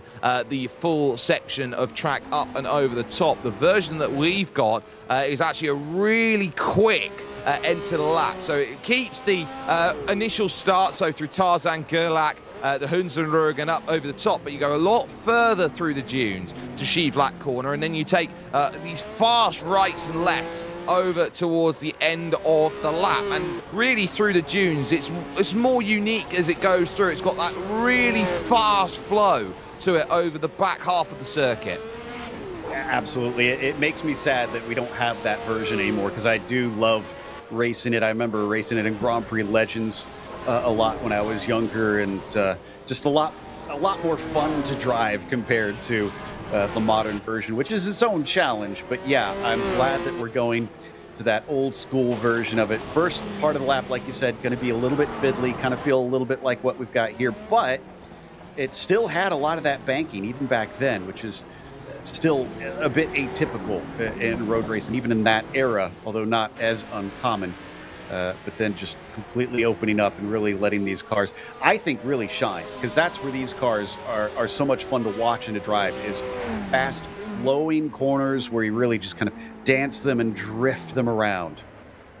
Yellow's out in sector 1, so that could be a little bit problematic going on through, and that would have been in front of the 4, so I think that would have been for Robin de Vos potentially there going through the opening sector of the circuit, dropping now at 47 seconds back of Matt Wright, who is there in 8th place. So as we focus on Frank Godrecki, again, we say very consistent run over the course of this race. 23 seconds though the margin, and this one is being eaten in a little quick for liking. Godrecki's going to have to extend the pace from the 130s that are being done at the moment, because Maddie Shepherd, she's doing 27s, and by far and away is the fastest driver in this field at the moment.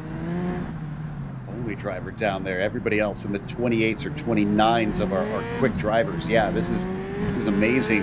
And I kind of makes me wonder if there was some fuel shenanigans going on for that Vulcan racing car that we just simply did not expect. That she's had that lighter car. It's been kinder on its tires all race long, able to really use the speed, and now especially the lightness compared to everybody else who has not stopped.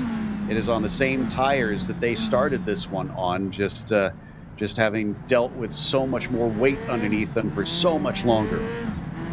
And so down into what is 18 laps left, or 19 laps, sorry, left of racing. This is now where you start sitting out and saying, well, there's more to be done. Gap down now under 22 seconds. And each and every time that number continues to tick on down, it's more and more pressure. Another 2 seconds get chopped off. Edward Scissorhands couldn't slice through this gap quicker. It's a good way of putting it. And Godrecki, it's interesting watching his driving. You compare that to when we were riding on board with Brown. There's so much more movement. We always say this in racing, smooth is fast, and we're seeing a lot of corrections out of Godrecki in comparison. Yeah, there's a lot of lateral movement, I think is the way to describe Franek's driving at this moment in the Amber Collective Autosport car, the number 10. And so having a car that does slide around, it does, look, again, going through the tunnel, having to make these corrections. You want to try and make as little corrections as possible over the lap. Oh, and that was almost the barriers there, almost into the hay bales, going through at the chicane de port, illustrating the point exactly there. You want as minimal corrections as possible, and you've got a car here that is fighting to basically go each and every way. It's very much like going out to the Midwest, for example, and finding that you're on the back of a Bronco that does not want to be tamed. Exactly, and he may have actually clipped that barrier there coming through there with his rear tires. It was very, very close on the correction. So Maddie Shepherd now down to 21 seconds. Last lap for Franek, a 29.5 this time for Shepherd as we wait for her to cross the line. 27.8, very consistently 2 seconds a lap faster. Yeah, that time 1.7, having a big slide through the opening of Saint-Devote, but able to get it gathered back together, and on our timing screens down to 15 seconds now on the clock. So it is really starting to be eaten here in chunks. 14 seconds now the gap. So Maddie Shepherd, she is driving with everything here. Godrecki, I think, is a little bit in the management mode, and this is going to be tough. Behind there you can see that's Nico Hillebrand, who's third position overall, about to put another lap on Maddie Shepherd. That would be 2 laps down now on Nico Hillebrand, and so to be 2 laps down in that scenario on the car that is going to be in third position, Maddie Shepherd knows that she would be at the end of the rope, so to speak. Yellow's out in sector 2 for Godrecki, who's gone into the barriers. Look, she's gone straight on. I wondered, because I thought I heard something on one of the camera angles of a car making contact with something, and it looks like Godrecki is going to give that one up a little bit earlier than anticipated. Car crabbing horribly. He's trying to drive it back, but even then, I think there's going to be a few positions lost on getting that repaired, if it can be repaired enough to continue. Well, you can see that time, full and full and full. And it'll be another one for Nicholas Kirsten, who will move up to 5th position and get even more to work with outright on circuit. Godrecki is going to dive down into the pits, there's no doubt about it. But an interesting scenario. I wonder whether that happened early on in the lap and it's been a case of how do I recover it back later. There, Kirsten now will be looking at this going, oh, Christmas, it's my own teammate, which is not great. but it's my own teammate who will give me one more and put me up into 5th. A top 5 at the very least here for Nicky. And Matt Wright as well might move up into 6 now, get that spot back that he had given up to Kirsten a little bit earlier on and a few laps ago. So that all works out well. So let's solve the mystery here as Godrecki coming up through Beau Rivage into Massenet once again. Think clipped the curb, and that was all she wrote, as the car just rode the rim, and by that point he had absolutely smashed that right-hand suspension. Yeah, completely crumpled up, and then having to try and gather it back home once again. Godrecki at least a minute down in the pits currently, and Nicholas Kirsten will now move up and gain that extra position. So for Kirsten, that is huge. And then the bigger drama that comes along here, going over towards the tunnel. Oh, catches the guardrail on the inside, thinks about trying to reverse it back, but decides, you know what, we'll go through the gap in the fence to try and return back to circuit. Good idea there from Frank Godrecki, but ultimately it is a really tough day when you've driven 81 near flawless laps and suddenly click your fingers and all that effort's gone. Yeah, and that's just the nature of this place, you know, that you can't relax, you can't let it drift out of your focus for any moment out there. I'm hoping that Franek at least is able to get it back out so that he can finish the race, because he deserves to see the checkered flag for what has been a phenomenal effort. For what it's worth, it has been a really strong drive by Frank Godrecki, but ultimately it will be undone here, and De Vos will now look to move up into 7th position and will go by on the front stretch as we focus on your race leader, Devon Brown. Now, it is a lap here for the likes of David Bacasella-Don, and that Automex car, which is 7 laps down in this race, that has stayed out of trouble and has been the most I will avoid everyone car in this race, might be getting a point. Indeed. It's it comes back to what we keep saying, is that the slow and steady approach doesn't exactly win the race, but it might win you some points here today, that if you keep it on the island, you're in a good position regardless. So the Automex car close to it, but we'll see if Godrecki is able to get it out and going shortly. I mean, Dolan too. What a job that's been. Like we said, you know, not impossible that he could wind up with a point, but it has to make sure that he finishes within that 10%. Yeah, and at 9 laps down, would not want to fall a 10th, which would be the catalyst for being just outside of it, sliding through the corner and trying to make that happen. It is good, though, that it's finishing within 90%, does include 90% out there. So if you are 10 laps down, you should be okay, but 11 laps down, you should not. And so for Liam Dolan, that will be a good way to send off the 43 before moving over to the 49 with a massive flicker there of the engine just firing through the middle of the corner and looking to get that shift through as on the downshifts he went, and on the upshifts flying about. That's the gap, a lap for Nico Hillebrand to try and work with. It's about a lap and a half now, so 2 minutes down on Knox in front, but very comfortable in that 3rd place, almost 2 laps ahead of Maddie Shepherd.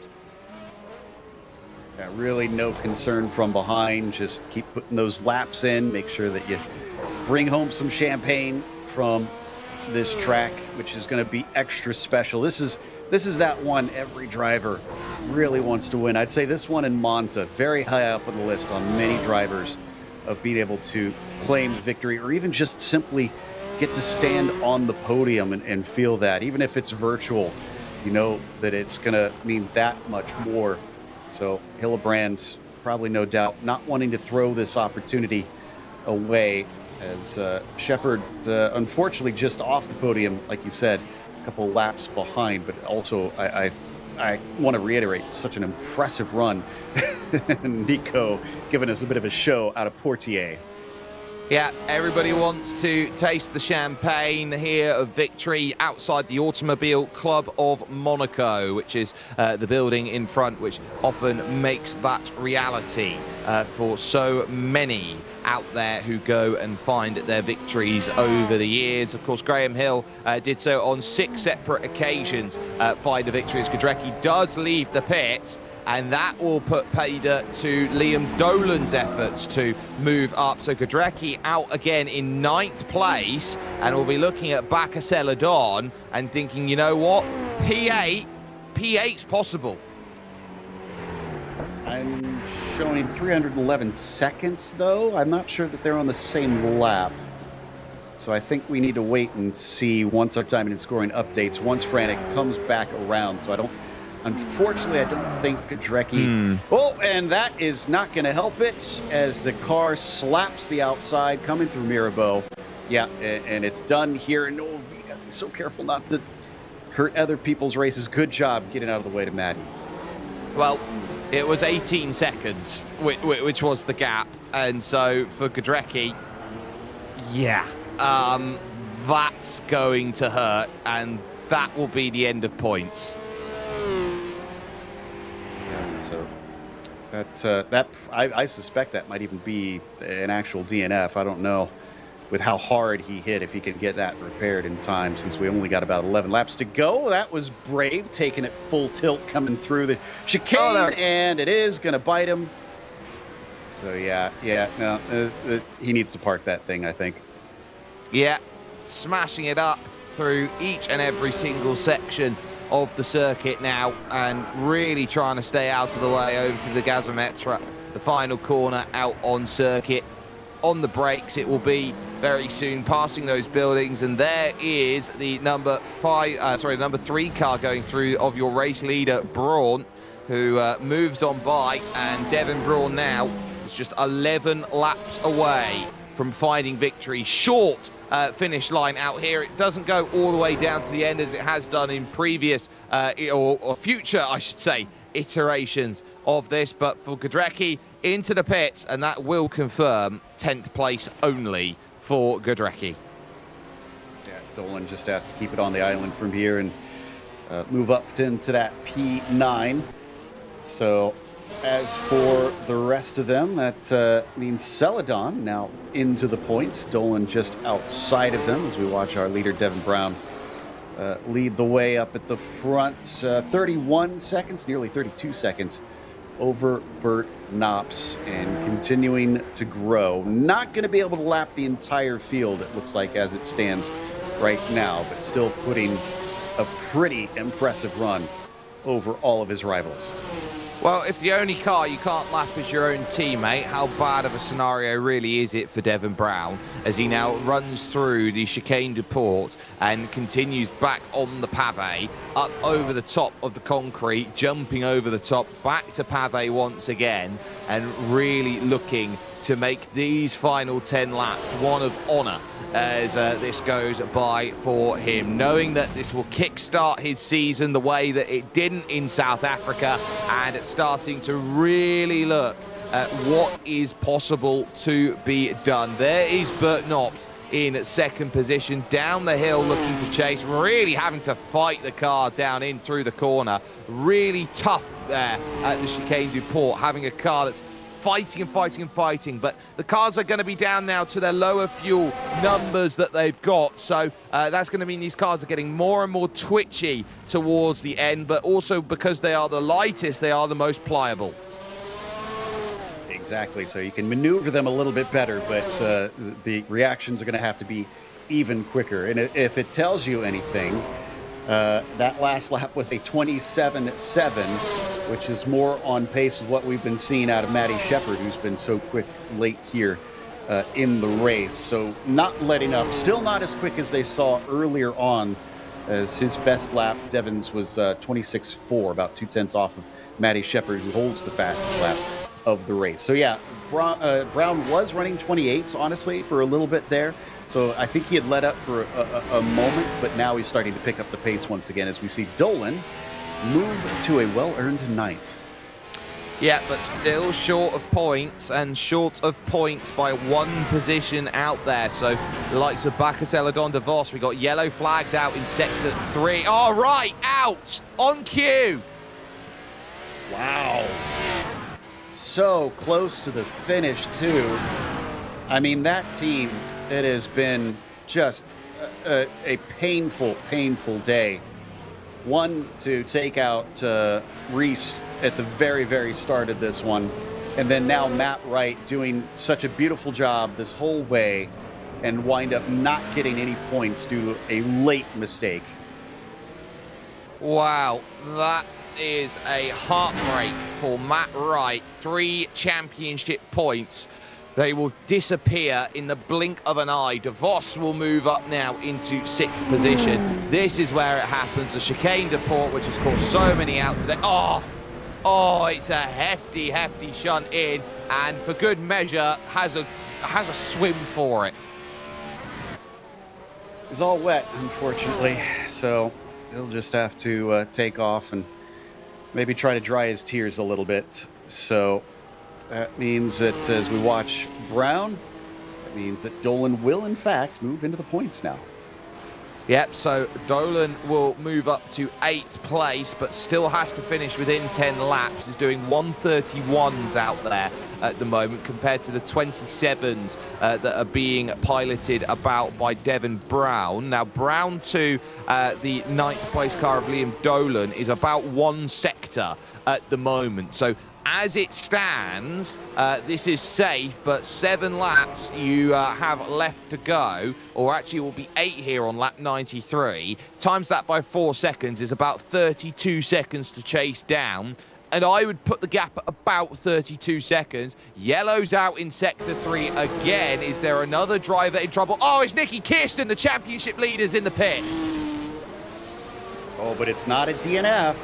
That's good, though. How quickly can Nicky get this repaired for whatever happened? I have no idea what has put him down into pit lane from here. And DeVos is on the same lap, so Robin does have a good shot to get up to top 5. So Robin DeVos, I think, surely going to take this away, depending on how long the stop is for Kirsten. But it is now a question of what are you able to gather back from it. Devon Brown still then happy with that race lead of almost 40 seconds here in this race. They're all starting to coagulate together in the late stages of this race, but Nicholas Kirsten is down in the pits for what we don't know, whether it's scheduled, whether it's unscheduled. I'd assume unscheduled this late into the race, but for Kirsten, there would have probably been a tap somewhere along the barriers that have forced mandatory repairs to be taken. We'll take another look at Kirsten down in the pits, and is this going to be through the opening corner of this one? Oh, he just has a big tap of the wall, locking up the brakes into Sandoval. And then had to drive it the entire way around to boot, so that had to have been frustrating. I mean, good job bringing it back, because sometimes that can be difficult on a wounded car around here. And still waiting for it to get back out on track. So DeVos is passed.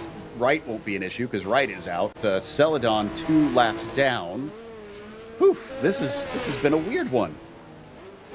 It has, and it's been weird late, which I think is the key here. So Celadon could be potentially moving up to P6 out there, depending on when Kirsten leaves the pits. You've got Dolan, who could be eyeing up 7th, but Kirsten does leave the pits now, so will maintain that 6th place. So that contact may have only just cost 1 position out there by comparison. That's good news, but ultimately Kirsten is now 45 seconds down on Rob DeVos.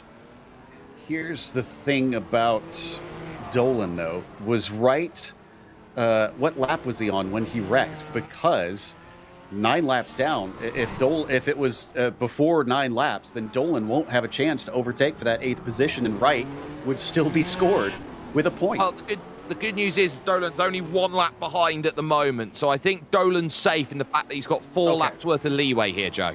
Okay, so he will be able to overtake then. So it was before 10 laps to go for Matt Wright.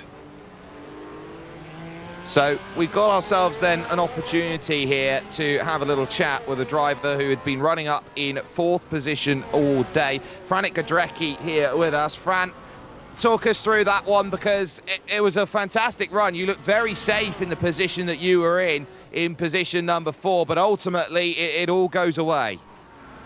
Unfortunate. First of all, I want to ask if Sido is all right from the hospital, because that was a big crash ahead of me on lap 2.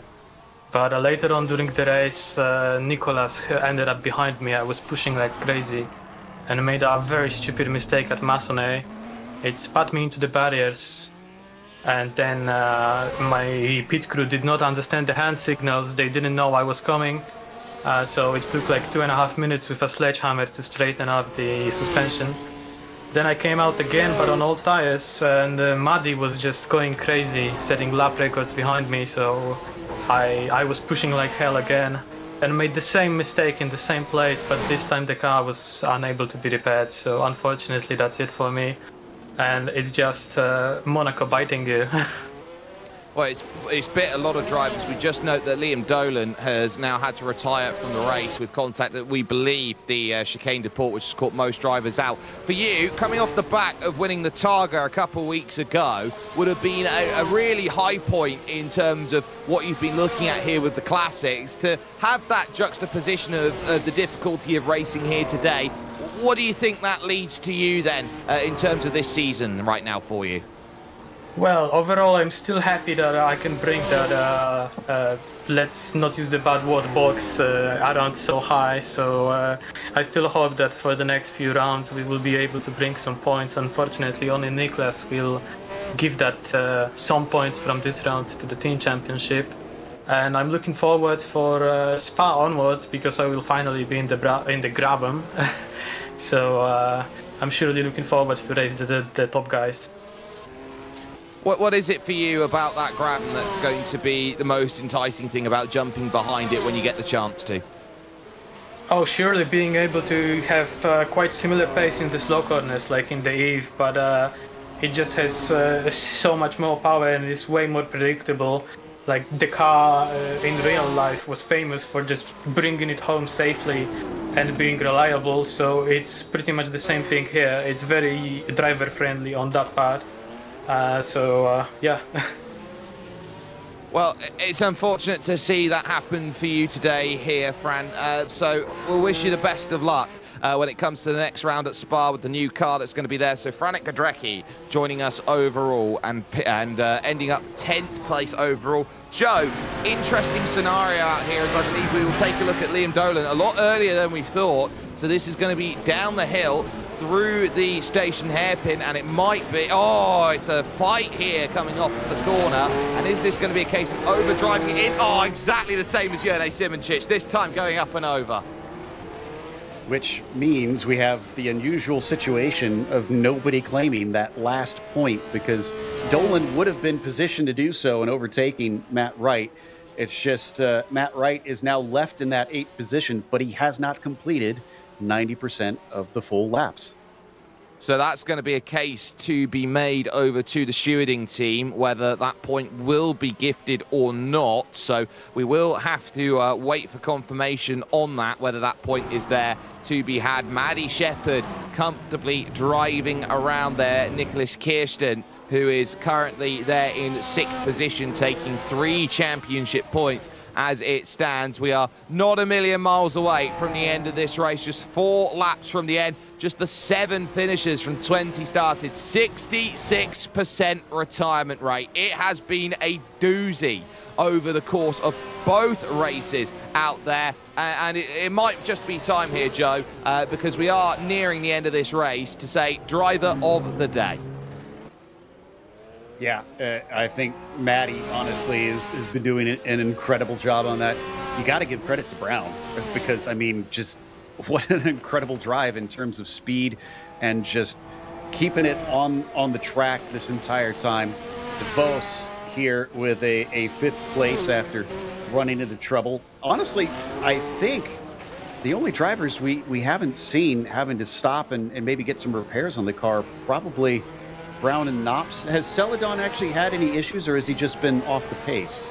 I just think he's been off the pace. I haven't seen him go in and pit or anything. He's had no pace today in the Autumn X21, but no pace is a requirement for points, it seems. It has been a safe race. It's been a case of saying, well, I'm going to be a bit slower than everyone else, but I'm going to finish the race, and I think that would give me a driver of the day performance, the way that David Bacasella-Don has been going about it. Oh, give him 2 points at the very least here. I mean, I think he has to complete this lap, and I think he'll reach 90% of the race. But from then on, I mean, he's basically got that 7th wrapped up.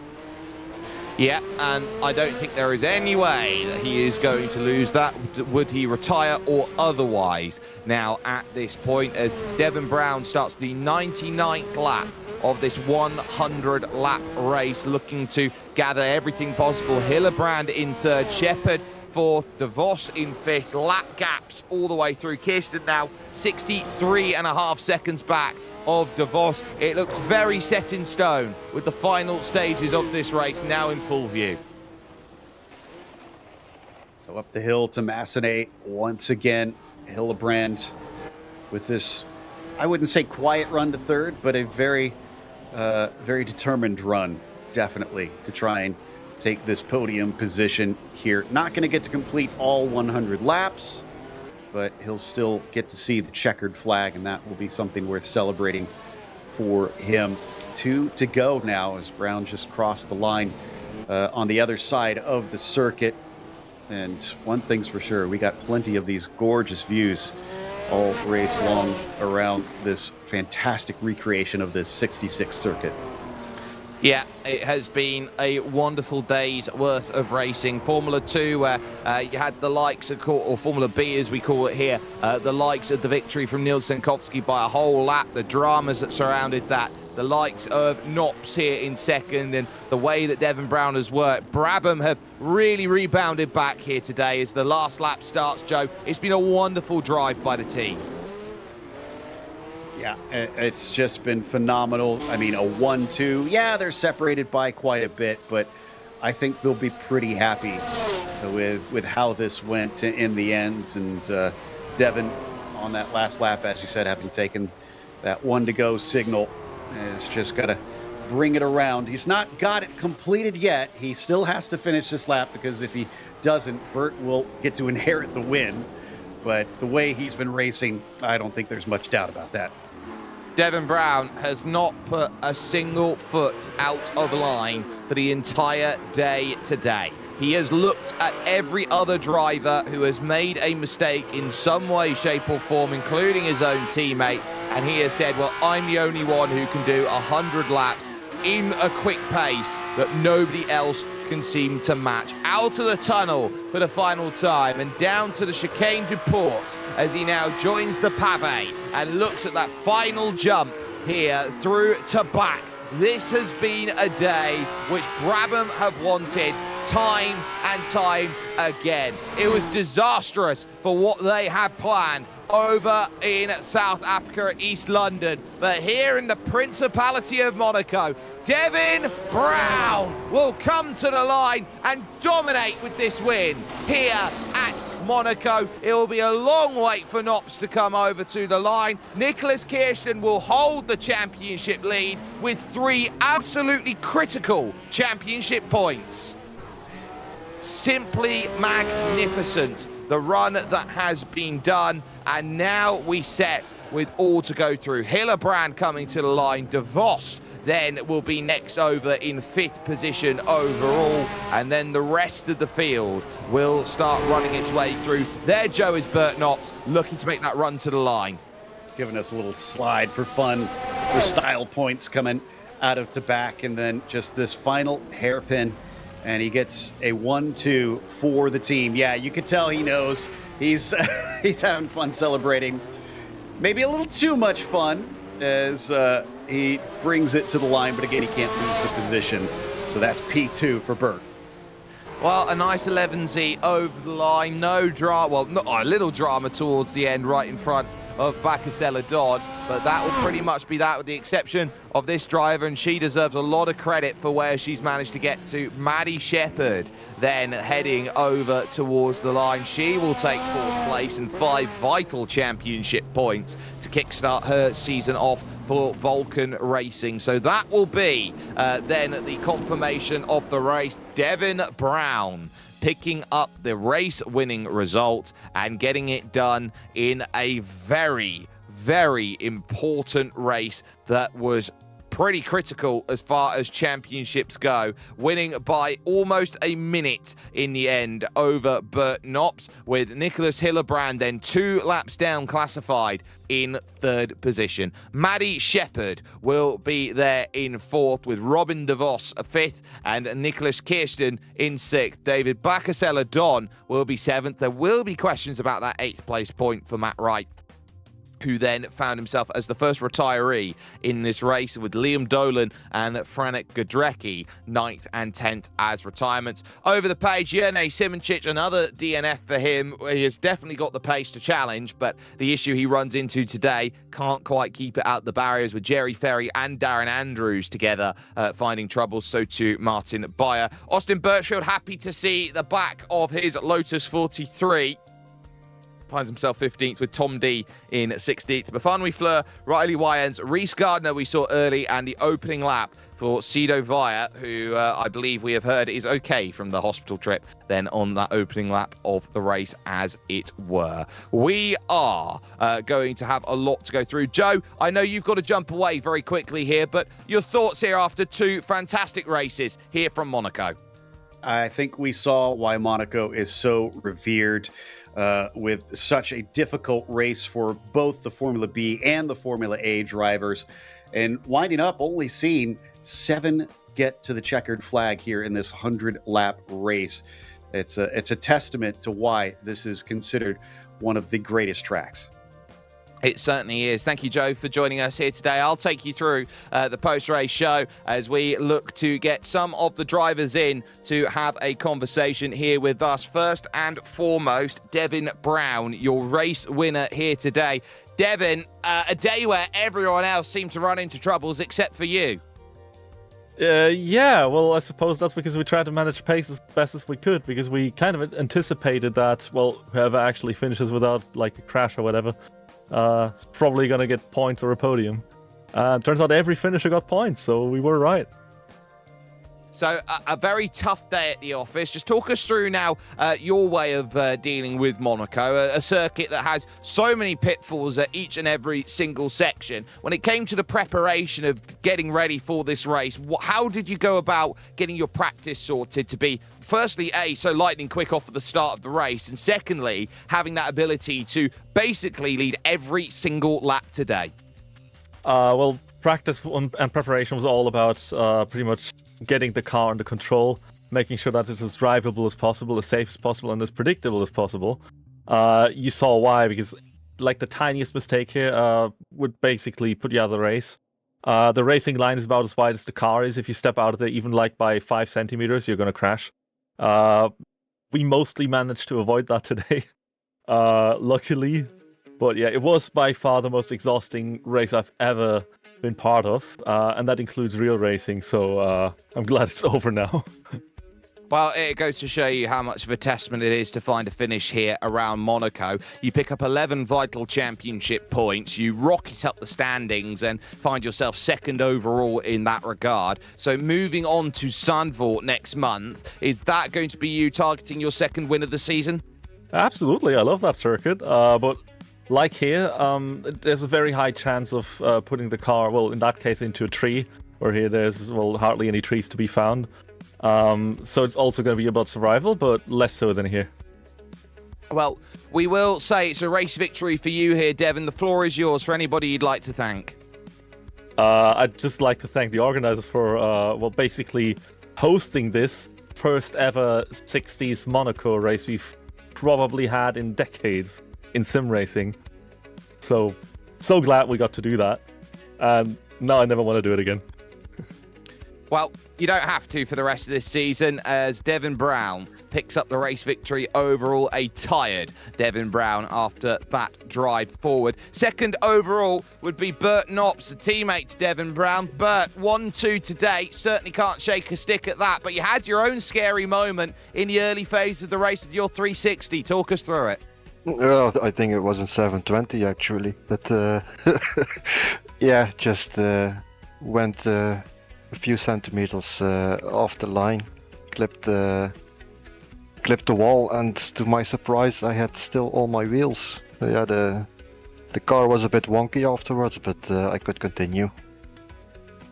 So the good news that you could continue, especially for that team's championship, which I think you've definitely rocketed up, if not made a challenge for the championship lead in that regard. On a track that is the most difficult out there potentially of this season, how critical was it to try and keep it out of the trouble, especially when you had a lot of lap traffic heading towards the latter stages of the race? How did that play for you?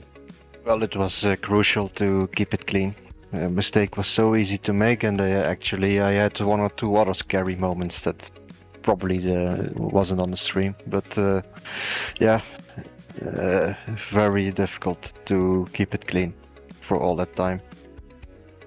And you managed to do that without too many pitfalls there. 8 championship points. Now, how are you looking to try and build that when it comes to Zandvoort next month? Is that a circuit that you are targeting as one that you want to take 11 from, or is that one where you're probably looking at it going, okay, let's try and hedge our bets? Well, I think we can go for a similar result there, to be honest. I'm not sure how the long straight will play out there, because passing will be an option there. But otherwise, it should suit the car. So looking forward to that one. Absolutely. We'll wish you the best of luck with that. Bert Knops joining us, second position in the 1-2 for the Brabham team. Scuderia Favero will be very happy with the work of Nico Hillebrand, despite having to make the pit stop. Nico, it looked early on like it was going to be a long day at the office, but ultimately everything ended up quite rosy for you. Yeah, I honestly, with us simulating 1967 and getting a podium, I am getting a little bit teary-eyed. I think I was legitimately just protected by the spirit of Lorenzo Bandini there.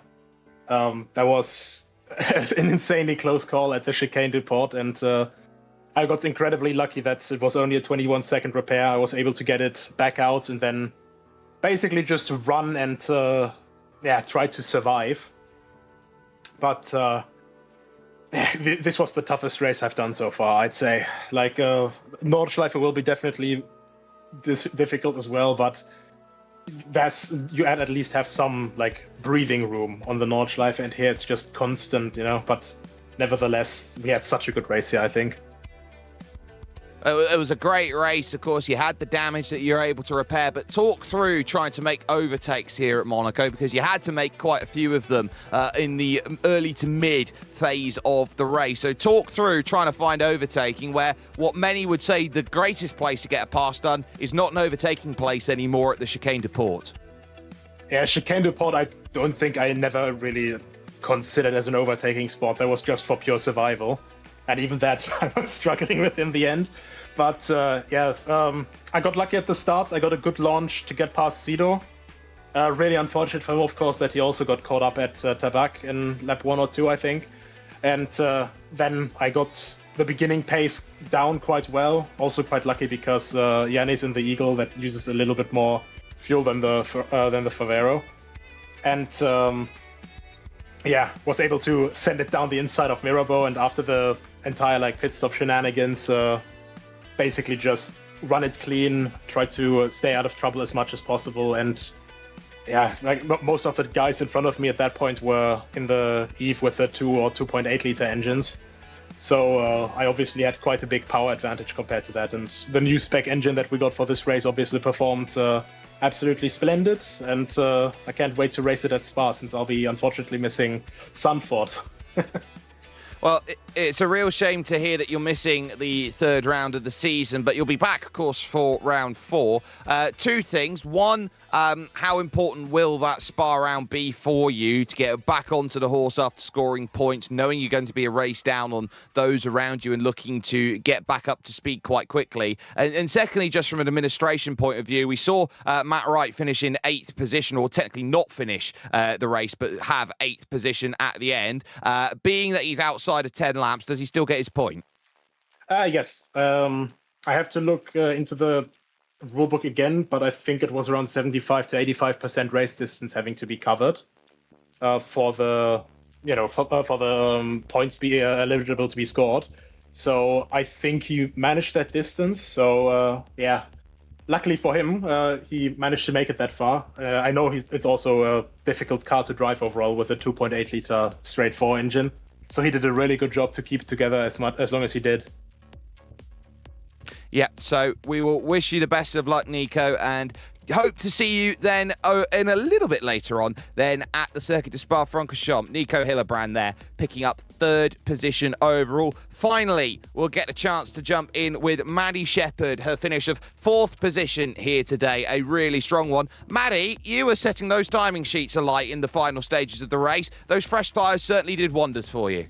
Yeah, definitely. I had a lot of damage to repair in the car, and I knew it was going to take a while, so I may as well just pitted for new tyres and take them. And the tyres were feeling awful pretty much the first half of the race anyway, so yeah, glad it worked out. I was kind of looking forward to having to try and catch Franek, but he went off, so it didn't really happen in the end. 2 lots of pit stops needed for you, one at around 25 laps, one at about 50 laps there. So a case of Monaco certainly leaving its mark on you today. Yeah, it was mostly just grazing up against the turn 1 barrier on the outside, and I had basically the entire left-hand side was heavily damaged. So that was the first stop, and the second stop, yeah, I think you saw in the stream, I had steering that was out of whack, so pretty much required at that point. So for you, 5 championship points, they will go in the back pocket. You will take those then over to Zandvoort, where it's a track that has some of what we do know and some of a lot that drivers don't know. So what do you think that second half of the lap is going to bring to the racing action that's going to make life very difficult for these drivers?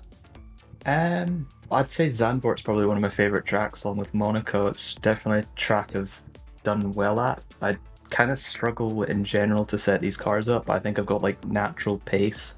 It's just trying to get down and practice and do that. I'm happy being in the top 5 or 6. I don't think I'll challenge for race wins realistically unless the leaders sort of crash out, like I think you've seen today in the last race. But yeah, I'm happy at 4th. I'll take another 4th in Zandvoort.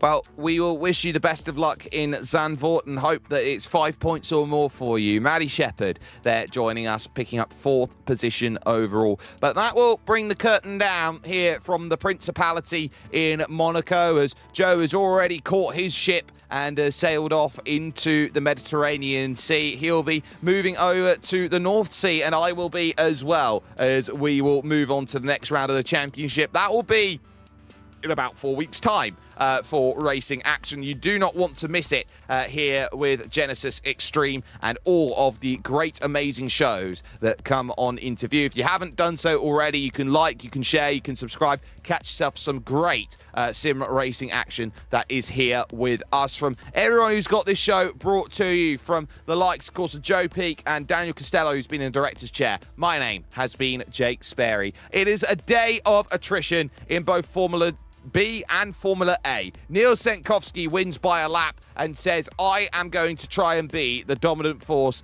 in this championship. Not as big of a gap here in Formula A, but over those laps, the toughest test of sim racing or racing in general, which tells you all you need to know for Devon Brown. He picks up his win and he realizes that he's still got a long way to go to secure that championship. Nicholas Kirsten holds, but it was not the greatest day out there. He'll look for more help in about 4 weeks' time when we will see you at Zandvoort.